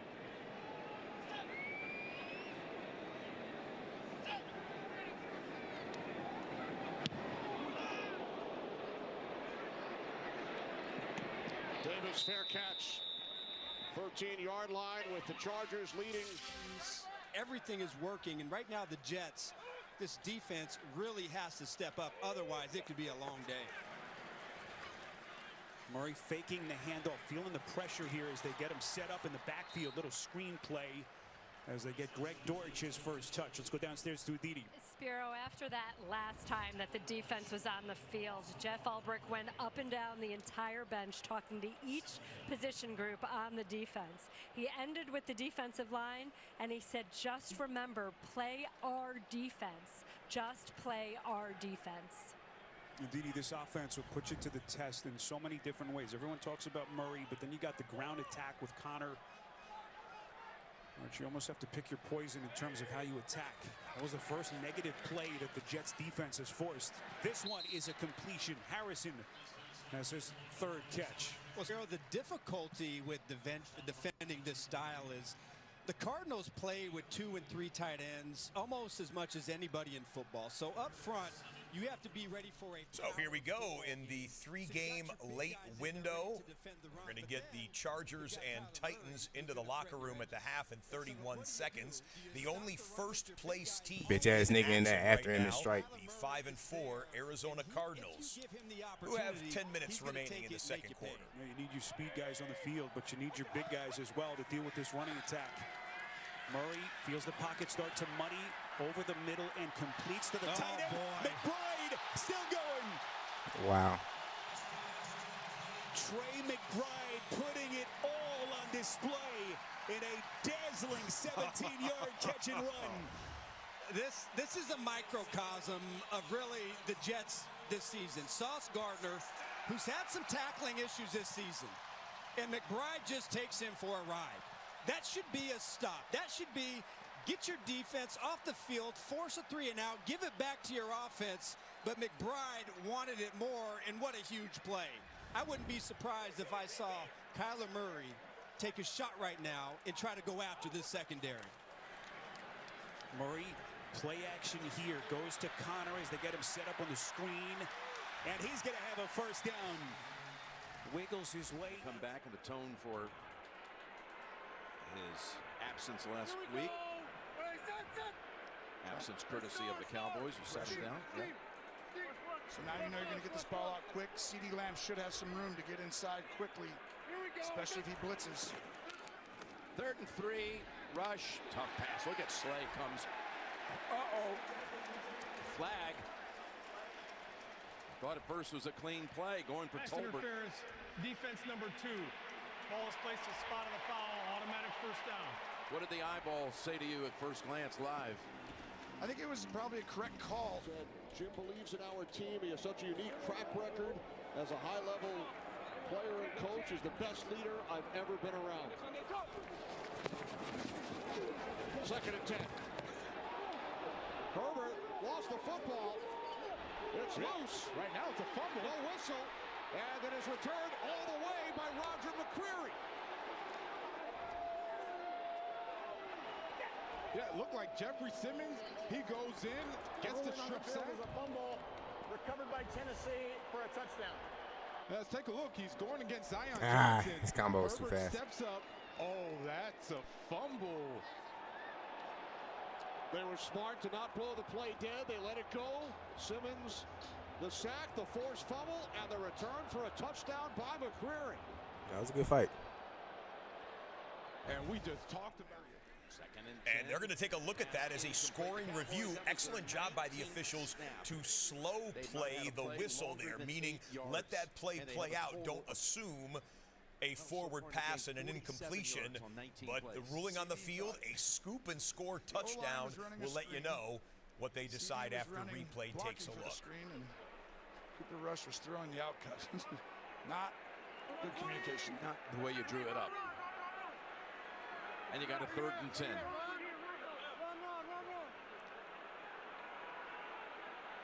Here we go. Is it? Rush. Pass. Caught, but short of the sticks. That's Tolbert. Going to be marked right at about the 50. You got a 4th and 1 coming up here, Tony. I'd go for it. I'd get on the ball, either try and draw them off sides right away, possibly take a timeout, but I'd get up, snap it, or try and draw them off. Lipke is the running back. That's what he did. Try to draw them off sides. Now you're like, okay, now we got to play. Do we like our look? A little run right here. It's a sneak instead. And Rush. Well, he drives ahead for the first down. He got it by a foot.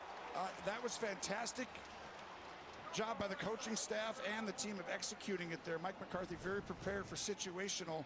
But look at this is little guys in the game. If you go ahead and substitute and you take your time and you huddle, Jim, they bring in all the big guys and you're not able to quarterback sneak. You'd love to be able to quarterback sneak versus little guys. Dowdle the back. Cowboys in Philadelphia territory for the 2nd time. Here we go. Straight drop back. Pass. Oh, almost into the arms of Nakobe Dean, who had the game saver last week at Jacksonville. Once that hand starts forward, that starts the forward passing motion. That's a good overturn. Officials did a nice job letting it play out on the field, and then you have the video to be able to tell that the hand did come forward with control. Thanks, Dean. And by the way, during the commercial break, before the ruling was announced in the field, Dean told us that he thought it was a forward pass and that it would be overturned. Yeah, that second angle where you can clearly see that Herbert has control with the underhand throw. That's what did it, and that's what helped out the officials. So the points taken off the board. Hand off Dobbins on 3rd down. And now with 15 seconds remaining. And so they haven't been able to put any pressure on Murray because they can't get him in the obvious passing situation. Great balance today from Arizona. Murray over the middle, completes again. Elijah Higgins hit in stride. We'll check the flag here. Well, 3 games. You've got the final seconds ticking down in the Chargers-Titans first half. Then you've got the Cowboys here who are now in the red zone, and the Cardinals who are in field goal range. Illegal use of the hands to the face, defense, number 21. That penalty is declined. Result of the play, first down. With the game that went for over 10 yards, they go to Dowdle. Jump cut to the left side and a good gain of 6. It's an impressive drive right now. And see, looks like the hands to the face was Sauce Gardner on number 17 right there, Zay Jones. But Really, screen pass, seam pass, play action pass over the middle. Again, all three levels right now for the Jets defense are getting exploited by Murray in this offense. Oh my goodness. God damn. My goodness. Quincy Williams leveling Murray. That boy Murray got miraculously popped.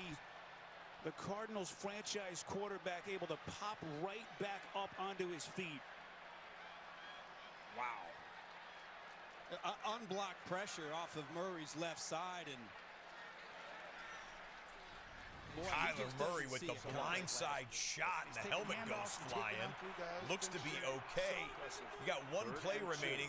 They're setting up the Hail Mary defense at the end of the first half in Los Angeles. And then Cooper Rush with a red zone snap, taking a shot over the middle. First and goal, Cowboys coming up. Okay, Tennessee runs up the middle, and that is the end of the first half. Los Angeles 13, Tennessee 7 in Inglewood. Strong hands, like I talked about. He's going to come across the field, outside leverage, send him to your help. He's got to fight through all the garbage, and then all of a sudden, just the strength coming down. First down. From the ground. You got to stop him, right? That's your number one thing going into this game. Slow down the run game, and do not let him be one-on-one. This guy's going to be outside leverage, and your job is to come over and help. Zeke gets the call. Elliott, the ball pops out, and DeJean recovers in the end zone. We do have a flag. Oh, and that's going to be a huge call. Who this is on? Holding. Offense number 87. That penalty is declined. The result of the play is a touchback and a first down. Well, Zeke Elliott with a red zone turnover as the ball is jarred loose. Wow, Ezekiel Elliott fumbling into the end zone. Put that one in the time capsule. You don't see that very often. Ezekiel Elliott, who was suspended last week for missing or being late to multiple team meetings, coughs up the football, and Dallas loses a chance to take the lead at home against Philadelphia. Okay, Arizona is in a quick commercial break as well, but that one, there was a quick timeout. Let's go back to Glendale. Play for this Jets defense, giving up 2 touchdowns already on 2 possessions to this Cardinals offense. 3rd and 10 with 6.5 to play before halftime. Yeah, this should be to the Jets' advantage. So far, Arizona today, they're 2-2 on 3rd down, and they've been in 3rd and short situations, and that's been to Arizona's advantage. So right here, the Jets have to capitalize on that play by Quincy Williams and find a way to force the field goal. You cannot give up a first down on this play. Murray from the gun feels the pressure, puts some air under it, and completes. He continues to carve him up. McBride, it's a pickup of 13, so Murray feeling the heat. Picture perfect dime on a 3rd and 10. Unbelievable. I love Murray in the pocket right here. It's closing in on him. Look at the traffic in his face in the pocket, and he doesn't flinch. The fact that he stays in there so long, that's what allows McBride to come from the other side of the field in man-to-man coverage. And under duress, Murray puts it in the perfect spot. Boy, he is playing some good football right now.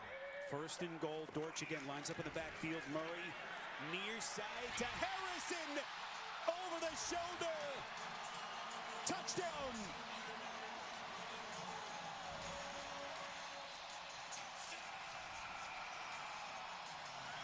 Kyler Murray with an exquisite pass. And it's all Cardinals.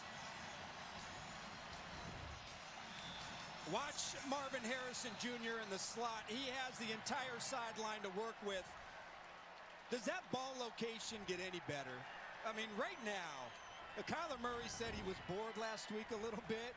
He didn't have to be superhuman. Today, he's being superhuman.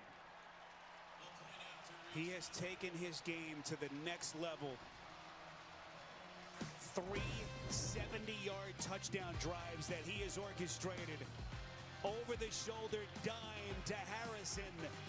And the Cardinals flexing on CBS. We'll try to do a little business here in the last 3 minutes. DeJean with the recovery off the Elliott fumble. God damn, I'm trying to do my fucking explosive way. It won't let me. Nothing. Now, Hurts. All kinds of time to show off his arm. We got a flag on the coverage coming up. Trying to hit Devontae on a long ball. Well, this would have been a touchdown if he didn't draw a flag because it's a double move and Carson had to hold Prior him. to the pass, holding. Defense number 21. It's a 5-yard penalty, automatic first down. Kalen Carson. Let's game rewind it here. A couple more replays. Just a surprising fumble near the goal line for Ezekiel Elliott. You know, in Ezekiel Elliott's career, think of all the carries he's had. He's only lost 12 fumbles in his career prior to today. This one could end up costly for the Cowboys. Pass interference. Cowboys again today without Deron Bland. That foot injury's kept him out all season long. They really need him back, too. I mean, it's just tough, especially against a team who's got two very dominant receivers. Saquon. He's got a yard. That's all. It is update time. We're going to send it up the way to New York. Here's J.J. Rocks. All right, guys, let me take you down to the desert for a Kyler Murray touchdown. He gets it up to Marvin Harrison Jr. That's his 6th touchdown of the season. It is all Cardinals in this one, 21-6 over the Jets. Back to you, Jim, Tony, Tracy.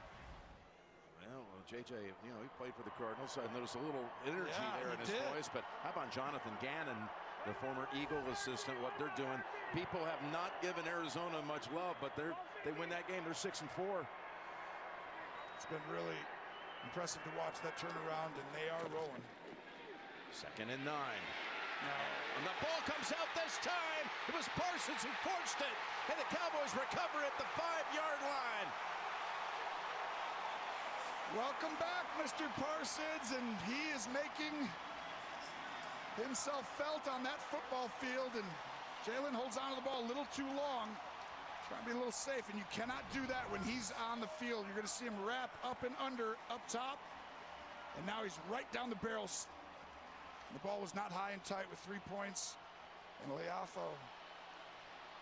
Leafau comes up with the fumble recovery. Oof. Look at that ball come out, and they give it right back to the Cowboys. Gift returned. Wow. Boy, is he back or what? Does he make a difference? As you said, Leafau with the recovery, and Dallas is set up at the 6-yard line. It's a sloppy first half, that's for sure. 4 total giveaways in this game. Again, the Eagles had not committed a single giveaway the last month. They bring, even after coughing it up, they bring Zeke back in at running back. Short yardage. And they go to him. Spins away. Plows ahead to about the 3. And that's what he is good at. He gets those extra tough yards, and could have been a -1. Gets you 3. Stay in phase. 2-minute warning. Cowboys trying to.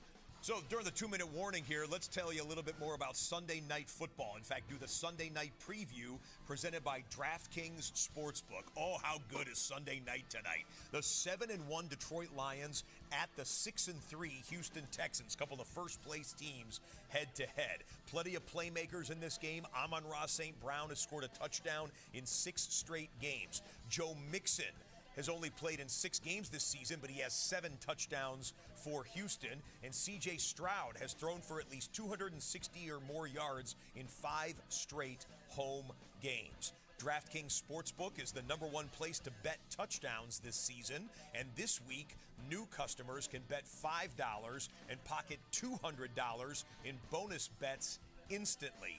Download the app and use promo code REDZONE when you sign up. DraftKings Sportsbook, the crown is yours. Really, Spiro, they are.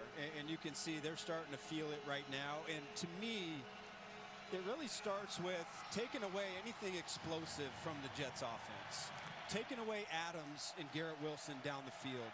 Got a couple nice runs with Breece Hall early in the game, but they have made it tough on Aaron Rodgers. And again, on a critical 3rd down by 15 points right now, the Cardinals have a great opportunity right here. Rodgers, tough 3rd and 10. Rodgers, boy, got his left cleat kind of caught in the turf, and Luqueta able to wrap him up for the Cardinals. Well, I love how Luqueta, look at how low he gets and how he's able to just bend the corner right here.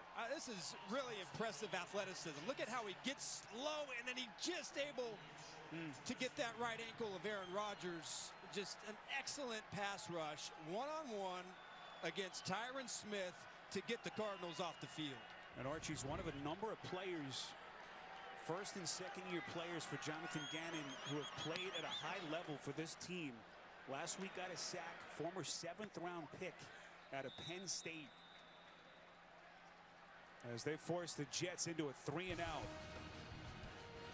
Cardinals are going to get it back, 21-6. Kyler Murray dealing. 2-minute warning. Cowboys out of the 2-minute warning timeout. Here we go. Dallas 2nd and goal after the turnover by Philly. Here we go. He still has it. Rush throws. That was intended for Ferguson at the goal line. Well, this is going to be, it's a bootleg. And in the back of the end zone, CeeDee Lamb is wide open. Right there. Yeah, gosh. And he couldn't. Who was it intended for? It went right past was right Ferguson. between them. Yeah. I couldn't tell, but right there, the ball. Had he chosen one of them, it probably would have gone for 6. I think Dak would have thrown that touchdown there. Here's the Cowboys' 7th red zone snap. 3rd and goal. Dowdle, no way. Absolutely no way. He is just smothered by Jalen Carter. I think, honestly, when you run that, you tell me you're going to go for it then, but you should probably kick the field goal here. That was, Vic Fangio does a good job making it look like that's open, but it was really all Carter just shutting the whole thing down by himself, because there was technically a hold there. Timeout called by Philadelphia. I think they're going to go field goal now. I agree with you. I think you got to put the points on the board. You're not showing any signs that picking up 4 or 5 yards is that easy. No, low percentage. Well, I mean, if you're running that there and you're like, all right, we'll get 2 yards or 3 yards maybe, and then we'll go for it. Possibly if we get down to the 1, but you don't expect to lose yards. So here's Aubrey, who set that NFL record. Good? Oh my gosh! Last year, he made his first 35 kicks of his career in his rookie season. And he's had some deep balls this year. This one a chippy, and it's good from 23 out. He reminds me of someone. It's like, forget about, you got to go block it. You just count it automatically, so you got to go ahead and rush him. So the Cowboys again have had 7 snaps in the red zone. No touchdowns, but a second field goal, and down by 1. All right, 1-point game in Dallas-Fort Worth area. Let's do In the Bag, presented by Wingstop. Wingstop sounds good right now. San Francisco 49ers went to Tampa, got themselves a victory. They were looking to go above 500 for the first time since week 1. Had the Ricky Pearsall touchdown. How about George Kittle? Professional toe drag swag in the corner of the end zone. Jake Moody, oh, did he have a bipolar type day. Missed 3 field goals, but made the one at the buzzer for the game winner. Christian McCaffrey's return is a successful one. The Niners go on to beat Tampa Bay 23-20. They move to 5-4 on the year. Next week, it's San Francisco versus Seattle Seahawks on the bye this weekend. Spiro, you're right. That's in the said bag. that last year was about not losing the game and not doing anything crazy, but that it was actually Kyler Murray who woke him up to that. I'll give you more after this one. Now, the relationship between those two, just getting more time together. Just remember, Murray, all that time that he missed last year, didn't debut coming back from the ACL until the 10th week of the season. So boy, did they hit the ground running this year. Murray, everyone covered down the field, so goes to his check. Benson, the rookie. Benson breaking tackles, and that'll get them another first down as we go back down to Aditi. Spiro, a big piece of that is the communication between Kyler Murray and Drew Petzing. Petzing told us that Murray is so easygoing, he's had to prod him a little bit and say, tell me when you want something more. We've talked about it a few times. Arch mentioned it, that Murray is leaning into the idea that sometimes you have to play a boring game. But Murray also feels like sometimes I really need to impact the game, like the Packers game earlier in the year. Petzing said, this is like my wife. You can't expect me to just know something. Tell me. That's high-level communication. And boy, it has been evident on the field. Fake handoff from Murray, gets him out in the run as he's so good. Gets it with a flick of the wrist to Harrison. There's a flag in the Jets secondary all the way back at the New York 35-yard line. Yeah, Williams, Quincy Williams, I think they're going to get for defensive holding. Arch, if this stands, Murray now has completed 10 straight for the Cardinals. Yeah, right now the Jets, they're having a tough time at all levels. Up front, linebackers, secondary.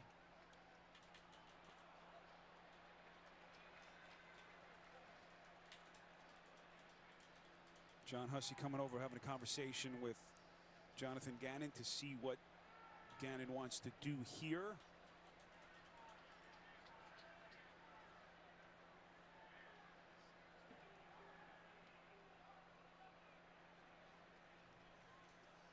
Holding. Defense, number 56. That 5-yard penalty will be enforced from the previous spot. Automatic first down. See number 56 working on one of the tight ends here. Coming off the football, you see that right hand and the left hand, and coming out of the break. It's been a lot of penalties, and really in any man-to-man situation today, these receivers have just been able to win against every position group in man coverage. Boy, football came loose, but the officials whistled. Here in 2024, the give to Pollard. Pollard out to midfield, back to Megan. Well, I spoke to Jim Harbaugh just a couple of minutes ago, and he told me we have to be excited to be out here. He wants to do a better job with both blocking and stopping the run. But guys, so possible one that could determine home field. You never know. But it's like you can't get 3 games behind Kansas City, can you? So look forward to the crew taking us out to dinner next week when they come on the road. And the check's on them, if you couldn't tell that there. From the 16, and the Eagles have 1 timeout. They bring in Parsons on first down. I think he's earned that right. Open. That's A.J. Brown goes out of bounds for a gain of 14. And that's where you're going to attack consistently. Obviously, you got Diggs on the other side. He's got an interception today, and the matchup you like. You got 2 great receivers. Let's work on Carson at the other side and keep using that matchup and seeing if they want to give him help. And when they do, then you go to the guy right next to him. So if the safety comes over, you throw to the guy underneath, who's now the back. Here comes the pressure. Quick slant right here. First and 10. And again, working the sidelines. 3rd down and 2. Levis looking to run for the first down. He's got it. Nice call. Very nice call. Ryan Callahan really like what they just did, and then just watch the way that they too long on a bunch of those. But that was a sight adjust, we call it. The receiver sees the safety blitz. We know we can't protect it, so you can throw a slant or a quick out. Good adjustment by Kellen Moore, knowing that Mike Zimmer thought a slant was coming. Run the quick out. Stop the clock. No Saquon in the backfield with 1:34 to go in the half. And 2nd and 5.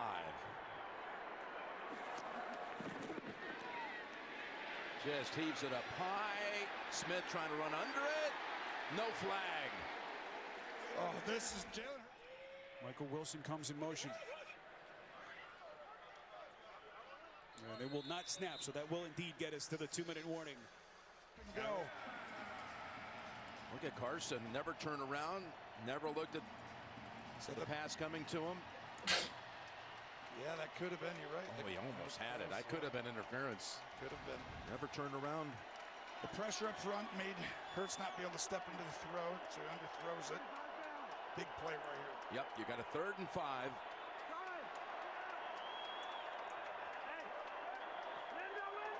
Are they really going to keep him on an island out here again? Quick out. Pass to Brown, slashing across the middle, and to the Cowboy 47. 18 yards on that 3rd down play. Well, I talked about earlier, you've got multiple options on the blitz, And this time they went with the slant when they pressured off the edge. Good adjustment. Cowboys with a quick line change. In fact, maybe they didn't feel like it was enough time for them to be set. So Dallas calls the timeout, and we're back in third. He sets the edge, gets out there. He's making some good plays for the Chargers defense. 2.5 sacks in the game last week. Play clock all the way down. On a flag.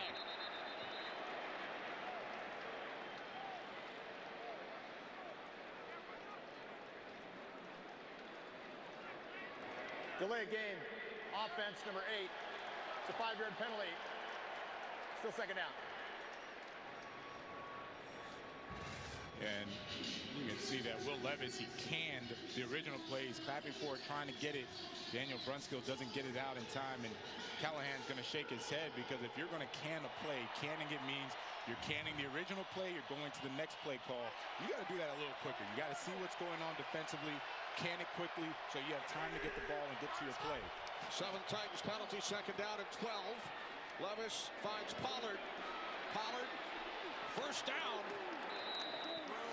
To get all the way down to the Cowboy 23. Well, they're in field goal range now. But Hurts just looking downfield, and when you turn and run like they did on the last play, when these linebackers who are guarding someone turn and run up the field, that leaves a whole gap inside. 24 yards on the scramble. Now going to dump it underneath. Gainwell for 9. I'd use the time. On this 10th Sunday of the season, all next on the Verizon Halftime Report. So after the officials redo the down, 1st and 10 here, and this ground game for Arizona continues to churn out yardage, and the Jets defense are going to have a lot to talk about in that halftime locker room. Clock running, buck 47. Cardinals have 2 timeouts. Yeah, and same with the New York Jets, who, you know, what you're hoping for on that last play, if you're Jeff Ulbrich, that you get a stuff, and then you're looking at 2nd long, and now you can start to take your timeout, you know, thinking that if I can get the ball back before halftime, somehow get some points, knowing I get it back in the 3rd quarter, maybe we've got a chance. Let's go triple here, box right now. We've got 2 teams in the red zone, the Titans and the Eagles, and you've got the Cardinals into Jets territory. So 3 games, 3 scoring opportunities. Kyler Murray shoots one in, and the catch is made just shy of the first down. We'll go back to back to back. Looks so pretty. Here's a 2nd and 1. Eagles out of timeouts. No sacks for Hurts. Everything else you can throw in the middle of the field or outside. Able to shake off the pressure. Fires to the end zone, and it's caught by Dallas Goedert. Touchdown, Philadelphia. Mike Zimmer dials up. 2nd and 10. Levis takes off, stays on his feet, and then is brought down at the 8-yard line. Overused. So they send the center back this way, and they bring the pressure from the right, and you get a free rusher. You can't do any more than that if you're Coach Zimmer, and just you got to throttle down just a little bit there. Hurts just makes a miss, uses his leverage against him. Easy touchdown. I'll tell you what was easy, Tony. They went 84 yards in 85 seconds.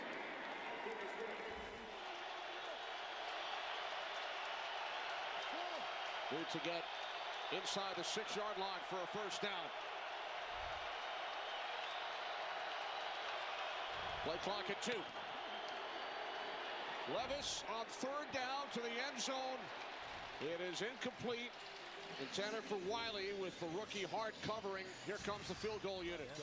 The fact that they shut it down, it became rather confusing, as we all know. Interesting, Gene. We appreciate it. 4th down and 1 here. It's still confusing. Gannon leaves his offense onto the field, a little bit outside of their range, and they've got it. First down, Cardinals. So James Conner, that physical running style. Cardinals take their 2nd timeout. He missed from 49 earlier. That ended a streak of 20 straight. And 38 in a row inside 50. This kick is good. On a beautiful day in Southern California. Remember the Cardinals last week, Arch? They got that long touchdown run at the end of the 1st half, really turned the momentum in their win over Chicago. Yeah, I would say a very momentum changing play. You know, the run version of a Hail Mary before the half. I'm a little surprised Cardinals weren't a little bit more aggressive here in this situation because they haven't been able to get stopped really. You know, you score a touchdown here before half, you really could put the Jets in a bad spot. Murray coming near side, leaping catch. It's Wilson. He'll get out of bounds, stops the clock. Brilliant play by Wilson. American tradition coming up from Detroit. Thanksgiving. We'll see you then. Here's the 1st and 10 with Rush's pass. Incomplete. Knocked out of the hands. Mitchell doing a great job of breaking it up with Brooks trying to make the catch. Well, he's played every play. Mitchell is 4 targets, 4 catches, and then Wilson's first catch of the day. That's got to feel good to be a Cardinal receiver. Kyler Murray now has completed 11 straight passes, 16 of 18, $189, and a touchdown. Connor picks up maybe a half yard. So the Cardinals with that 1 timeout. Cowboys with 2 timeouts. Ball knocked down at the line. It was Carter who got a hand on it. In the previous play, we saw Mitchell. And this rookie from Murray, cautious, gets it to Connor. Connor looking for a seam that'll get him right to the line to gain, just inside the 20. First down, Cardinals. They're down to 1 second as they will take the timeout, get set up for a field goal try here for Chad Ryland. Yeah, really. I just think it's becoming a problem for opposing offenses. 3rd and 10, 13 seconds. No CD Lamb on the field right now. Pass at the feet of Lipke. And that gets this crowd even a little bit more restless. And Cooper's played a lot of, at a high level in a lot of football games. He's had 6, right? He's 5-1 his career, but the 2 worst games by far. The Philly game with the 3 interceptions, 40 quarterback rating, the same thing today. That is not. This guy has in that locker room, from Gannon, from everyone in this team. Just think of everything James Conner has been through in his life. Cancer survivor and one of the elite running backs in the NFL. Ryland, the 37-yard kick is good. And the Arizona Cardinals build on their lead as that hurts you. So 24-6. That is a statement about the Cardinals and probably a statement about the New York Jets here in 2024. So the Cowboys punt. Did you see? They went 3 and out in 14 seconds. Granted, it didn't end up being a factor here because the Eagles are just going to come on the field and take a knee here and go into the locker room with the lead. But Dallas, in a 1-minute drill, needing to get some first downs, not only don't get the first down, a 14-second 3 and out for the Cowboys. The absolute best. Yep. Dallas lucky to be in it right now. And they almost had the lead for a little bit. It looked like they're just a little sloppy first half early on both sides. Philly 2 turnovers, but Dallas also has 2 turnovers. Philly the last 4 games, their defense. We're going to come live here to Los Angeles, where the Chargers just got a big play to put them into Tennessee territory. 43.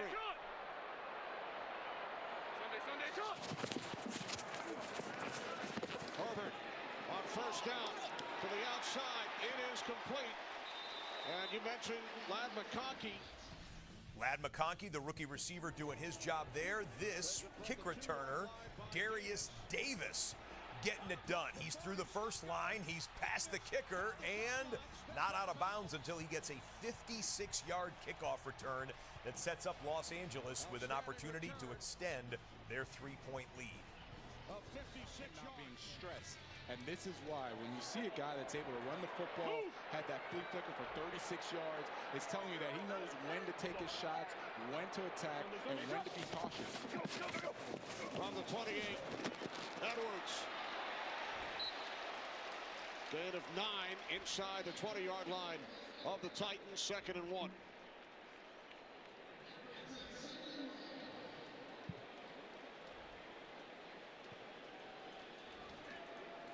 There's defensive coordinator Denard Wilson. Now, he had mentioned his front 7. That's what he was excited to see, for them to come out, because he knows that the Chargers, Greg Roman, that offense, they want to play bully ball. And he said, we want to play bully ball. We want to go out there in our front 7, be aggressive and be the aggressors against the Chargers. There's Edwards. Nice job by that Titans front. And it was great chatting with, getting to know Denard Wilson a little bit the other day, hearing about some of his coaching influences. He played basketball for the great Morgan Wooten, legendary high school coach in the D.C. area. And then as a player in Washington, Joe Gibbs was the head coach, and then working under guys like Greg Williams, Todd Bowles, Mike McDonald, John Harbaugh, now getting the opportunity as the coordinator. 3rd down and 1. And Herbert picks up the first. Yeah, what I really liked about Wilson was when his time at Baltimore, we asked him about, the scheme, etc., and he was more focused on the culture. He said John Harbaugh had created a culture where it's called the Baltimore way, and he said he wanted to take everything about that, bring it to Tennessee, so that his defense, they play the Titan way. That's what he's trying to implement with this defense, and so far they've done a really good job of responding. 1st in total yards, 1st in pass yards, 2nd and 3rd down. Man, this is a good defense. Forget the record. They're prideful and they're playing the Titan way under Denard Wilson. Number 1 in the league, yards allowed per game. Coming into this one. Pass is complete. Will Dissly. And we asked him, what exactly is the Titan way? He said, tough, intelligent, play with some nastiness. And you know what? They don't beat themselves, right? This is what you've seen. It took Greg Roman calling some really tricky plays, a design run for Justin Herbert, a flea flicker for Justin Herbert to get over the top of this defense, right? Everything else has been tough. They've had to earn it, and that's a credit to him and their defense. Let's go. Yeah. 2nd down and 6.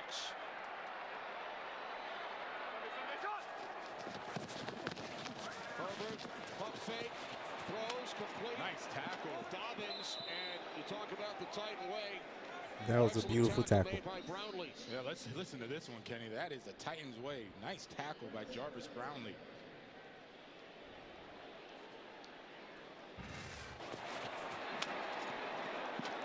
Bam, stones J.K. Dobbins. No gain after that. And how many times have we seen J.K. Dobbins all season long break that tackle, skate in for a touchdown, or get a big gain? Just got to love the way that both defenses are playing. The Titans being real physical right now. 3rd down and 8. Chargers must get to the 8-yard line for a first. Herbert with time. Now he throws. End zone. Touchdown. Quentin Johnston.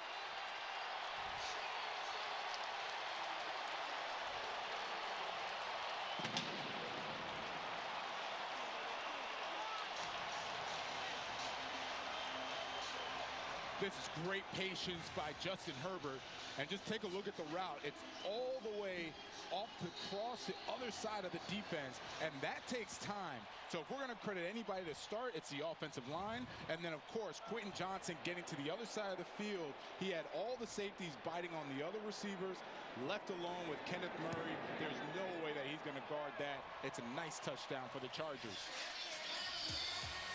5th of the season for Johnston.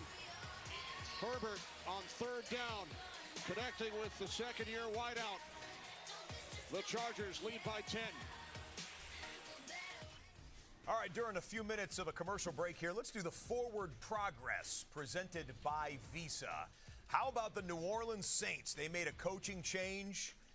The new head coach, interim head coach, special teams coordinator Darren Rizzi. And they played an inspired performance in front of the home fans at the Superdome today with a division opponent, Atlanta Falcons, in first place in the division coming into the day, and the Saints on a 7-game losing streak. They had not had an 8-game losing streak since 1980. Desperately wanted to avoid that, and they would, as the Honey Badger and the defense for the Saints come away with the victory. 20-17 the final there as they wrapped it up in the last play of the 4th quarter. Quick note from our friends at NFL Pro. Here is Derek Carr's passing chart from today. Carr was not sacked despite Atlanta blitzing 48% of the time, which is their highest blitz rate of the season. You can find out more information like this when you subscribe to the NFL Plus Premium package. Terms and conditions do apply. That's Forward Progress presented by Visa. As for the new interim head coach, here's Darren Rizzi after the win. what an unbelievable week. As I said, you just said to the players, this doesn't happen. Today doesn't happen without complete buy-in from the building.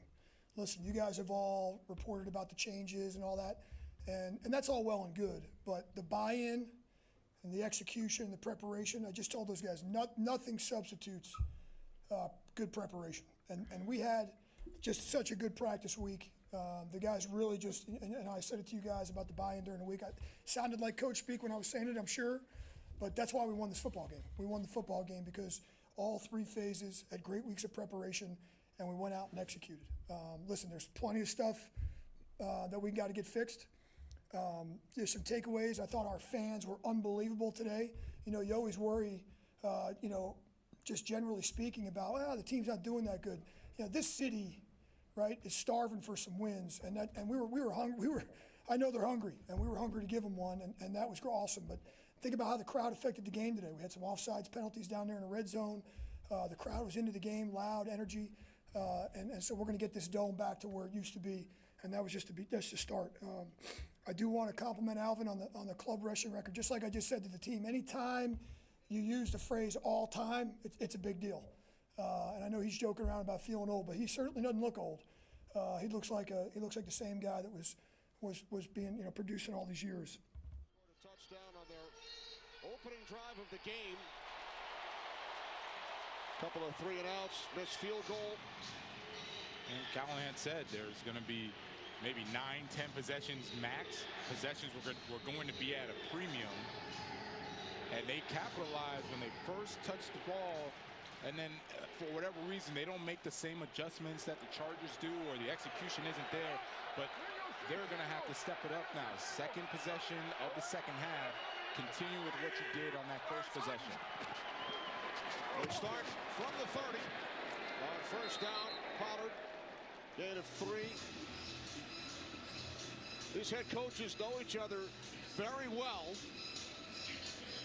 There's Brian Callahan. His dad, Bill, is on his staff. Bill was the head coach of the Oakland Raiders back in 2002. Jim Harbaugh was his quarterback's coach. It was Jim's first NFL coaching job. He had just retired as a player. So Jim Harbaugh worked for Bill Callahan. Rich Gannon was their quarterback. He was named the league MVP. They went to the Super Bowl. Catch is made by Westbrook Akine for a first down. Now, Brian Callahan was in high school during that time, and here he is, along with Jim Harbaugh, feeding him the football. You can't get better than that. I would have dreamed to have an opportunity to be on an NFL field with NFL coaches coaching me up when I'm getting ready for high school and college. And there's Bill Callahan's dad, great offensive line coach, great head coach, and Jim Harbaugh. He had appreciated coaching under Callahan, and now you see this whole lineage and the crossover, as you mentioned, a lot of good coaching and football being played. Levis taken down back at the 39-yard line.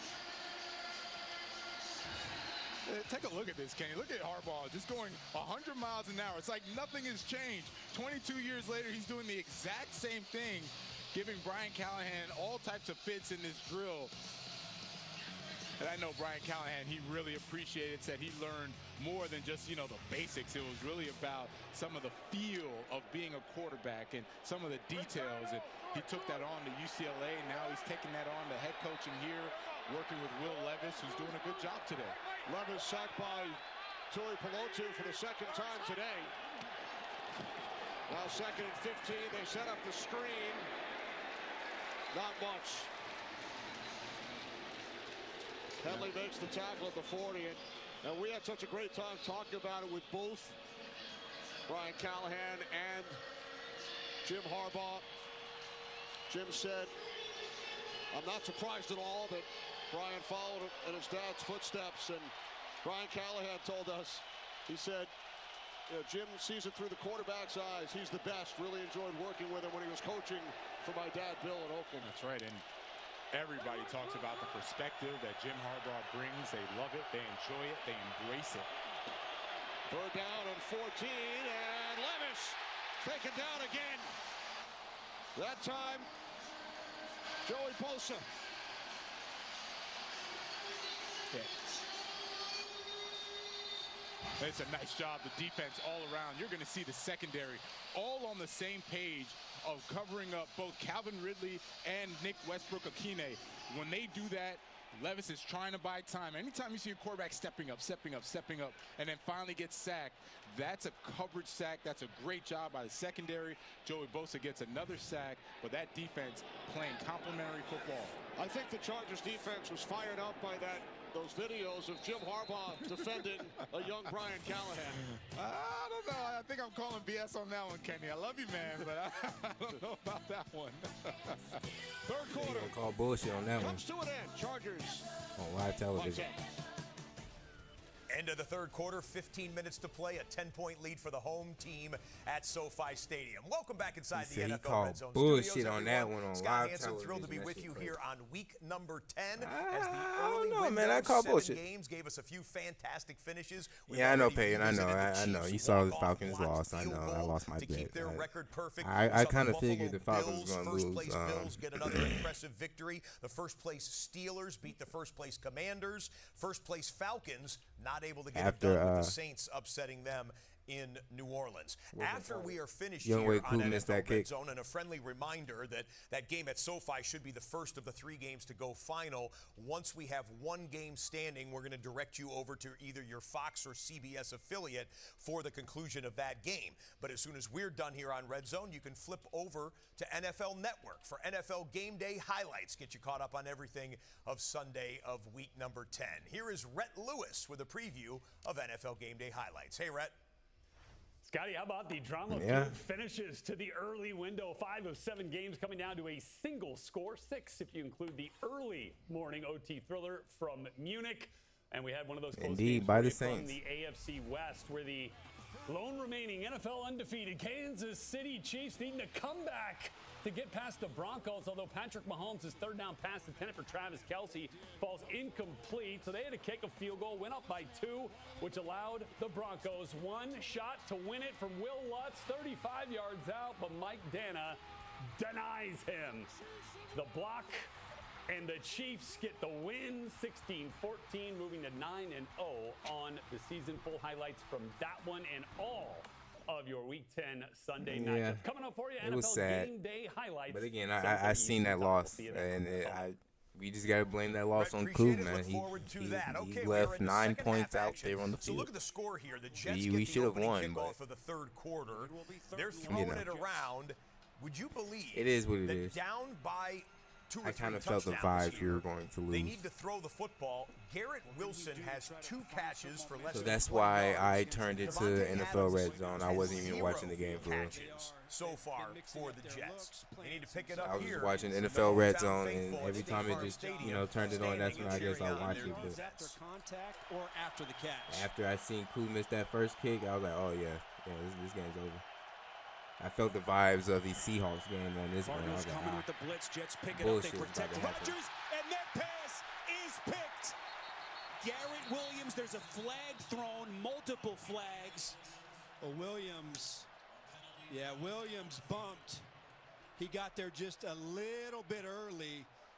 I mean, it's tough because it looks like you could make a case that he was going for the football, but he does make contact a little bit early. Pass interference, defense, number 21. Ball be placed in spot of the foul, automatic, first down. Here he is right here in the slot, number 21. Also want to let you know the Eagles and Cowboys have kicked off into the second But you still got to think about it, though. The Falcons still number 1 in the division. So Eagles with the first possession of the third quarter. And they get him for getting there a little bit. The Houston area. He's from Channelview and a son of a coach. And I always enjoy when we have those production meetings with him. The way he kind of describes things, the keys of what's happened here the last month. He said it's vision and mission. And then he went on to explain how the team is all in on that. It's kind of his little quirky way of saying it that sticks around there. Exactly right. 2nd and 9. He did get sacked 5 times in the first half. And avoids any kind of contact that time. The 5 sacks on her. Huge break for the Jets. What a swing play. Instead of an interception, it's a 16-yard penalty. Automatic first down for the Jets. Rodgers, quick delivery. Wilson beautiful cutback maneuver. Yeah, it won't mean nothing in the playoffs, He's a but second-half performer. again, He it was gets more just of stronger. an He's almost off double the game, yardage in the second miscues and half. shit. And his average yards per carry over 7. Cool gotta lock the fuck in. So he had 23 in the first half on 6 attempts. And again, trying to find himself victorious And for the first time in his career. pass against the rush gotta Cowboys. walk He's in, 0 for too. 5 in games he played in at the Giants. 3rd and 9. Throws on the run. Ball tipped and almost plucked out of the air by Wilson. That was the 8-time Pro Bowler. And Olu Fashanu has come into the game for the Jets at that critical left tackle spot. This is Allen making Brees Hall. I beg your pardon. It would have been a nice, easy catch, but fortunate for Philly not to have this ball just go right up into Wilson's hands right there.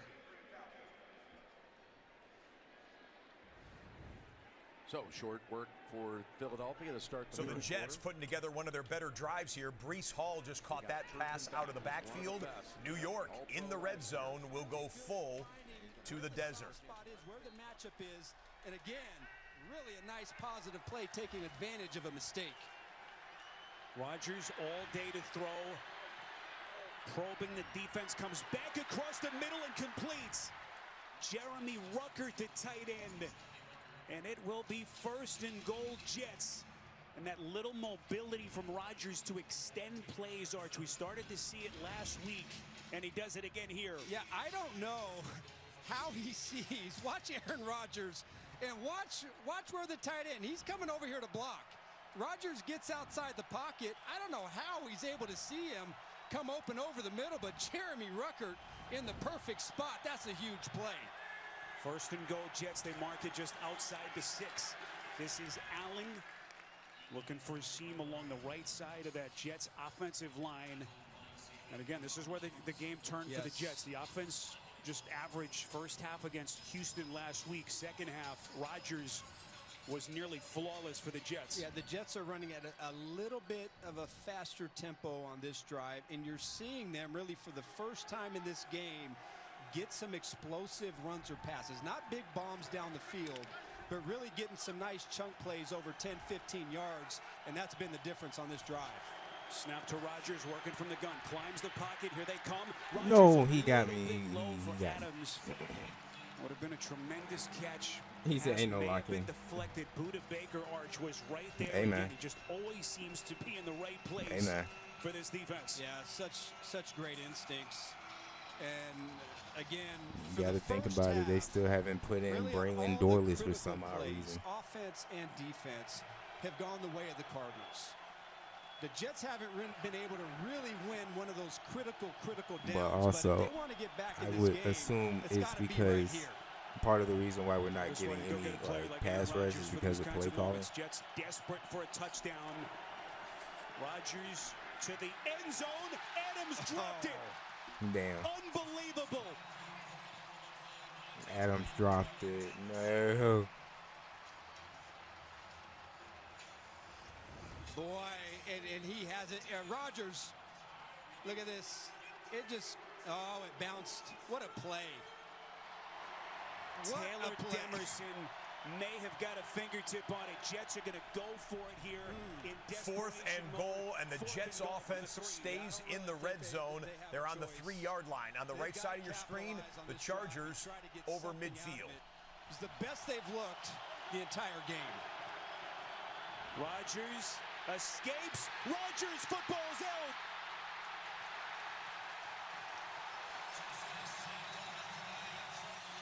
Disaster for the Jets. Yeah, Jets are ass. Arizona's gonna get it back. Niggas traded for Devontae Adams just to be mid still. Slams the door on the Jets. As Justin Herbert gets a first down. Look at that. As I say, you don't really see that often. Roger McCreary, my Herbert goodness, just juked the his shit out of ankles nigga. okay. That's my goat.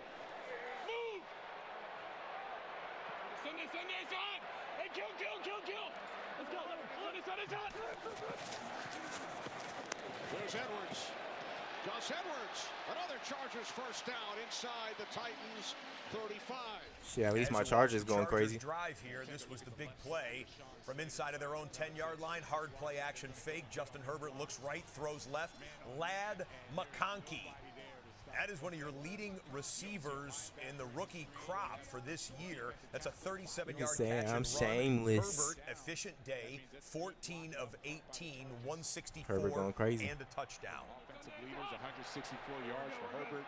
Gus Edwards, I know they're happy to have him back, and then Lad McConkey had that big reception just a few plays ago. Edwards to the 31. Back with the Cowboys offense, which has been a struggle, kind of to be anticipated. 3rd and 8, Cooper Rush throwing short of the sticks. Tolbert makes the catch, but he's tackled well short. Dallas's offense, 6 points on the board, 106 total yards early in the 3rd quarter. And you're seeing it. All right, we're seeing it live. He stands, legit 6'5", 6'6". He is a big man. What? Sunday. Second down and 7. Play action. Herbert rolling right. Inside the 25. Another first down. Justin Herbert doing it with his legs. Yeah, now you're just seeing. Dallas had to punt away. Their punter standing about a foot or two deep into his own end zone. The ball goes high, and the return man is Cooper DeJean. And DeJean up over the 40. He gets to the edge. That's a 31-yard punt return. Philadelphia will start their drive in Cowboy territory. Passing game. But now you see that he's able to move the ball with his legs, and it just becomes very frustrating defensively to make a play call. Dobbins turns the corner. J.K. Dobbins picks up another Chargers first down inside the Titans' 12-yard line. Yeah, there's been so much success running to the left side for the Chargers. Yeah, it's official. Cut Devontae Adams. Away on downs, and Aaron Rodgers into the blue medical tent just moments ago. We don't have any word yet from the Jets sideline. If and when we know something about Aaron Rodgers, we'll pass it along. Asked Jim Harbaugh about it, and Jim Harbaugh said, we knew by OTAs, oh, he's back. He's back to his old ways, and Jim Harbaugh remembered his Ohio State. Mixing, doing what they're doing. That's a good point. Uptick. That's what you're saying. Well, they all you had J.K. Dobbins lighting him up. Down to the Let's go. line, it's Rager. Dallas for the first time now. He, of course, was with the Chargers last year. The Cowboys came out there, but former Cowboy quarterback and offensive coordinator going against him calls on Saquon for no gain. I'm going to give him a lot of credit here because they got in Hall of Famer LaDainian Tomlinson jersey. J.K. Dobbins wanted to be Nah. like him. He's very I say cut explosive, goddamn. right? They didn't have the injuries, had the consistency. Cut We Aaron talked about him Rodgers. as one of the best Go ahead and get a backs in the quarterback next season or next draft. Second and 9. Herbert, incomplete, flag is thrown. Yeah. Dobbins, the Can't do intended that. receiver with the former Charger Murray defending. Or the former backup to you, Tony, here in Dallas. Why bro invited me to a party? Roster 2015 through 17. Such a nerd. Now, Hurts in trouble. Throws across his body. He said Gets the GG's up. incompletion. GG's fair. Saved the sack that Kendrick was about. And the penalty here in the Tennessee-Los Angeles game, pass interference against the Titans. 1st and goal, Chargers trying to add to their 10-point lead. Chargers set up 1st and goal from the Titans 2. Dobbins in the backfield. Takes the handoff. And Dobbins is stopped just shy of the goal line. Devondre Sweat. Could have been a track star at Michigan. First down. Yeah, the illegal contact, automatic first down. Up top. Oh, that's ticky-tack right there, I feel like. But you definitely want to slow down these fast wide receivers. Carson having a rough day, but he's had some good plays as well, though. It's just tough. Gainwell No one's touched him yet. And finally, after about 8 yards, there's contact. But he's got... Well, the Chargers touchdown.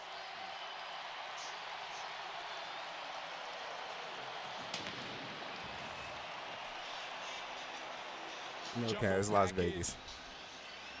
Goes up and it crosses the goal line. That is most definitely, man. Gainwell again earns the carry. He's just inside the 5. So Philadelphia scores with 23 seconds to go in the first half. And they're going to have their second possession of the second half. They're driving down the field again. After that big return helped set it up by DeJean. Damn. Dog nigga stronger than Boo. On the bootleg, Parsons chasing. Hurts. Boy, how quick is Parsons? Well, those are Let me know. tough calls for me because, like, I want a bootleg. You don't want a bootleg to Parsons. You want to bootleg the other way because he can sniff out. He can play the run and the quarterback, and he understands any subtlety that gives him an advantage, whether or not the possibility of you handing it off or not. I would bootleg away from him next time, even if it's going to your left. More accurate dog nigga. At the 5, third and goal. Barkley returns to the backfield. Not a shock that Dallas has by far their best pressure rate of the season. Parsons is back. Drop back. Jalen looking around, surveying 3 or 4 times. Steps up and fires. And it's caught for the touchdown. Yeah, look at my little guy. Johnny Wilson with the touchdown catch. He is huge. Receiver from Florida State. You would have thought he was a tight end or something. Nope, he's actually a wide receiver. Look at this. Could just box him out and throw it up to him if you wanted to, but look at that. Got your back turn still. Great job. 6'6", 230, but Hurts extending the play with his legs second time. Got it to Goddard last time. 6'6" wide receiver. The tallest receiver selected in an NFL draft in the last decade. Take it. Oh, got your back turn still.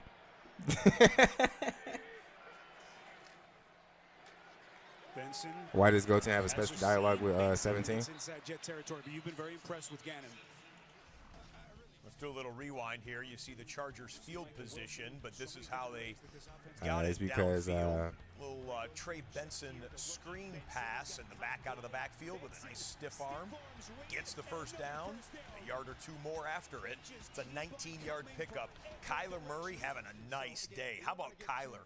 20 of 22, 237, a touchdown pass, and a rushing touchdown for Kyler. Still got your back turned. Anything can happen in the NFC West as the season plays out. And that's why Goten is so hard. From Murray sold it well, just kind of So goated. wide open. McBride. Just a massive breakdown for the Jets. McBride was all by himself at the 30. It was Will McDonald who was Goten has a special dialogue with 17 because but they pick up 22. Incredible. Before leaving for the tournament, he asked Goten and Trunks to watch his island. Wide open, but then it's Kyler Murray under for bad guys and stuff. tremendous pressure. That's trying He to just take kind over. of throws a prayer up there because he sees McBride wide open and another big play for the tight end. Murray has tied the franchise mark, 16 straight completions. Goten is just a He is watered down playing too. That's on kind of another disrespectful. level. Connor, shot out of a cannon. Boy, this Jet defense just completely gassed. Nigga, shout to just a 40-year-old fucking Another midget. first down for the Cardinals. Everyone talks about Murray Arch, and then you got to deal with this guy, James Conner, and what they've got in the ground game. Just incredible, all the weapons that they've got at their disposal. Yeah, it really is kind of a thunder and lightning situation. Usually it's thunder and lightning is you got a speed running back and then a power back. But really it's Conner is the power guy, and then you got the counterpunch of Kyler Murray. He's the lightning part of this run game. Coming up on the 4-minute mark in the third quarter. Murray running that read option. Murray stutter stepping in. Touchdown. And they are putting it on the Jets.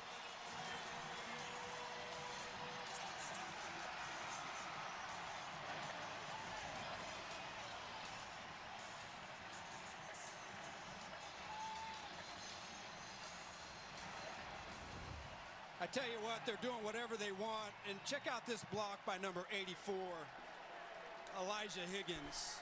He gets the block on Quincy Williams outside. There's nobody there. You got Isaiah Oliver trying to chase from inside out, but we just talked about the speed, and right now the Cardinals doing whatever they want to this defense.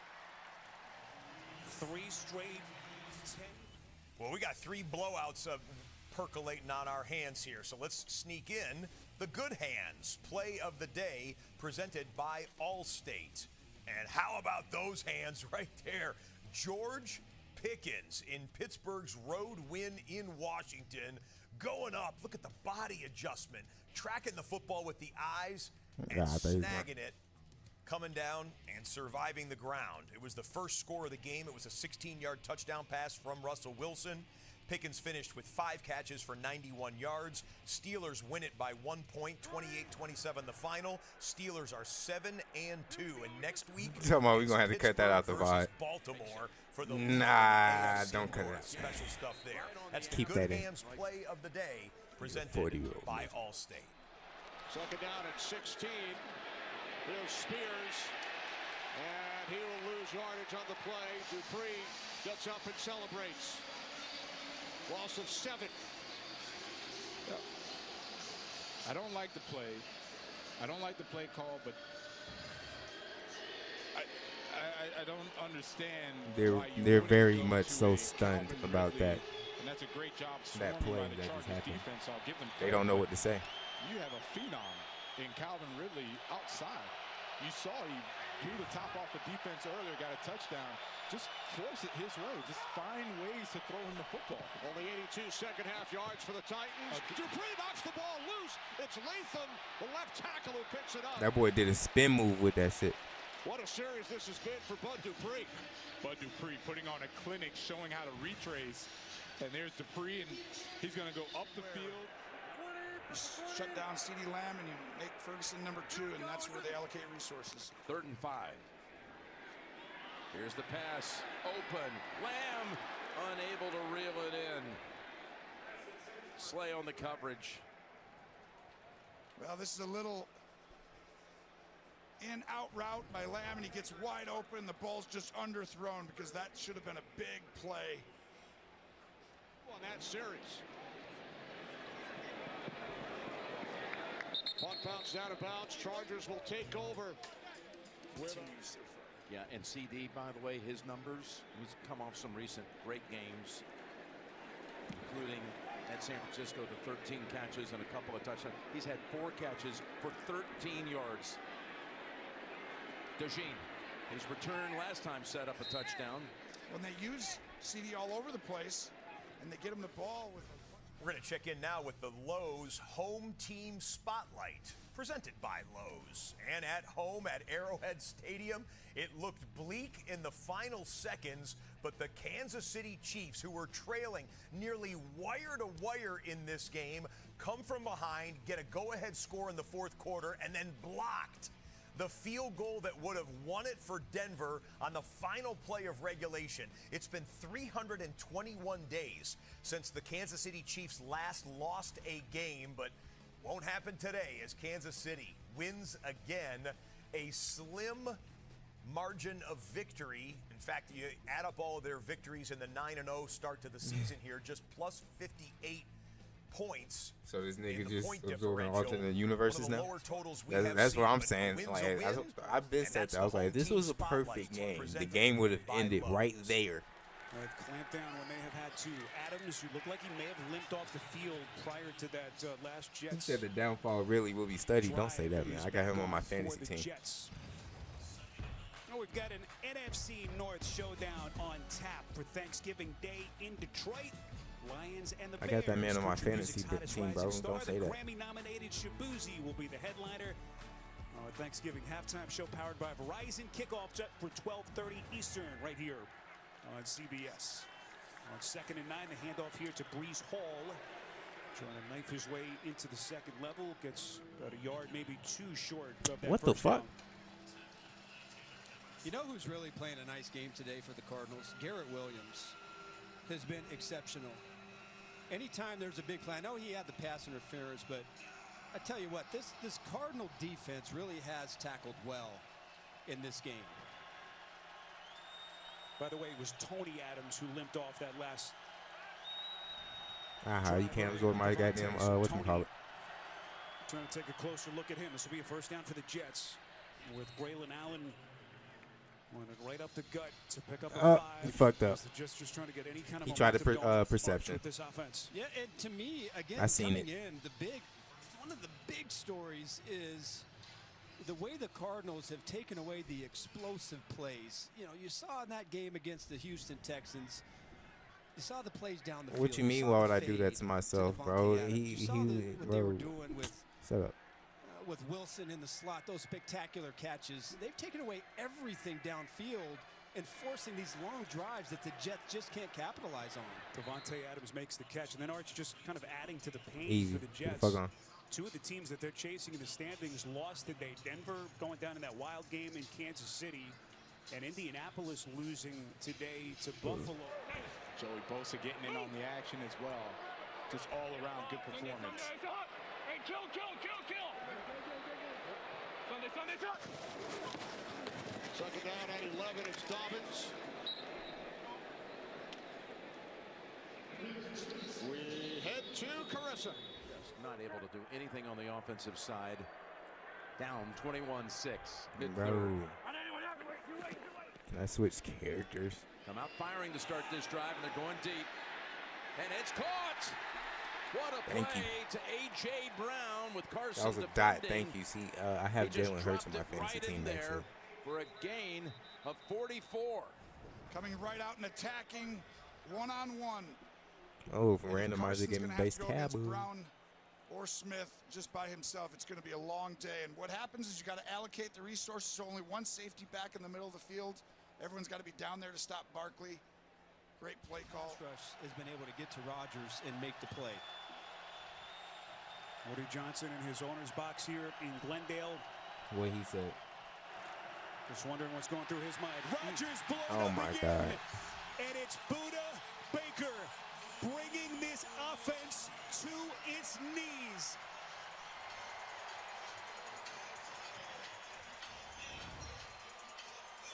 Well, this is an all-out blitz. You hear it all the time. Zero blitz. They bring one more than the New York Jets can block, and it looked like Aaron Rodgers knew what was coming. Oh, come on, he man. motioned in his tight end to block. Didn't really staying in Tennessee. But they let the extra guy, Buda Baker, come off the edge, and one more time in a critical spot, the Cardinals defense gets off the field. I don't know, actually. Thomas Morstead. Clear catch signaled here by Dortch. Going to take a little bit of a jet bounce inside that 15-yard line. 48 yards on the punt. As Baker and this Cardinals offense play. During the commercial break there, let's flash back to the Germany game today. Sunday started in Munich, Germany. Giants and Panthers.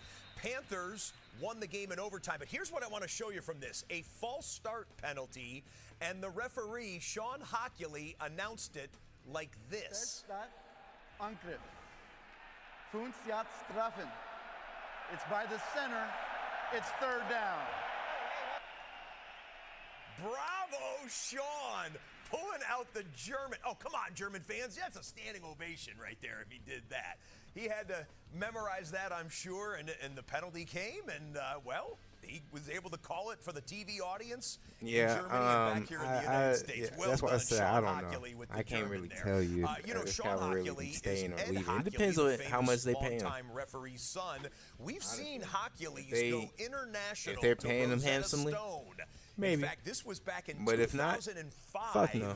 when Ed Hockley was calling a game down He's in gonna Mexico. request a trade. Roll it. Falta personal. La ofensiva. Número 75. I'm not trying to do no big characters. Segunda down. Falta. I could do this, though. Ed was getting through it very methodically right there, trying to call You don't the think they penalty have enough to keep him? in Ah, Spanish. then, yeah, Well he done, probably- gentlemen. Well done. I gotta look at their cap space. Chargers have run the ball on their last 10 plays, making 11 on 3rd and long as Dobbins is tackled by Landry. numbers as he usually does. Yeah, this is just dominating on the inside, on the offensive line. What they do as the game goes on, you know, Dallas' defense has been out there a lot today, Jim, just because the offense. 57 is eligible. The offense hasn't done anything for Dallas. So that's, you're getting tired at this point, at this many plays.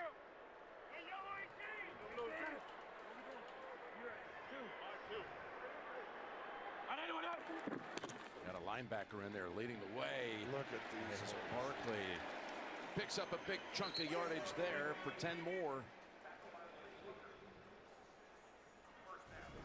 Oh, you'll just see the double team. So what happens is you get two guys and you're going to push him right to the backer.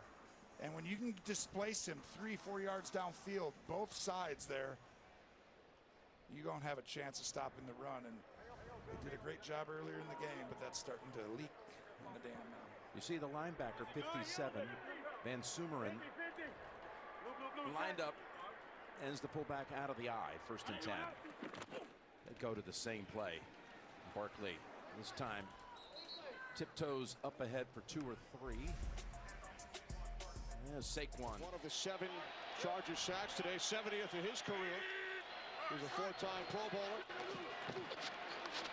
Levis on 1st down, catch is made by Spears out at the 45-yard line. Gilman with the tackle. Titans called timeout twice. That could have hurt. He is an MVP candidate. Derrick Henry the same way. I think Mixon's playing great down in Houston. That's why I say you got to bring the value back. When you get a player like this with a decent offensive line or a good offensive line, MVP candidates. I like your point. Here he is, trying to break it. There he is. He almost had me. Another 1st down to the 9-yard line. He gets out of bounds. Looks like he got the 1st down, but I had to absorb him, but you know, why Levis is getting the ball out quickly. almost lost. But good game. And they're going to have to design a play to get over the top of the defense. Phil Callahan, maybe. Contention, right? Didn't look like they were rolling on all cylinders, but now. But yeah, I don't know if they're going to keep him, bro. You have the ability just to pound the rock, and you get we're going to have to two see. guys outside. They got healthy, Jim, and now you get to see this version and what they created. It's real. They can win the Super Bowl this year. There's a lot to like, and there's a lot of negativity for some reason about this team. If he's tweaking out in the locker room, then most definitely not. As Gainwell picks up only 2. And it's an interesting thing. There's a lot of talk Cowboys about ass, though. talk radio-esque about what they can't do, what they're not doing, how they fail to do this, how they fail to do that. But you start looking at the numbers they're compiling, especially lost a tough one today by 1 to the Steelers. Now Levis fires downfield, and this one is too far for the intended receiver, Calvin Ridley. In the end. Yeah, and Sirianni takes on a lot of pressure with the, all the talk. But I mean, that's just passionate fans. I actually like when fans care and they want to be a part of it and everything. But when you're winning, it's hard to win in the NFL, and they're winning. He deserves credit. He still has it. And Hurts is going to plunge across for another Eagles touchdown. They like going to him with the one-on-one matchups. Levis on 3rd down. It's complete for a 1st down. That's all you're going to do is you're going to pull 2 guys. You're going to leave this entire side, and you're going to find these guys come over here and block, and you just follow them because everyone goes to Barkley. They got the snap away. Pass to the outside. There's Oliver again. As we hit the 2-minute warning from SoFi. Extra point added, and it's 28-6. Philadelphia looking like a team that's going to be 7-2. Riding a win streak. Riding right through Dallas right now. Well, we got a few 20-point games here in the late window. Let's check you up on the drive of the day presented by Mercedes-Benz. This one wasn't a blowout. It was back and forth between Washington and Pittsburgh. We pick it up in the 4th quarter with the Steelers trailing 27-21. Russell Wilson scrambling, hitting his man, Calvin Austin, picking up 13 yards. That would set up a 3rd and short. And Wilson underneath to his tight end, Pat Freiermuth, 6 yards, 1st down, Pittsburgh. 2 plays later, It's 3rd and 9, and Wilson facing a blitz, lofts it up, and look who's there. The newest Pittsburgh Steeler, Mike Williams. Former first-round draft pick of the Los Angeles Chargers. He's bounced around a little bit. He was just traded for 5 days ago. Pittsburgh acquired him. That would be the game-winning touchdown. A 6-play, 48-yard drive. Steelers win it by 1 point on the drive of the day, presented by Mercedes-Benz. Boy, his response and the way he's played has just been incredible, and it's really been fun to watch. Let's get more on Murray with Aditi. Spiro, we hit on this earlier. It really is also the system, Drew Petzing's system, and the way that Kyler Murray is buying into it. He was really honest. He said in the past, if we were winning, it was because of me. Everything was on his shoulders. And Jonathan Gannon, Drew Petzing, their goal was to say to Kyler Murray, it doesn't have to only be on you. Gannon said, look, we know that when the ball's in his hands, he can go and win the game for us, but we've got to figure out other ways to win. And Murray has really, really bought into that. Yeah, Didi, it's just been the natural evolution of a quarterback, a player at his age. And with the experience he's got, as Quentin Williams blows up Benson here, gets him in the backfield.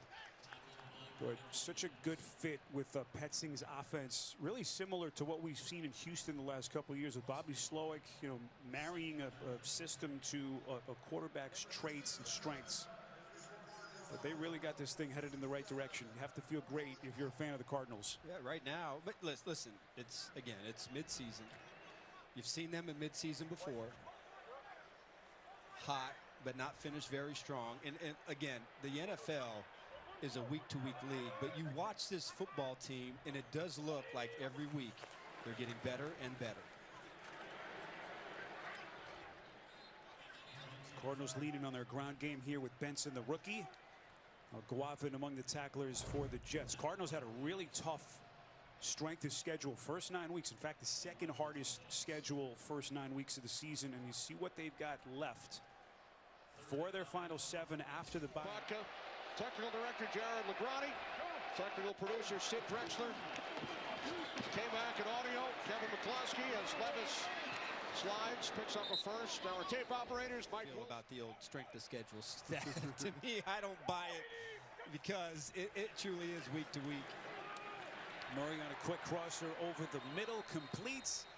And Kyler Murray has set a new franchise record, 17 straight completions. Marvin Harrison Jr., the recipient. Cut what out? For the Cardinals. Back-to-back wins over the Saints and the Browns.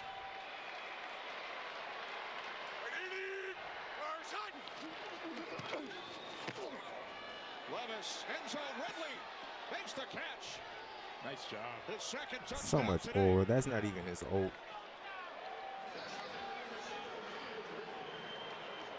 Listen, nice job, nice route.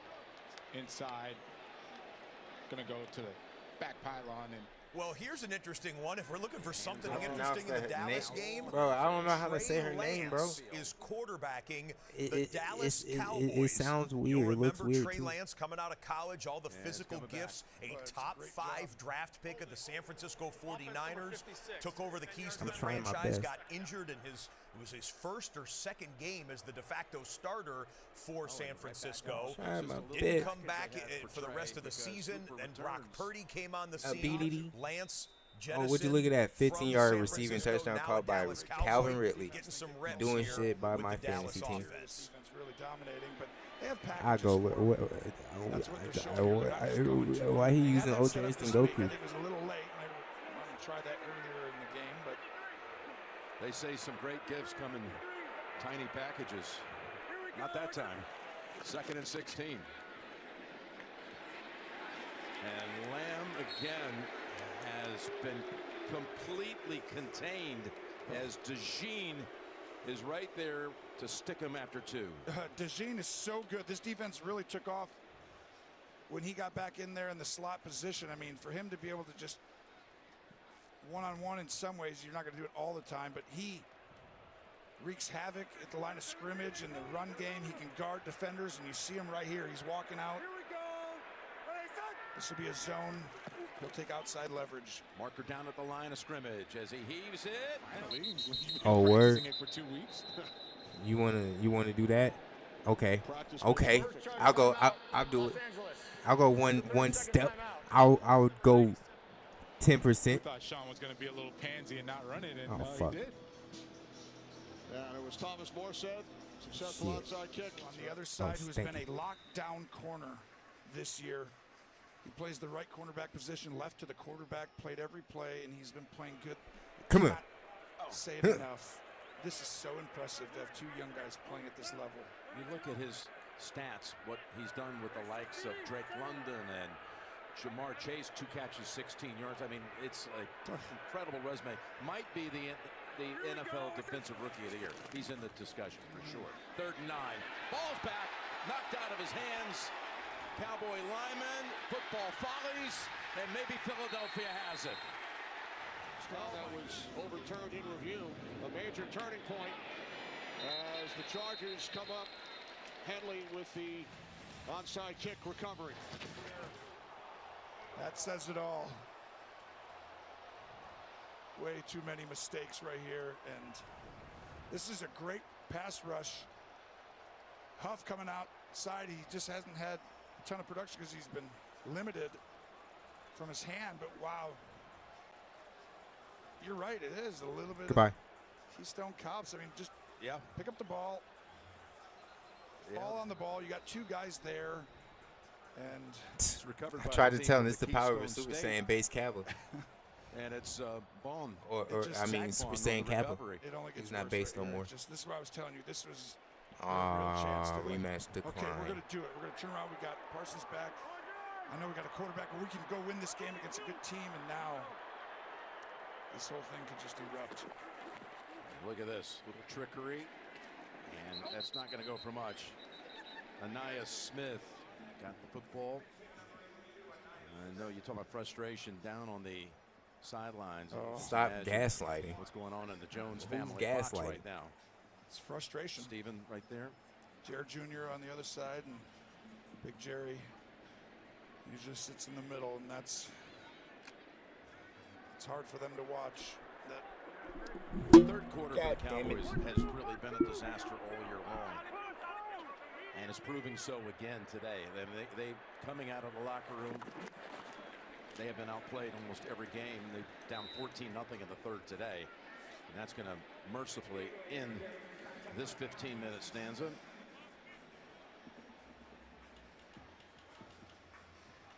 Not going to win a lot of games with 45 yards passing on 23 attempts going to the 4th quarter.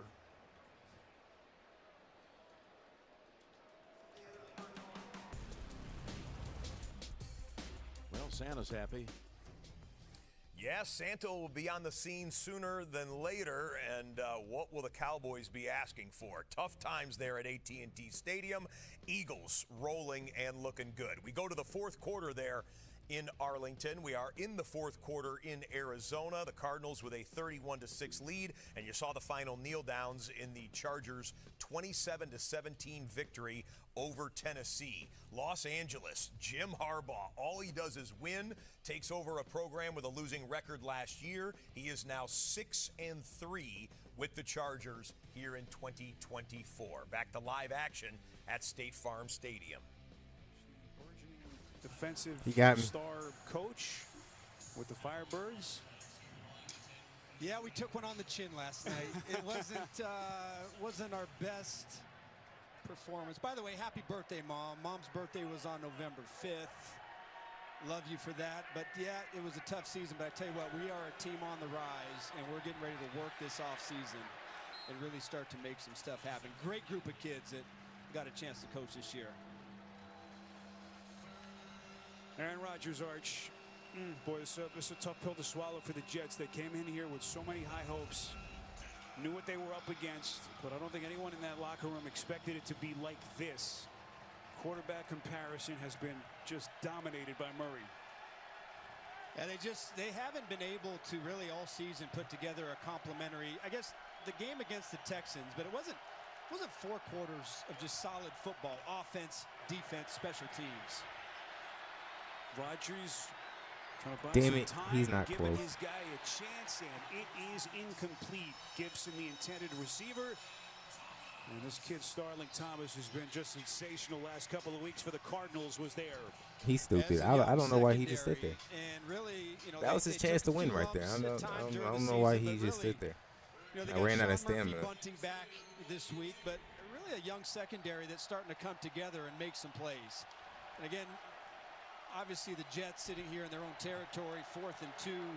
That was down by a that was points, basically a 10 free minutes left. W You got right no there choice for here him. but But to try and keep this drive going.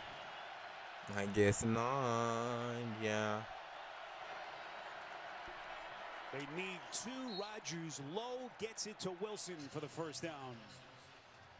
But you can't play these 2 wide receivers any better than the Cardinals have. Wilson and Adams, who has been just a complete non-factor. It is. It really what's interesting in this game. Tracy Wolfson with the Eagles threatening again off the Cowboys' 3rd giveaway of the game. Hurts to the end zone and intended for A.J. Man coverage. Again, exceptional day here by the Cardinals secondary. Rodgers low to Adams. And you mentioned at the top, you got Budda Baker, obviously, who's as good as anyone in his position in the sport. But after him, you don't have the big marquee names, but they've just made it work. Last week, a big breakthrough with the sacks. It's a really together I was about to say, defense. like, damn, how long is it going to take for you to pick a game? Defense. Again, okay, you say last week. We're playing. Field goal time for Elliott, 39 yards. Kick, good. 31-6. And they've really done the same thing against this Jets offense as they did a week ago against the Bears. Rodgers completes. This is the tight end, Ruckert.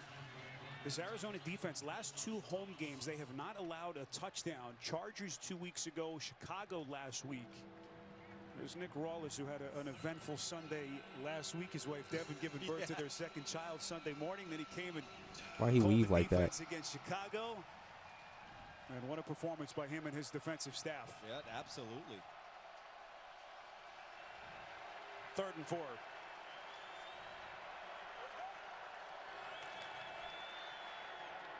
This will be a first down. Rodgers to Wilson again. And inside at 9 minutes left, it's a pickup of 5 for the Jets. If you think about it today, the Jets passes over 10 yards, Spiro.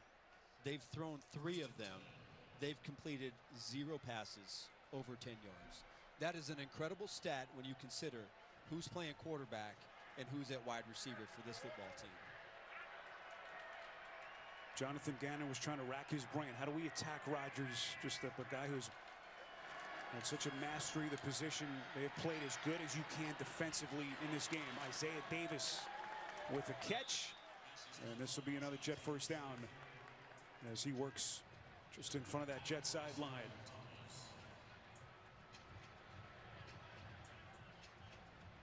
And that clock running inside of 8 minutes now left in this 4th quarter. Again, this is what this Arizona defense has done. Have not allowed a touchdown since that Week 8 game, that wild game in Miami. Rodgers back to the air to Conklin. Conklin inside the 20. Flag thrown right in the vicinity of the catch. Sorry, Dad. That was strategic as fuck. I had to waste his his sparking. They're going to get an illegal man down. Let him knock me back. Got my sparking before him. And then he was cooked. Pick up of 20 if it stands. An eligible member of the offense downfield illegally, number 76. 5-yard penalty to be played first down. This is a terrible game for the Jets. There's the penalty on John Simpson. Next Saturday, 3:30 Eastern is Big Time on CBS, where you'll find 6th-ranked Penn State trying to stay strong on the road against Purdue. He fell for it. Back Yep, to a restless he did. Arlington. Oh. If he would have just, What do you think? You ready? Oh yeah, I'd last. let me hit him, then he would have, still had his sparking. But If it wasn't for that knee or something, he wasn't thinking that far ahead. Yeah. I'd last about 2 drives. He wasn't thinking that far ahead. He wasn't thinking that far ahead. Yeah, let me try that. Smith having to leave the game earlier with what Aditi told us was a neck injury. First and 15 after the penalty. They wiped away a 20-yard pickup. Adams trying to wheel his way towards that line to gain. Devontae Adams, our 9th target, only his 3rd catch. He's going to go. Well, here's the Trey Lance time. Standing by. Everyone gets their opportunities. I had mine. We all have ours. And now it's Trey Lance's turn right here. And this is an important moment for you, really. You can grab this. Looking to throw, and he is completely... Is where it started to come together. You think, okay, maybe now it's really going to start to happen, but it just... That means each guy stay in your gap and just collapse the pocket. Couldn't have been done better. You bastard. Why would you move? Quarterback who's got great mobility and exactly how you should rush it. Brandon Graham, just a legend in Philadelphia, still getting it done. Here's Dowdle. He's got 3 yards. Well, the Cowboy turnovers. With, coming off a That really is good hilarious. second half, really good win. The offensive line is finally healthy. It really felt like this could be I the don't week know what where to they say could about start to that, take off honestly. and put it together, but they ran into this Cardinal defense. But that was some bullshit. Saw Adams weaving his way inside the 20. Great record if you win the turnover battle, but in his career, only 1 loss when they won the turnover battle, like 22-1. Here's Lance to Ferguson. Ferguson, great There you go. effort, but still going to be stopped about 3 yards short. 4th down. Haven't been able to put it together, and again, you got to credit the Arizona defense for that, but they have been able to move the football. Shoulder at pass. those I got shoulder pass. critical He ain't moments stand no chance. have always gone to the Cardinals. Oh, God, he got Rodgers shoulder over the pass. middle this time to Hall as he completes now. 4-yard run. Trey Lance. Trey Lance, that's not what you're looking for. 4th and Trey 4. Lance. They get the first down. That was a good throw. That was. Whipped it in there to C.D. Lamb. We saw this play earlier. It's the spot route, just a simple stick, flat route. Hey, what if Trey Lance is better than the other 2 quarterbacks? Why is it the same score as the Jets and Arizona's game? What the fuck? Points per game under 20. Oh my God.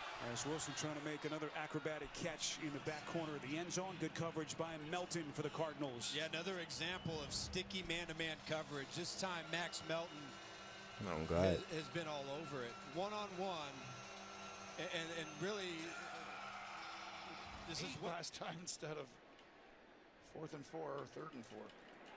First down.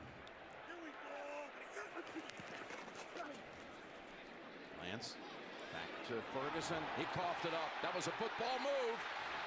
And Blankenship goes out of bounds, takes out our parab operator.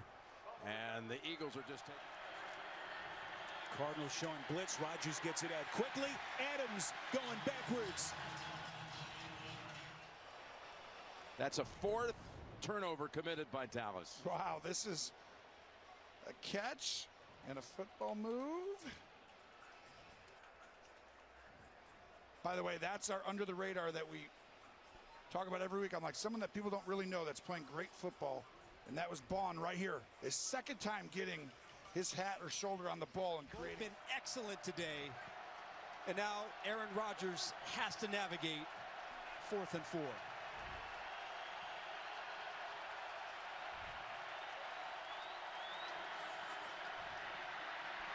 Rodgers protected, trying to buy some time to the end zone for Corley, and it's incomplete. And the Cardinals are going to get it back. And the frustration for Aaron Rodgers and company continues. All Cardinals on CBS. Go back to the other game. I'm trying to see Trey Lance. What we're trying to say is it's a good afternoon. It's to be a 31-6 and bird. 31-6 Cardinals on both games of the 31-6. Eagles and Cowboys and Eagles, Jets and 31-6. Cardinals. Like, that's just You funny. see the time remaining on the 2 games to remain that remain in the late window here. A reminder. International NFL Red Zone viewers, you'll see the conclusion of the Cowboys and the Eagles, assuming that is the game that finishes last.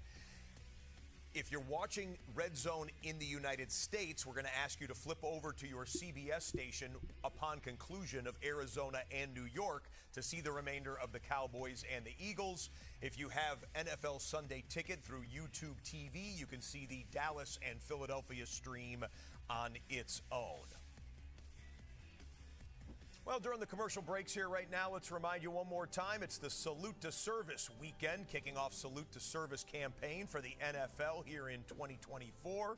A lot of you noticing and posting your photos. You see some of the camouflage outfits that the coaching and how much or am I going to get if I win this game? Wearing right now. Salute to Service, the year-round effort by the NFL and its charitable partners to honor, empower, and connect with our nation's service members, veterans, and their families. At this time each year, the NFL reinforces the support and gratitude to those who have served and continue to serve. Visit NFL.com/salute to learn more about the NFL's impact with its Salute to Service partners. On behalf of Brian and Tim and myself here in the studio, and for all the folks in the control room on NFL Red Zone, thank you, men and women who serve and have served our country so well, and to those who serve around the world as well. Salute to Service, excellent campaign that we focus in on each time this year.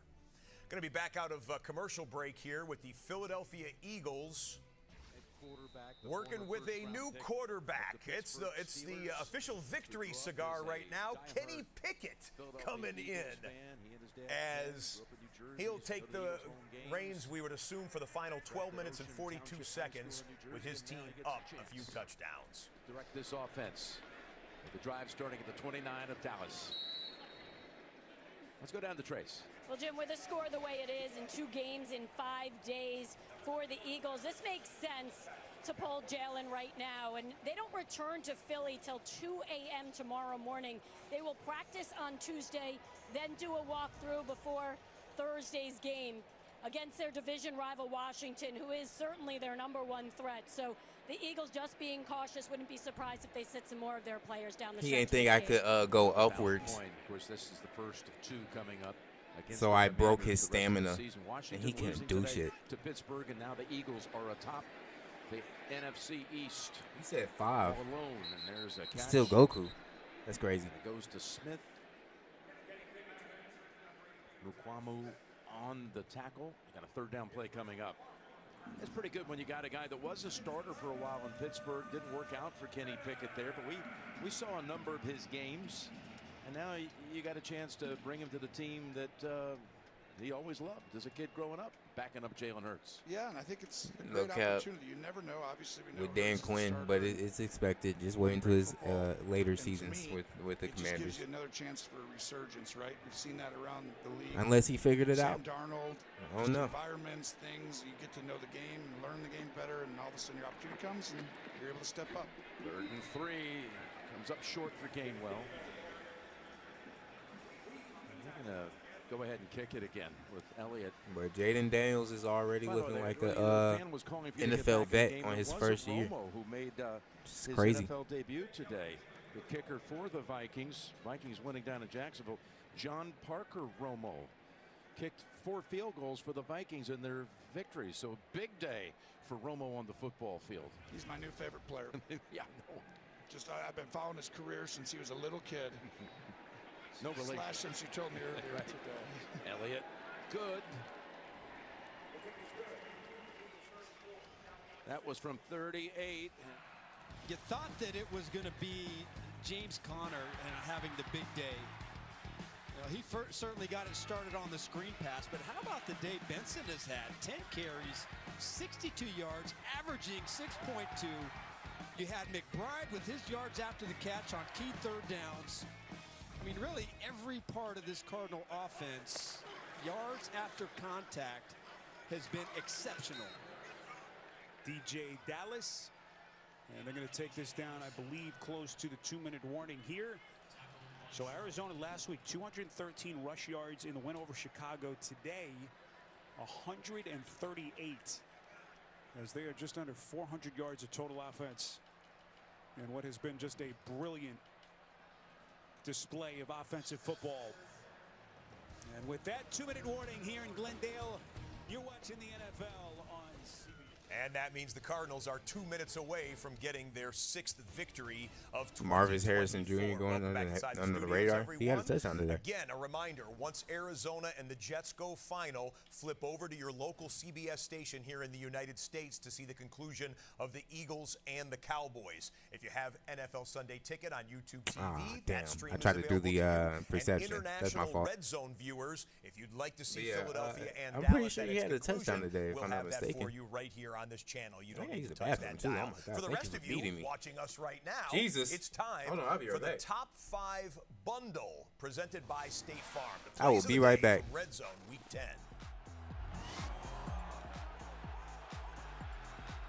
They send pressure. Mayfield evades. In trouble. Stiff arm. Throws. Oh, it's caught! How did he do it at the first down? How did he just stiff arm Nick Bosa for 5 yards? That was ridiculous. I mean, one arm. It's one of the best plays I've seen all year. That's one of the best plays I've ever seen a quarterback make.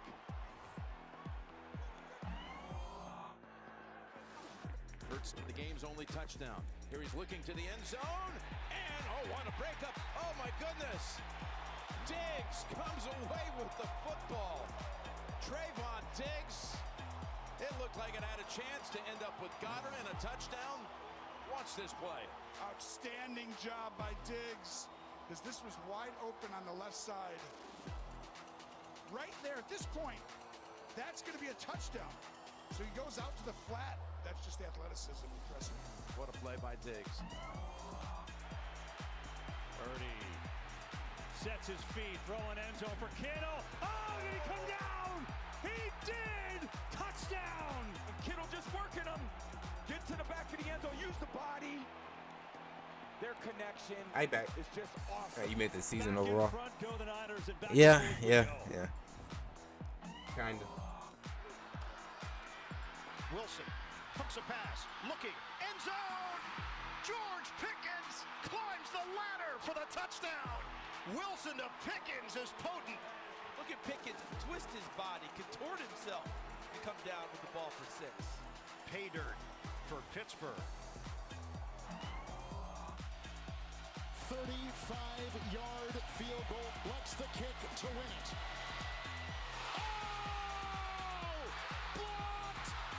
The Chiefs have won! The Chiefs have won! What a finish, and what heartbreak for the Broncos. 15 consecutive wins for the Chiefs. 9-0 record for Kansas City this year. And they stay perfect on the season. How long will it last? That's the top 5 bundle. That Kansas City Chiefs game was bullshit. State Farm. Bundle Rooski. First and 10 after the scramble by Lance. Little offset, and he's intercepted. And Trey Lance threw a pick. 5th turnover committed by the Cowboys as Gardner Johnson is the one who comes away with the football.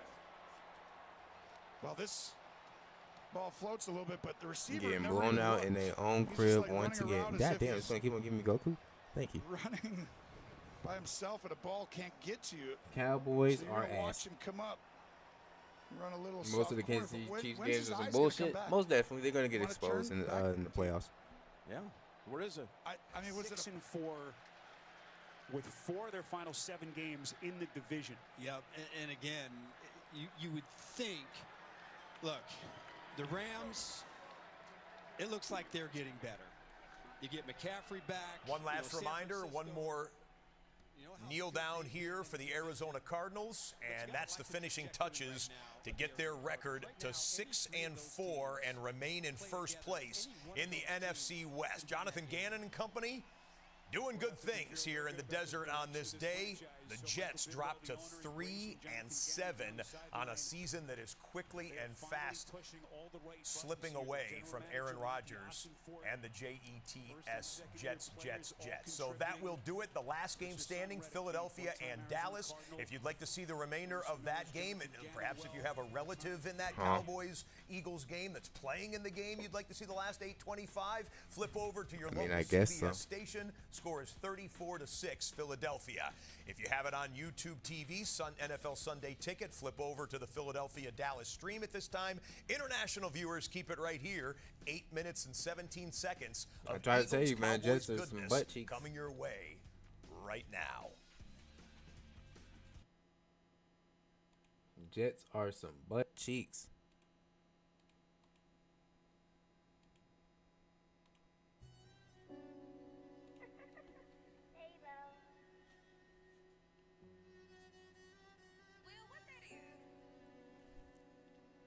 Can't trust the Jets, man.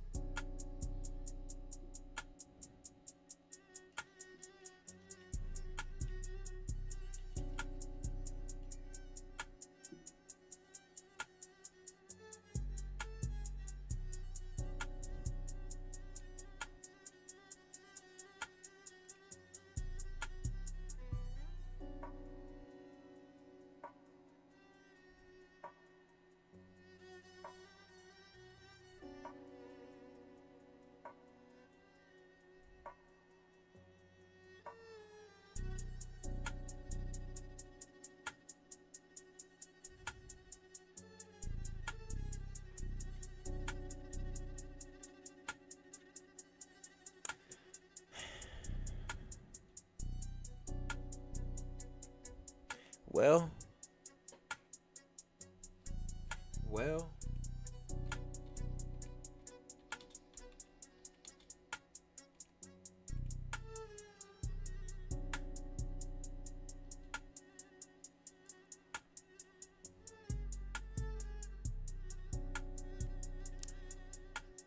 it's just gonna kick me out. It's just gonna kick me out. God damn, it's gonna kick me out. What the fuck? It's gonna kick me out. What the fuck? It's gonna kick me out. What the fuck? Oh wait, the homie's call. I forgot.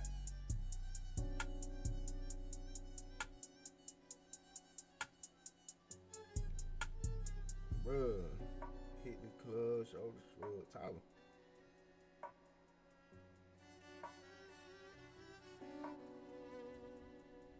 Nigga just in the car by himself. What the fuck? He in the car by himself.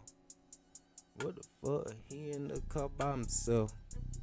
What the fuck? He in the car by himself. Tyler in the car, yeah, he by himself. Oh, and then he left. Oh, what the hell? He made him leave, bro. Oh, he made him leave.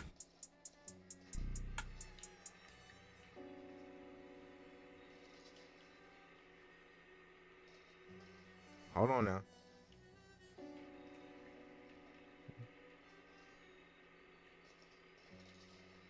Hold on now.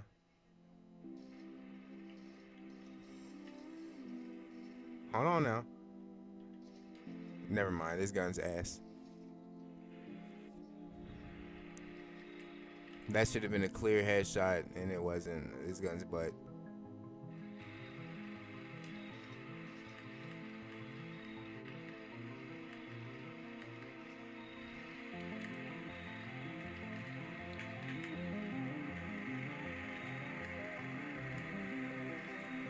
Flashbangs.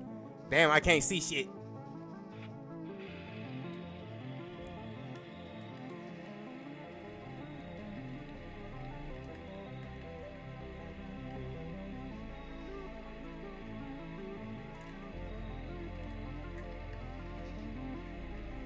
Goddamn.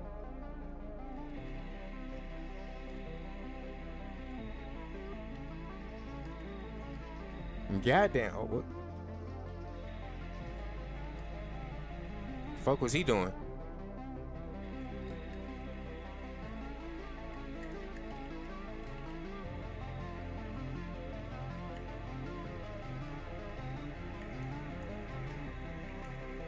We low-key kind of fucking him up, chat. Ow.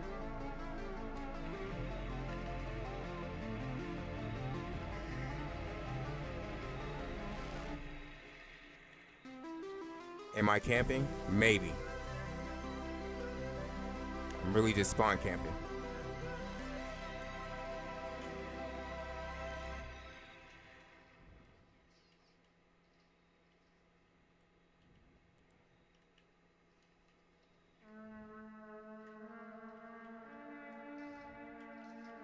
How the fuck did he get over that fence?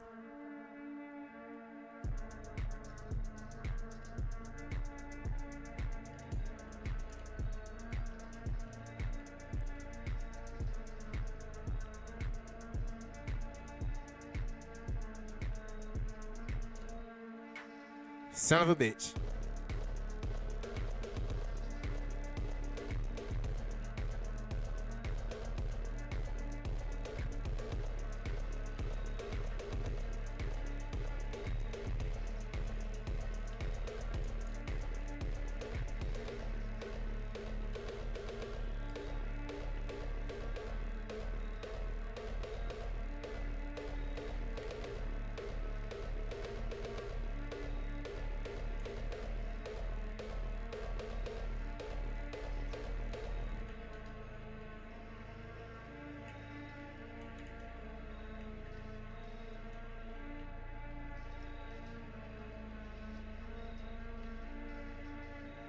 We love hit markers. Ow.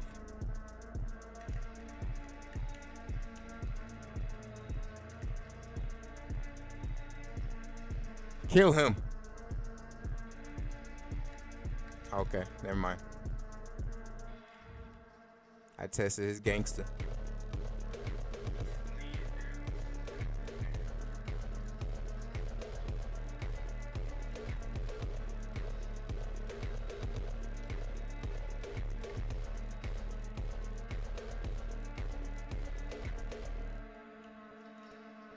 Chat, I'm not gonna lie, I'm kind of fucking up.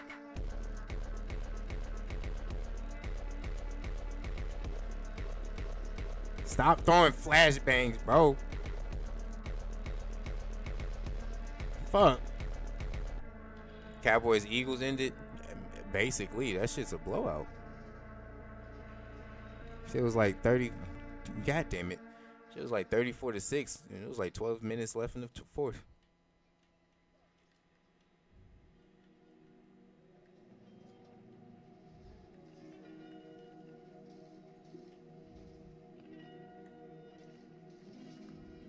Ah, that's bullshit.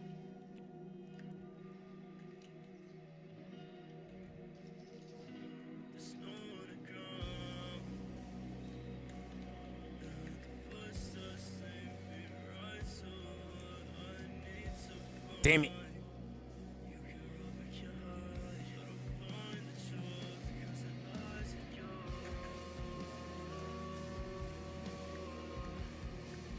Whoever died right there, I feel bad for him.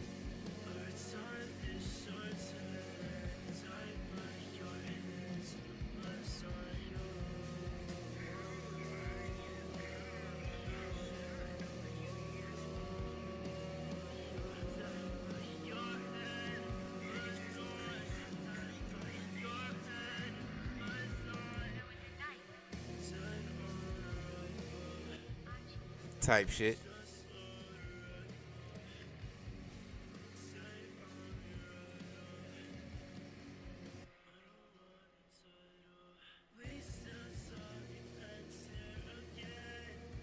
What the?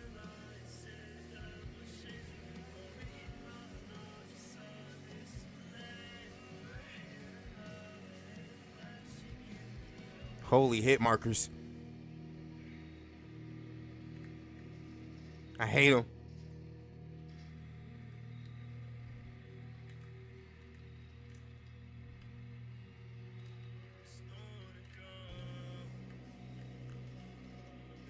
Buddy, you're so bad. Just delete the game. I'm sorry. Damn.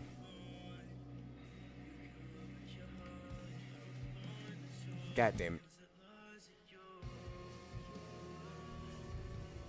We love campers.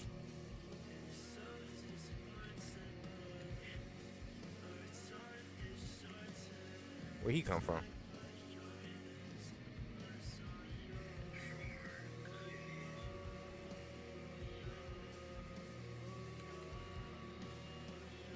Too easy, chat. 29-13, man. What the fuck?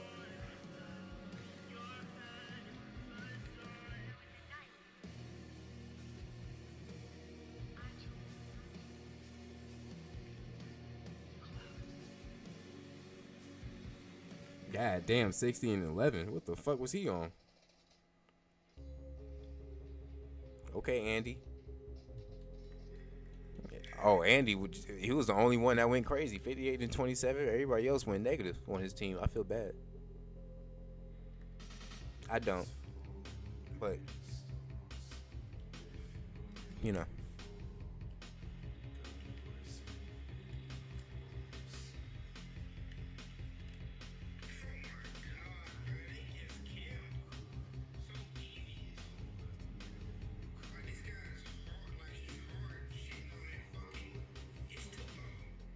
Mm-hmm.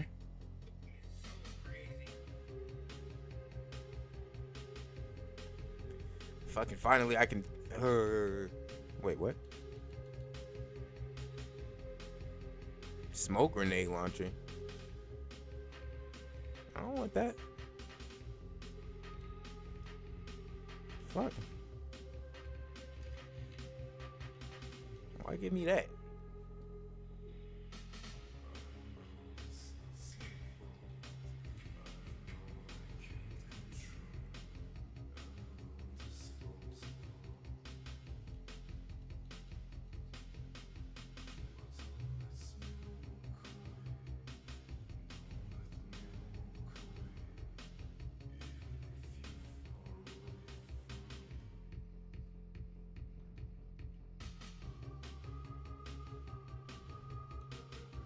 All right, but for real, I'm about to do the XM4 because yeah.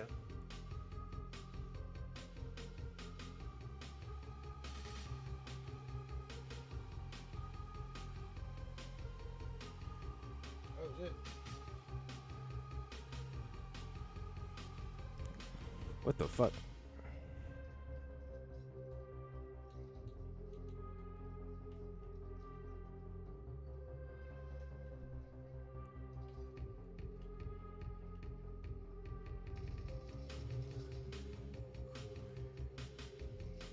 Ouchies.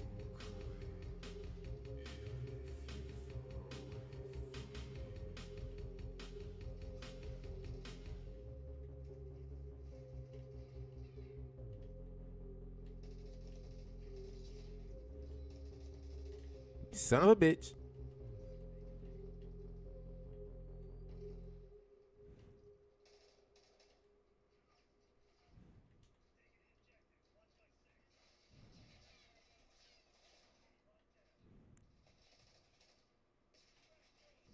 No. Bitch. Got two. Hey, you talking about?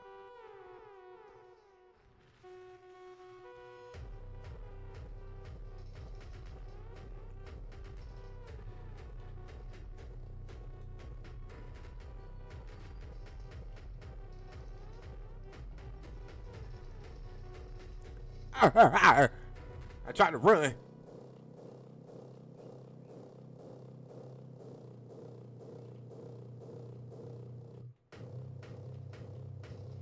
Don't tell me they're trying to get A.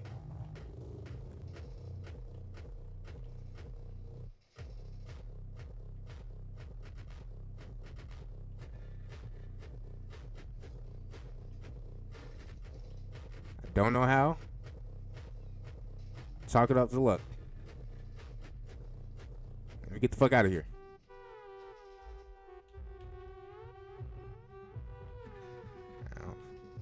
God damn it, that fucking grenade got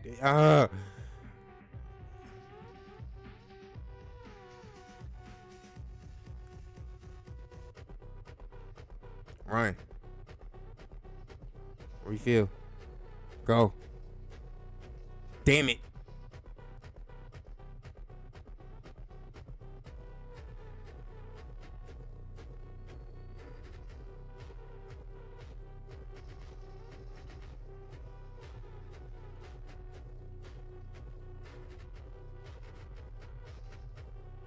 I tagged him.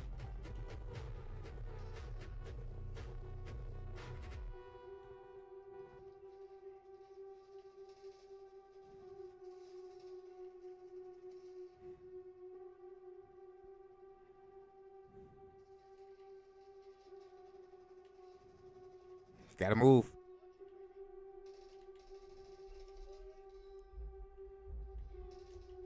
Gotta heal. Gotta reload.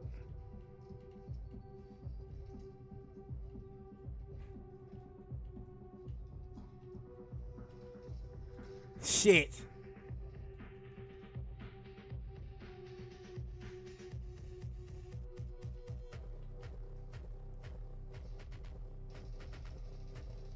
No. What the fuck? What the fuck? What the fuck?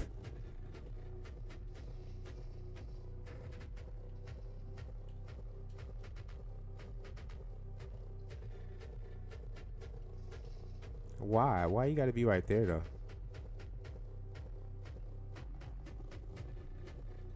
Let me get your sniper.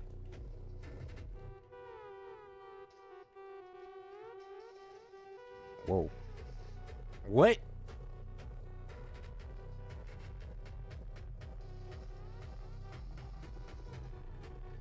Oh, he was in that angle. Which had a better intro, American Dragon than Fairly Odd Parents? Fairly Odd Parents.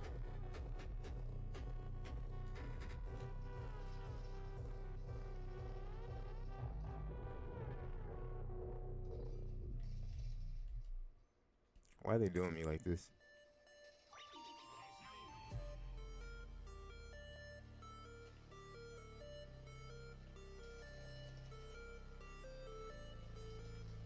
Yeah, Fairly Odd Parents is way better.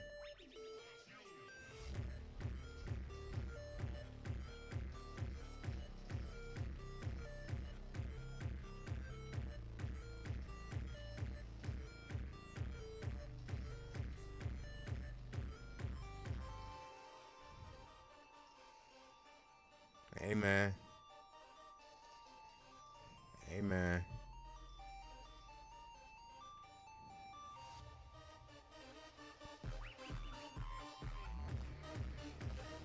Nope, can't see him.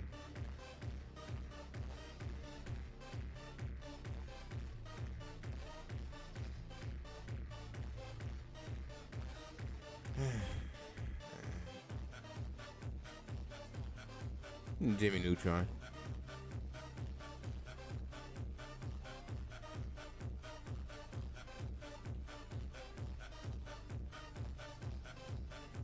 Gonna have to go with Jimmy Neutron now.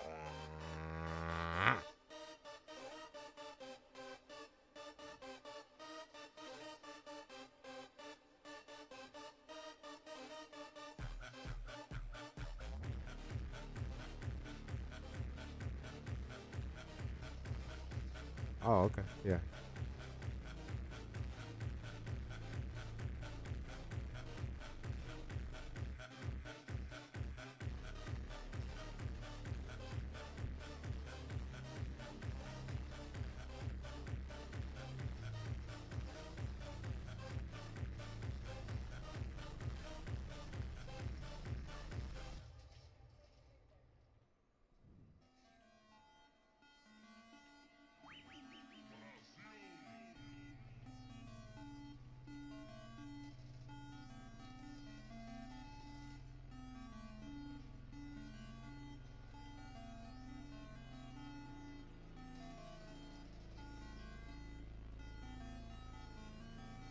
It's always me, and there's always a nigga in the fucking back.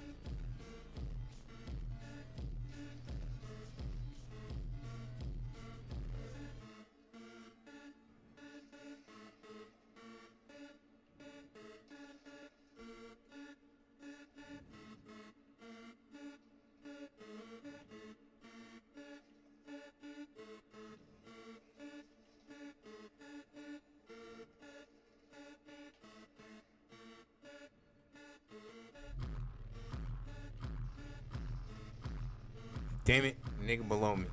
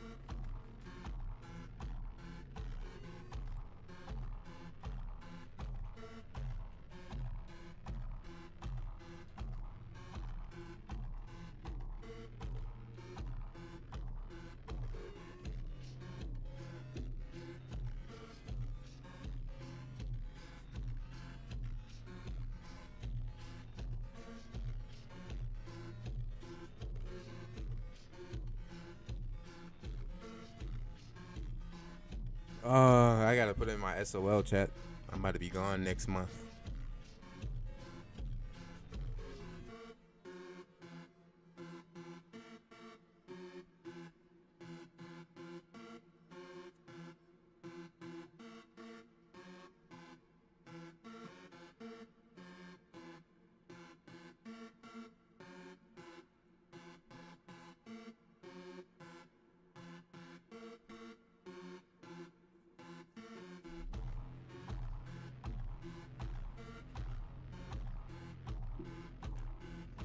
Why are they gonna keep on giving me domination?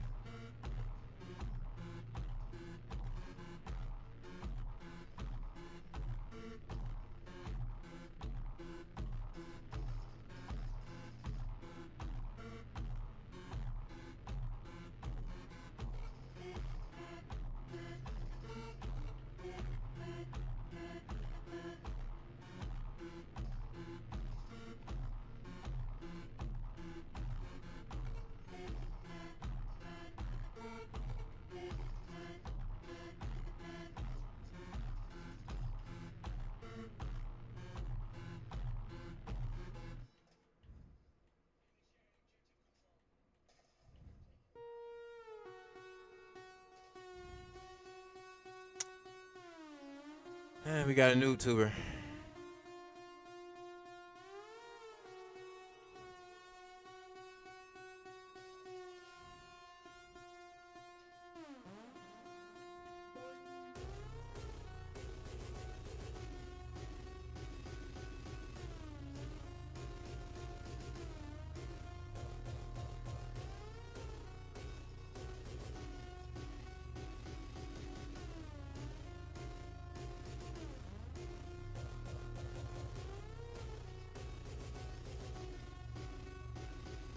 Oh my god, this nigga is not like that. That's why he got a fucking man.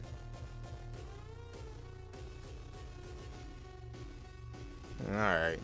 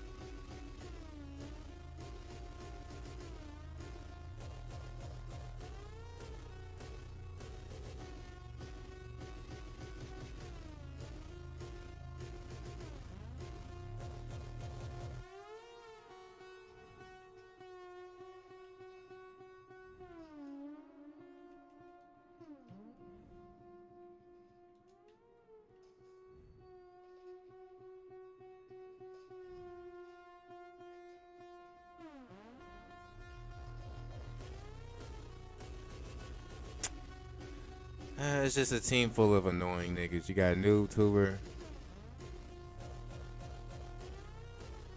a fucking sniper in the fucking back,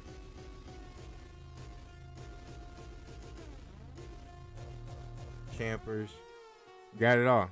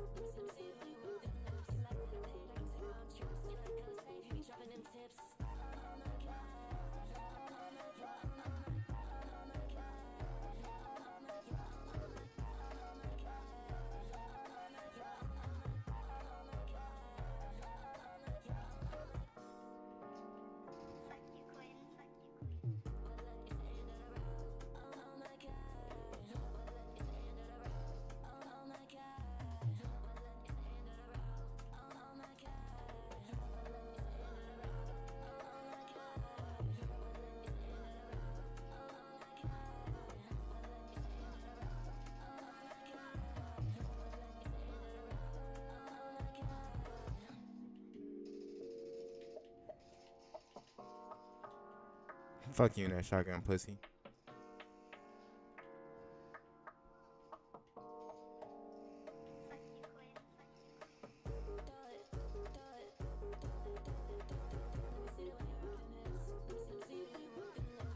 What the fuck?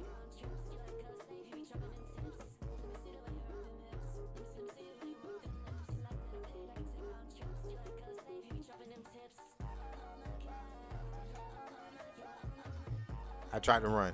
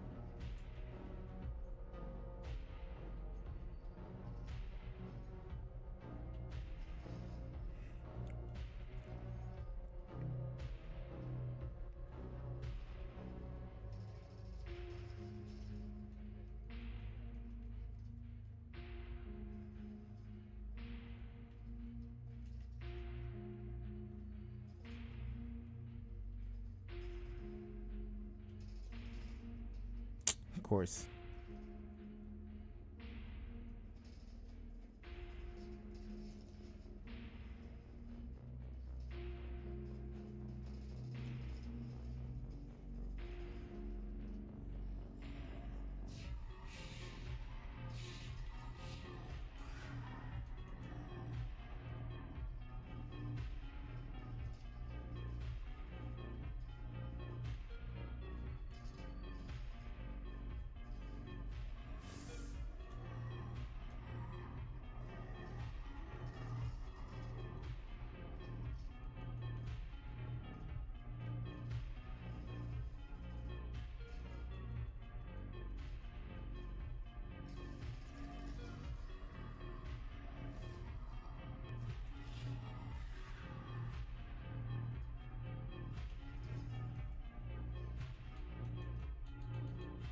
This nigga's 8'15", bro.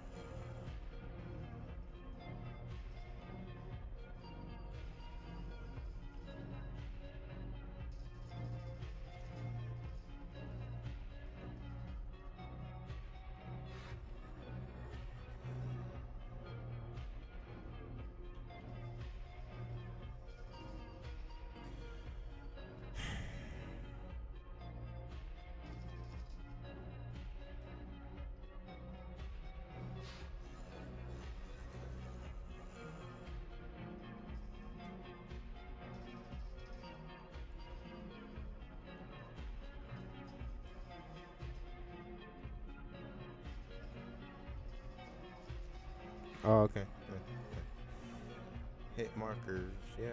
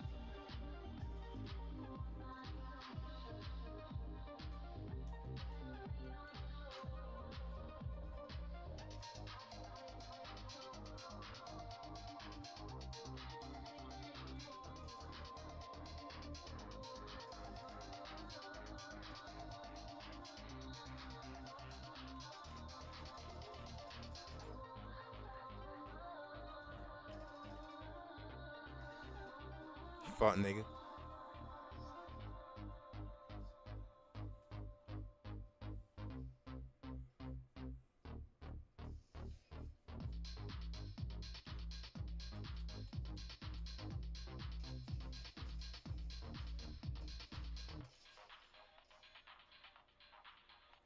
All these niggas was doing was just sitting in the back chat. That's all.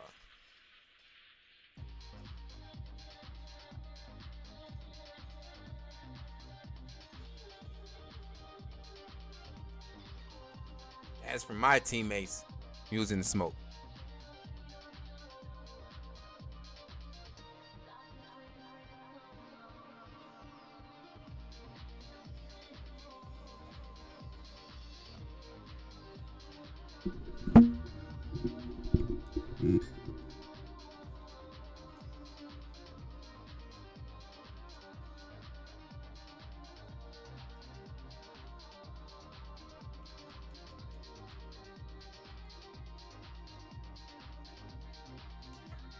I swear I got like 5 headshots that game.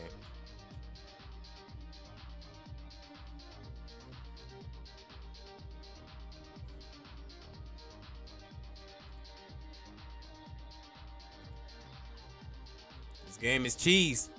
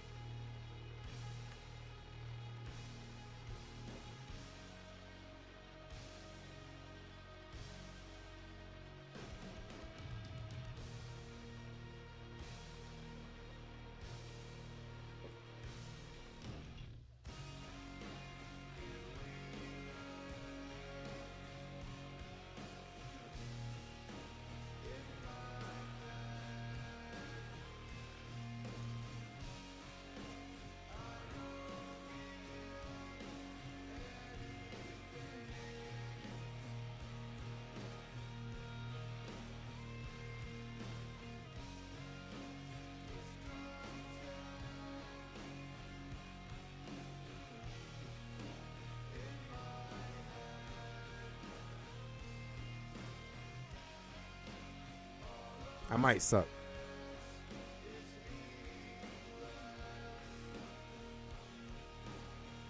Not as much as him, though.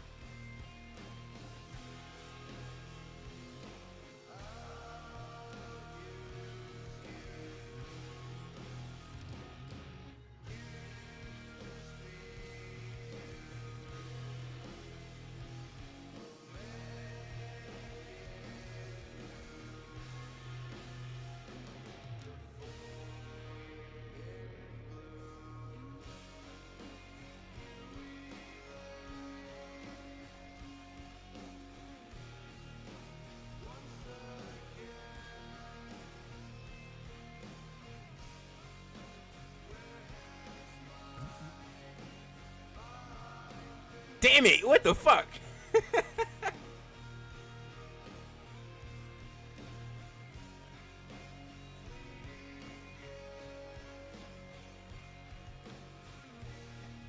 Oh, fuck.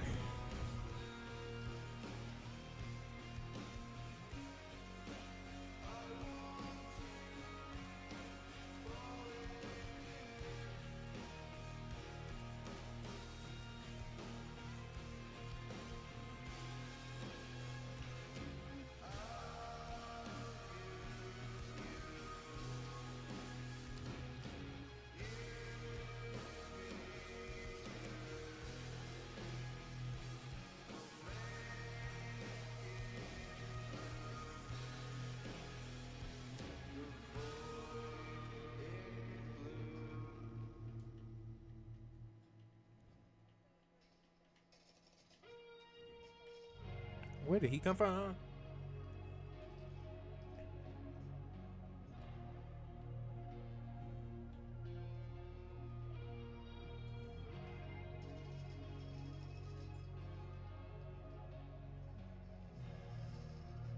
Son of a bitch. Why?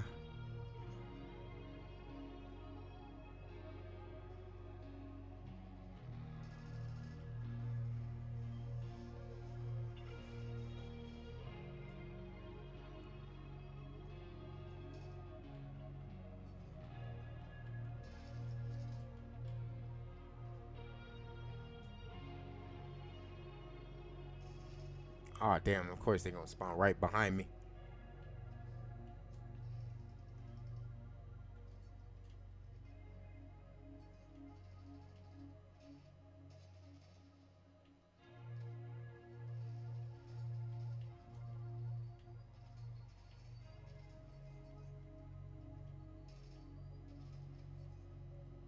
Oh! What?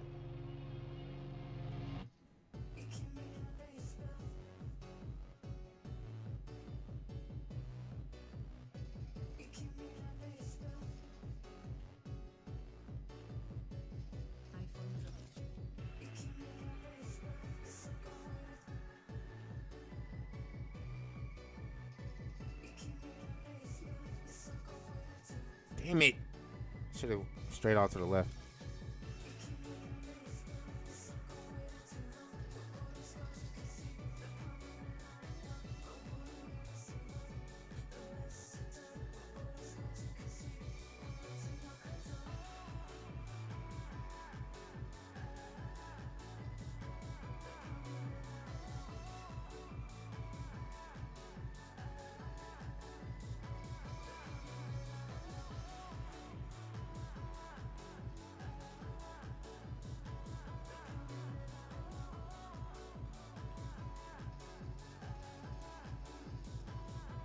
How many hit markers was that?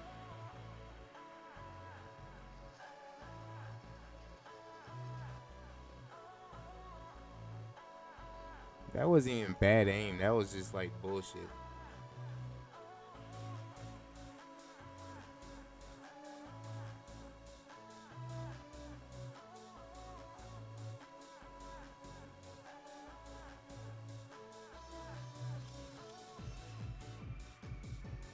Indeed, that is indeed the best play right there. Wow.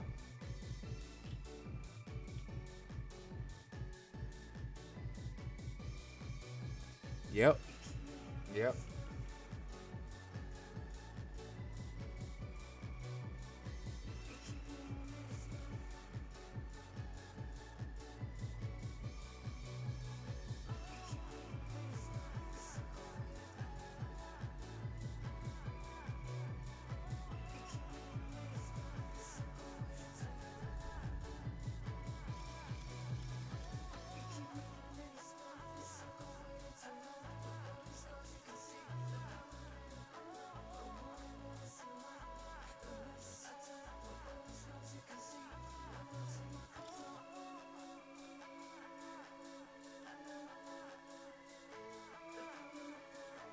All right, chat. We're going to end it there. You know, it was fun. It was fun. But we're going to end it here. If you tuned in for the night stream and you haven't hit that follow button, go ahead and hit that follow button for your boy. And if you have hit that follow button and you want to support even more, go and hit that subscribe button for your boy. It's only $4.99. And if you have Amazon Prime, it's free. YouTube, if you're on that side and you haven't hit that subscribe button, if you want to, go ahead and hit that subscribe button. It'll be great. You know what I'm saying? Yeah. I shall be back tomorrow around 8. Y'all have a great rest of y'all night and a great rest and a great day tomorrow. Y'all be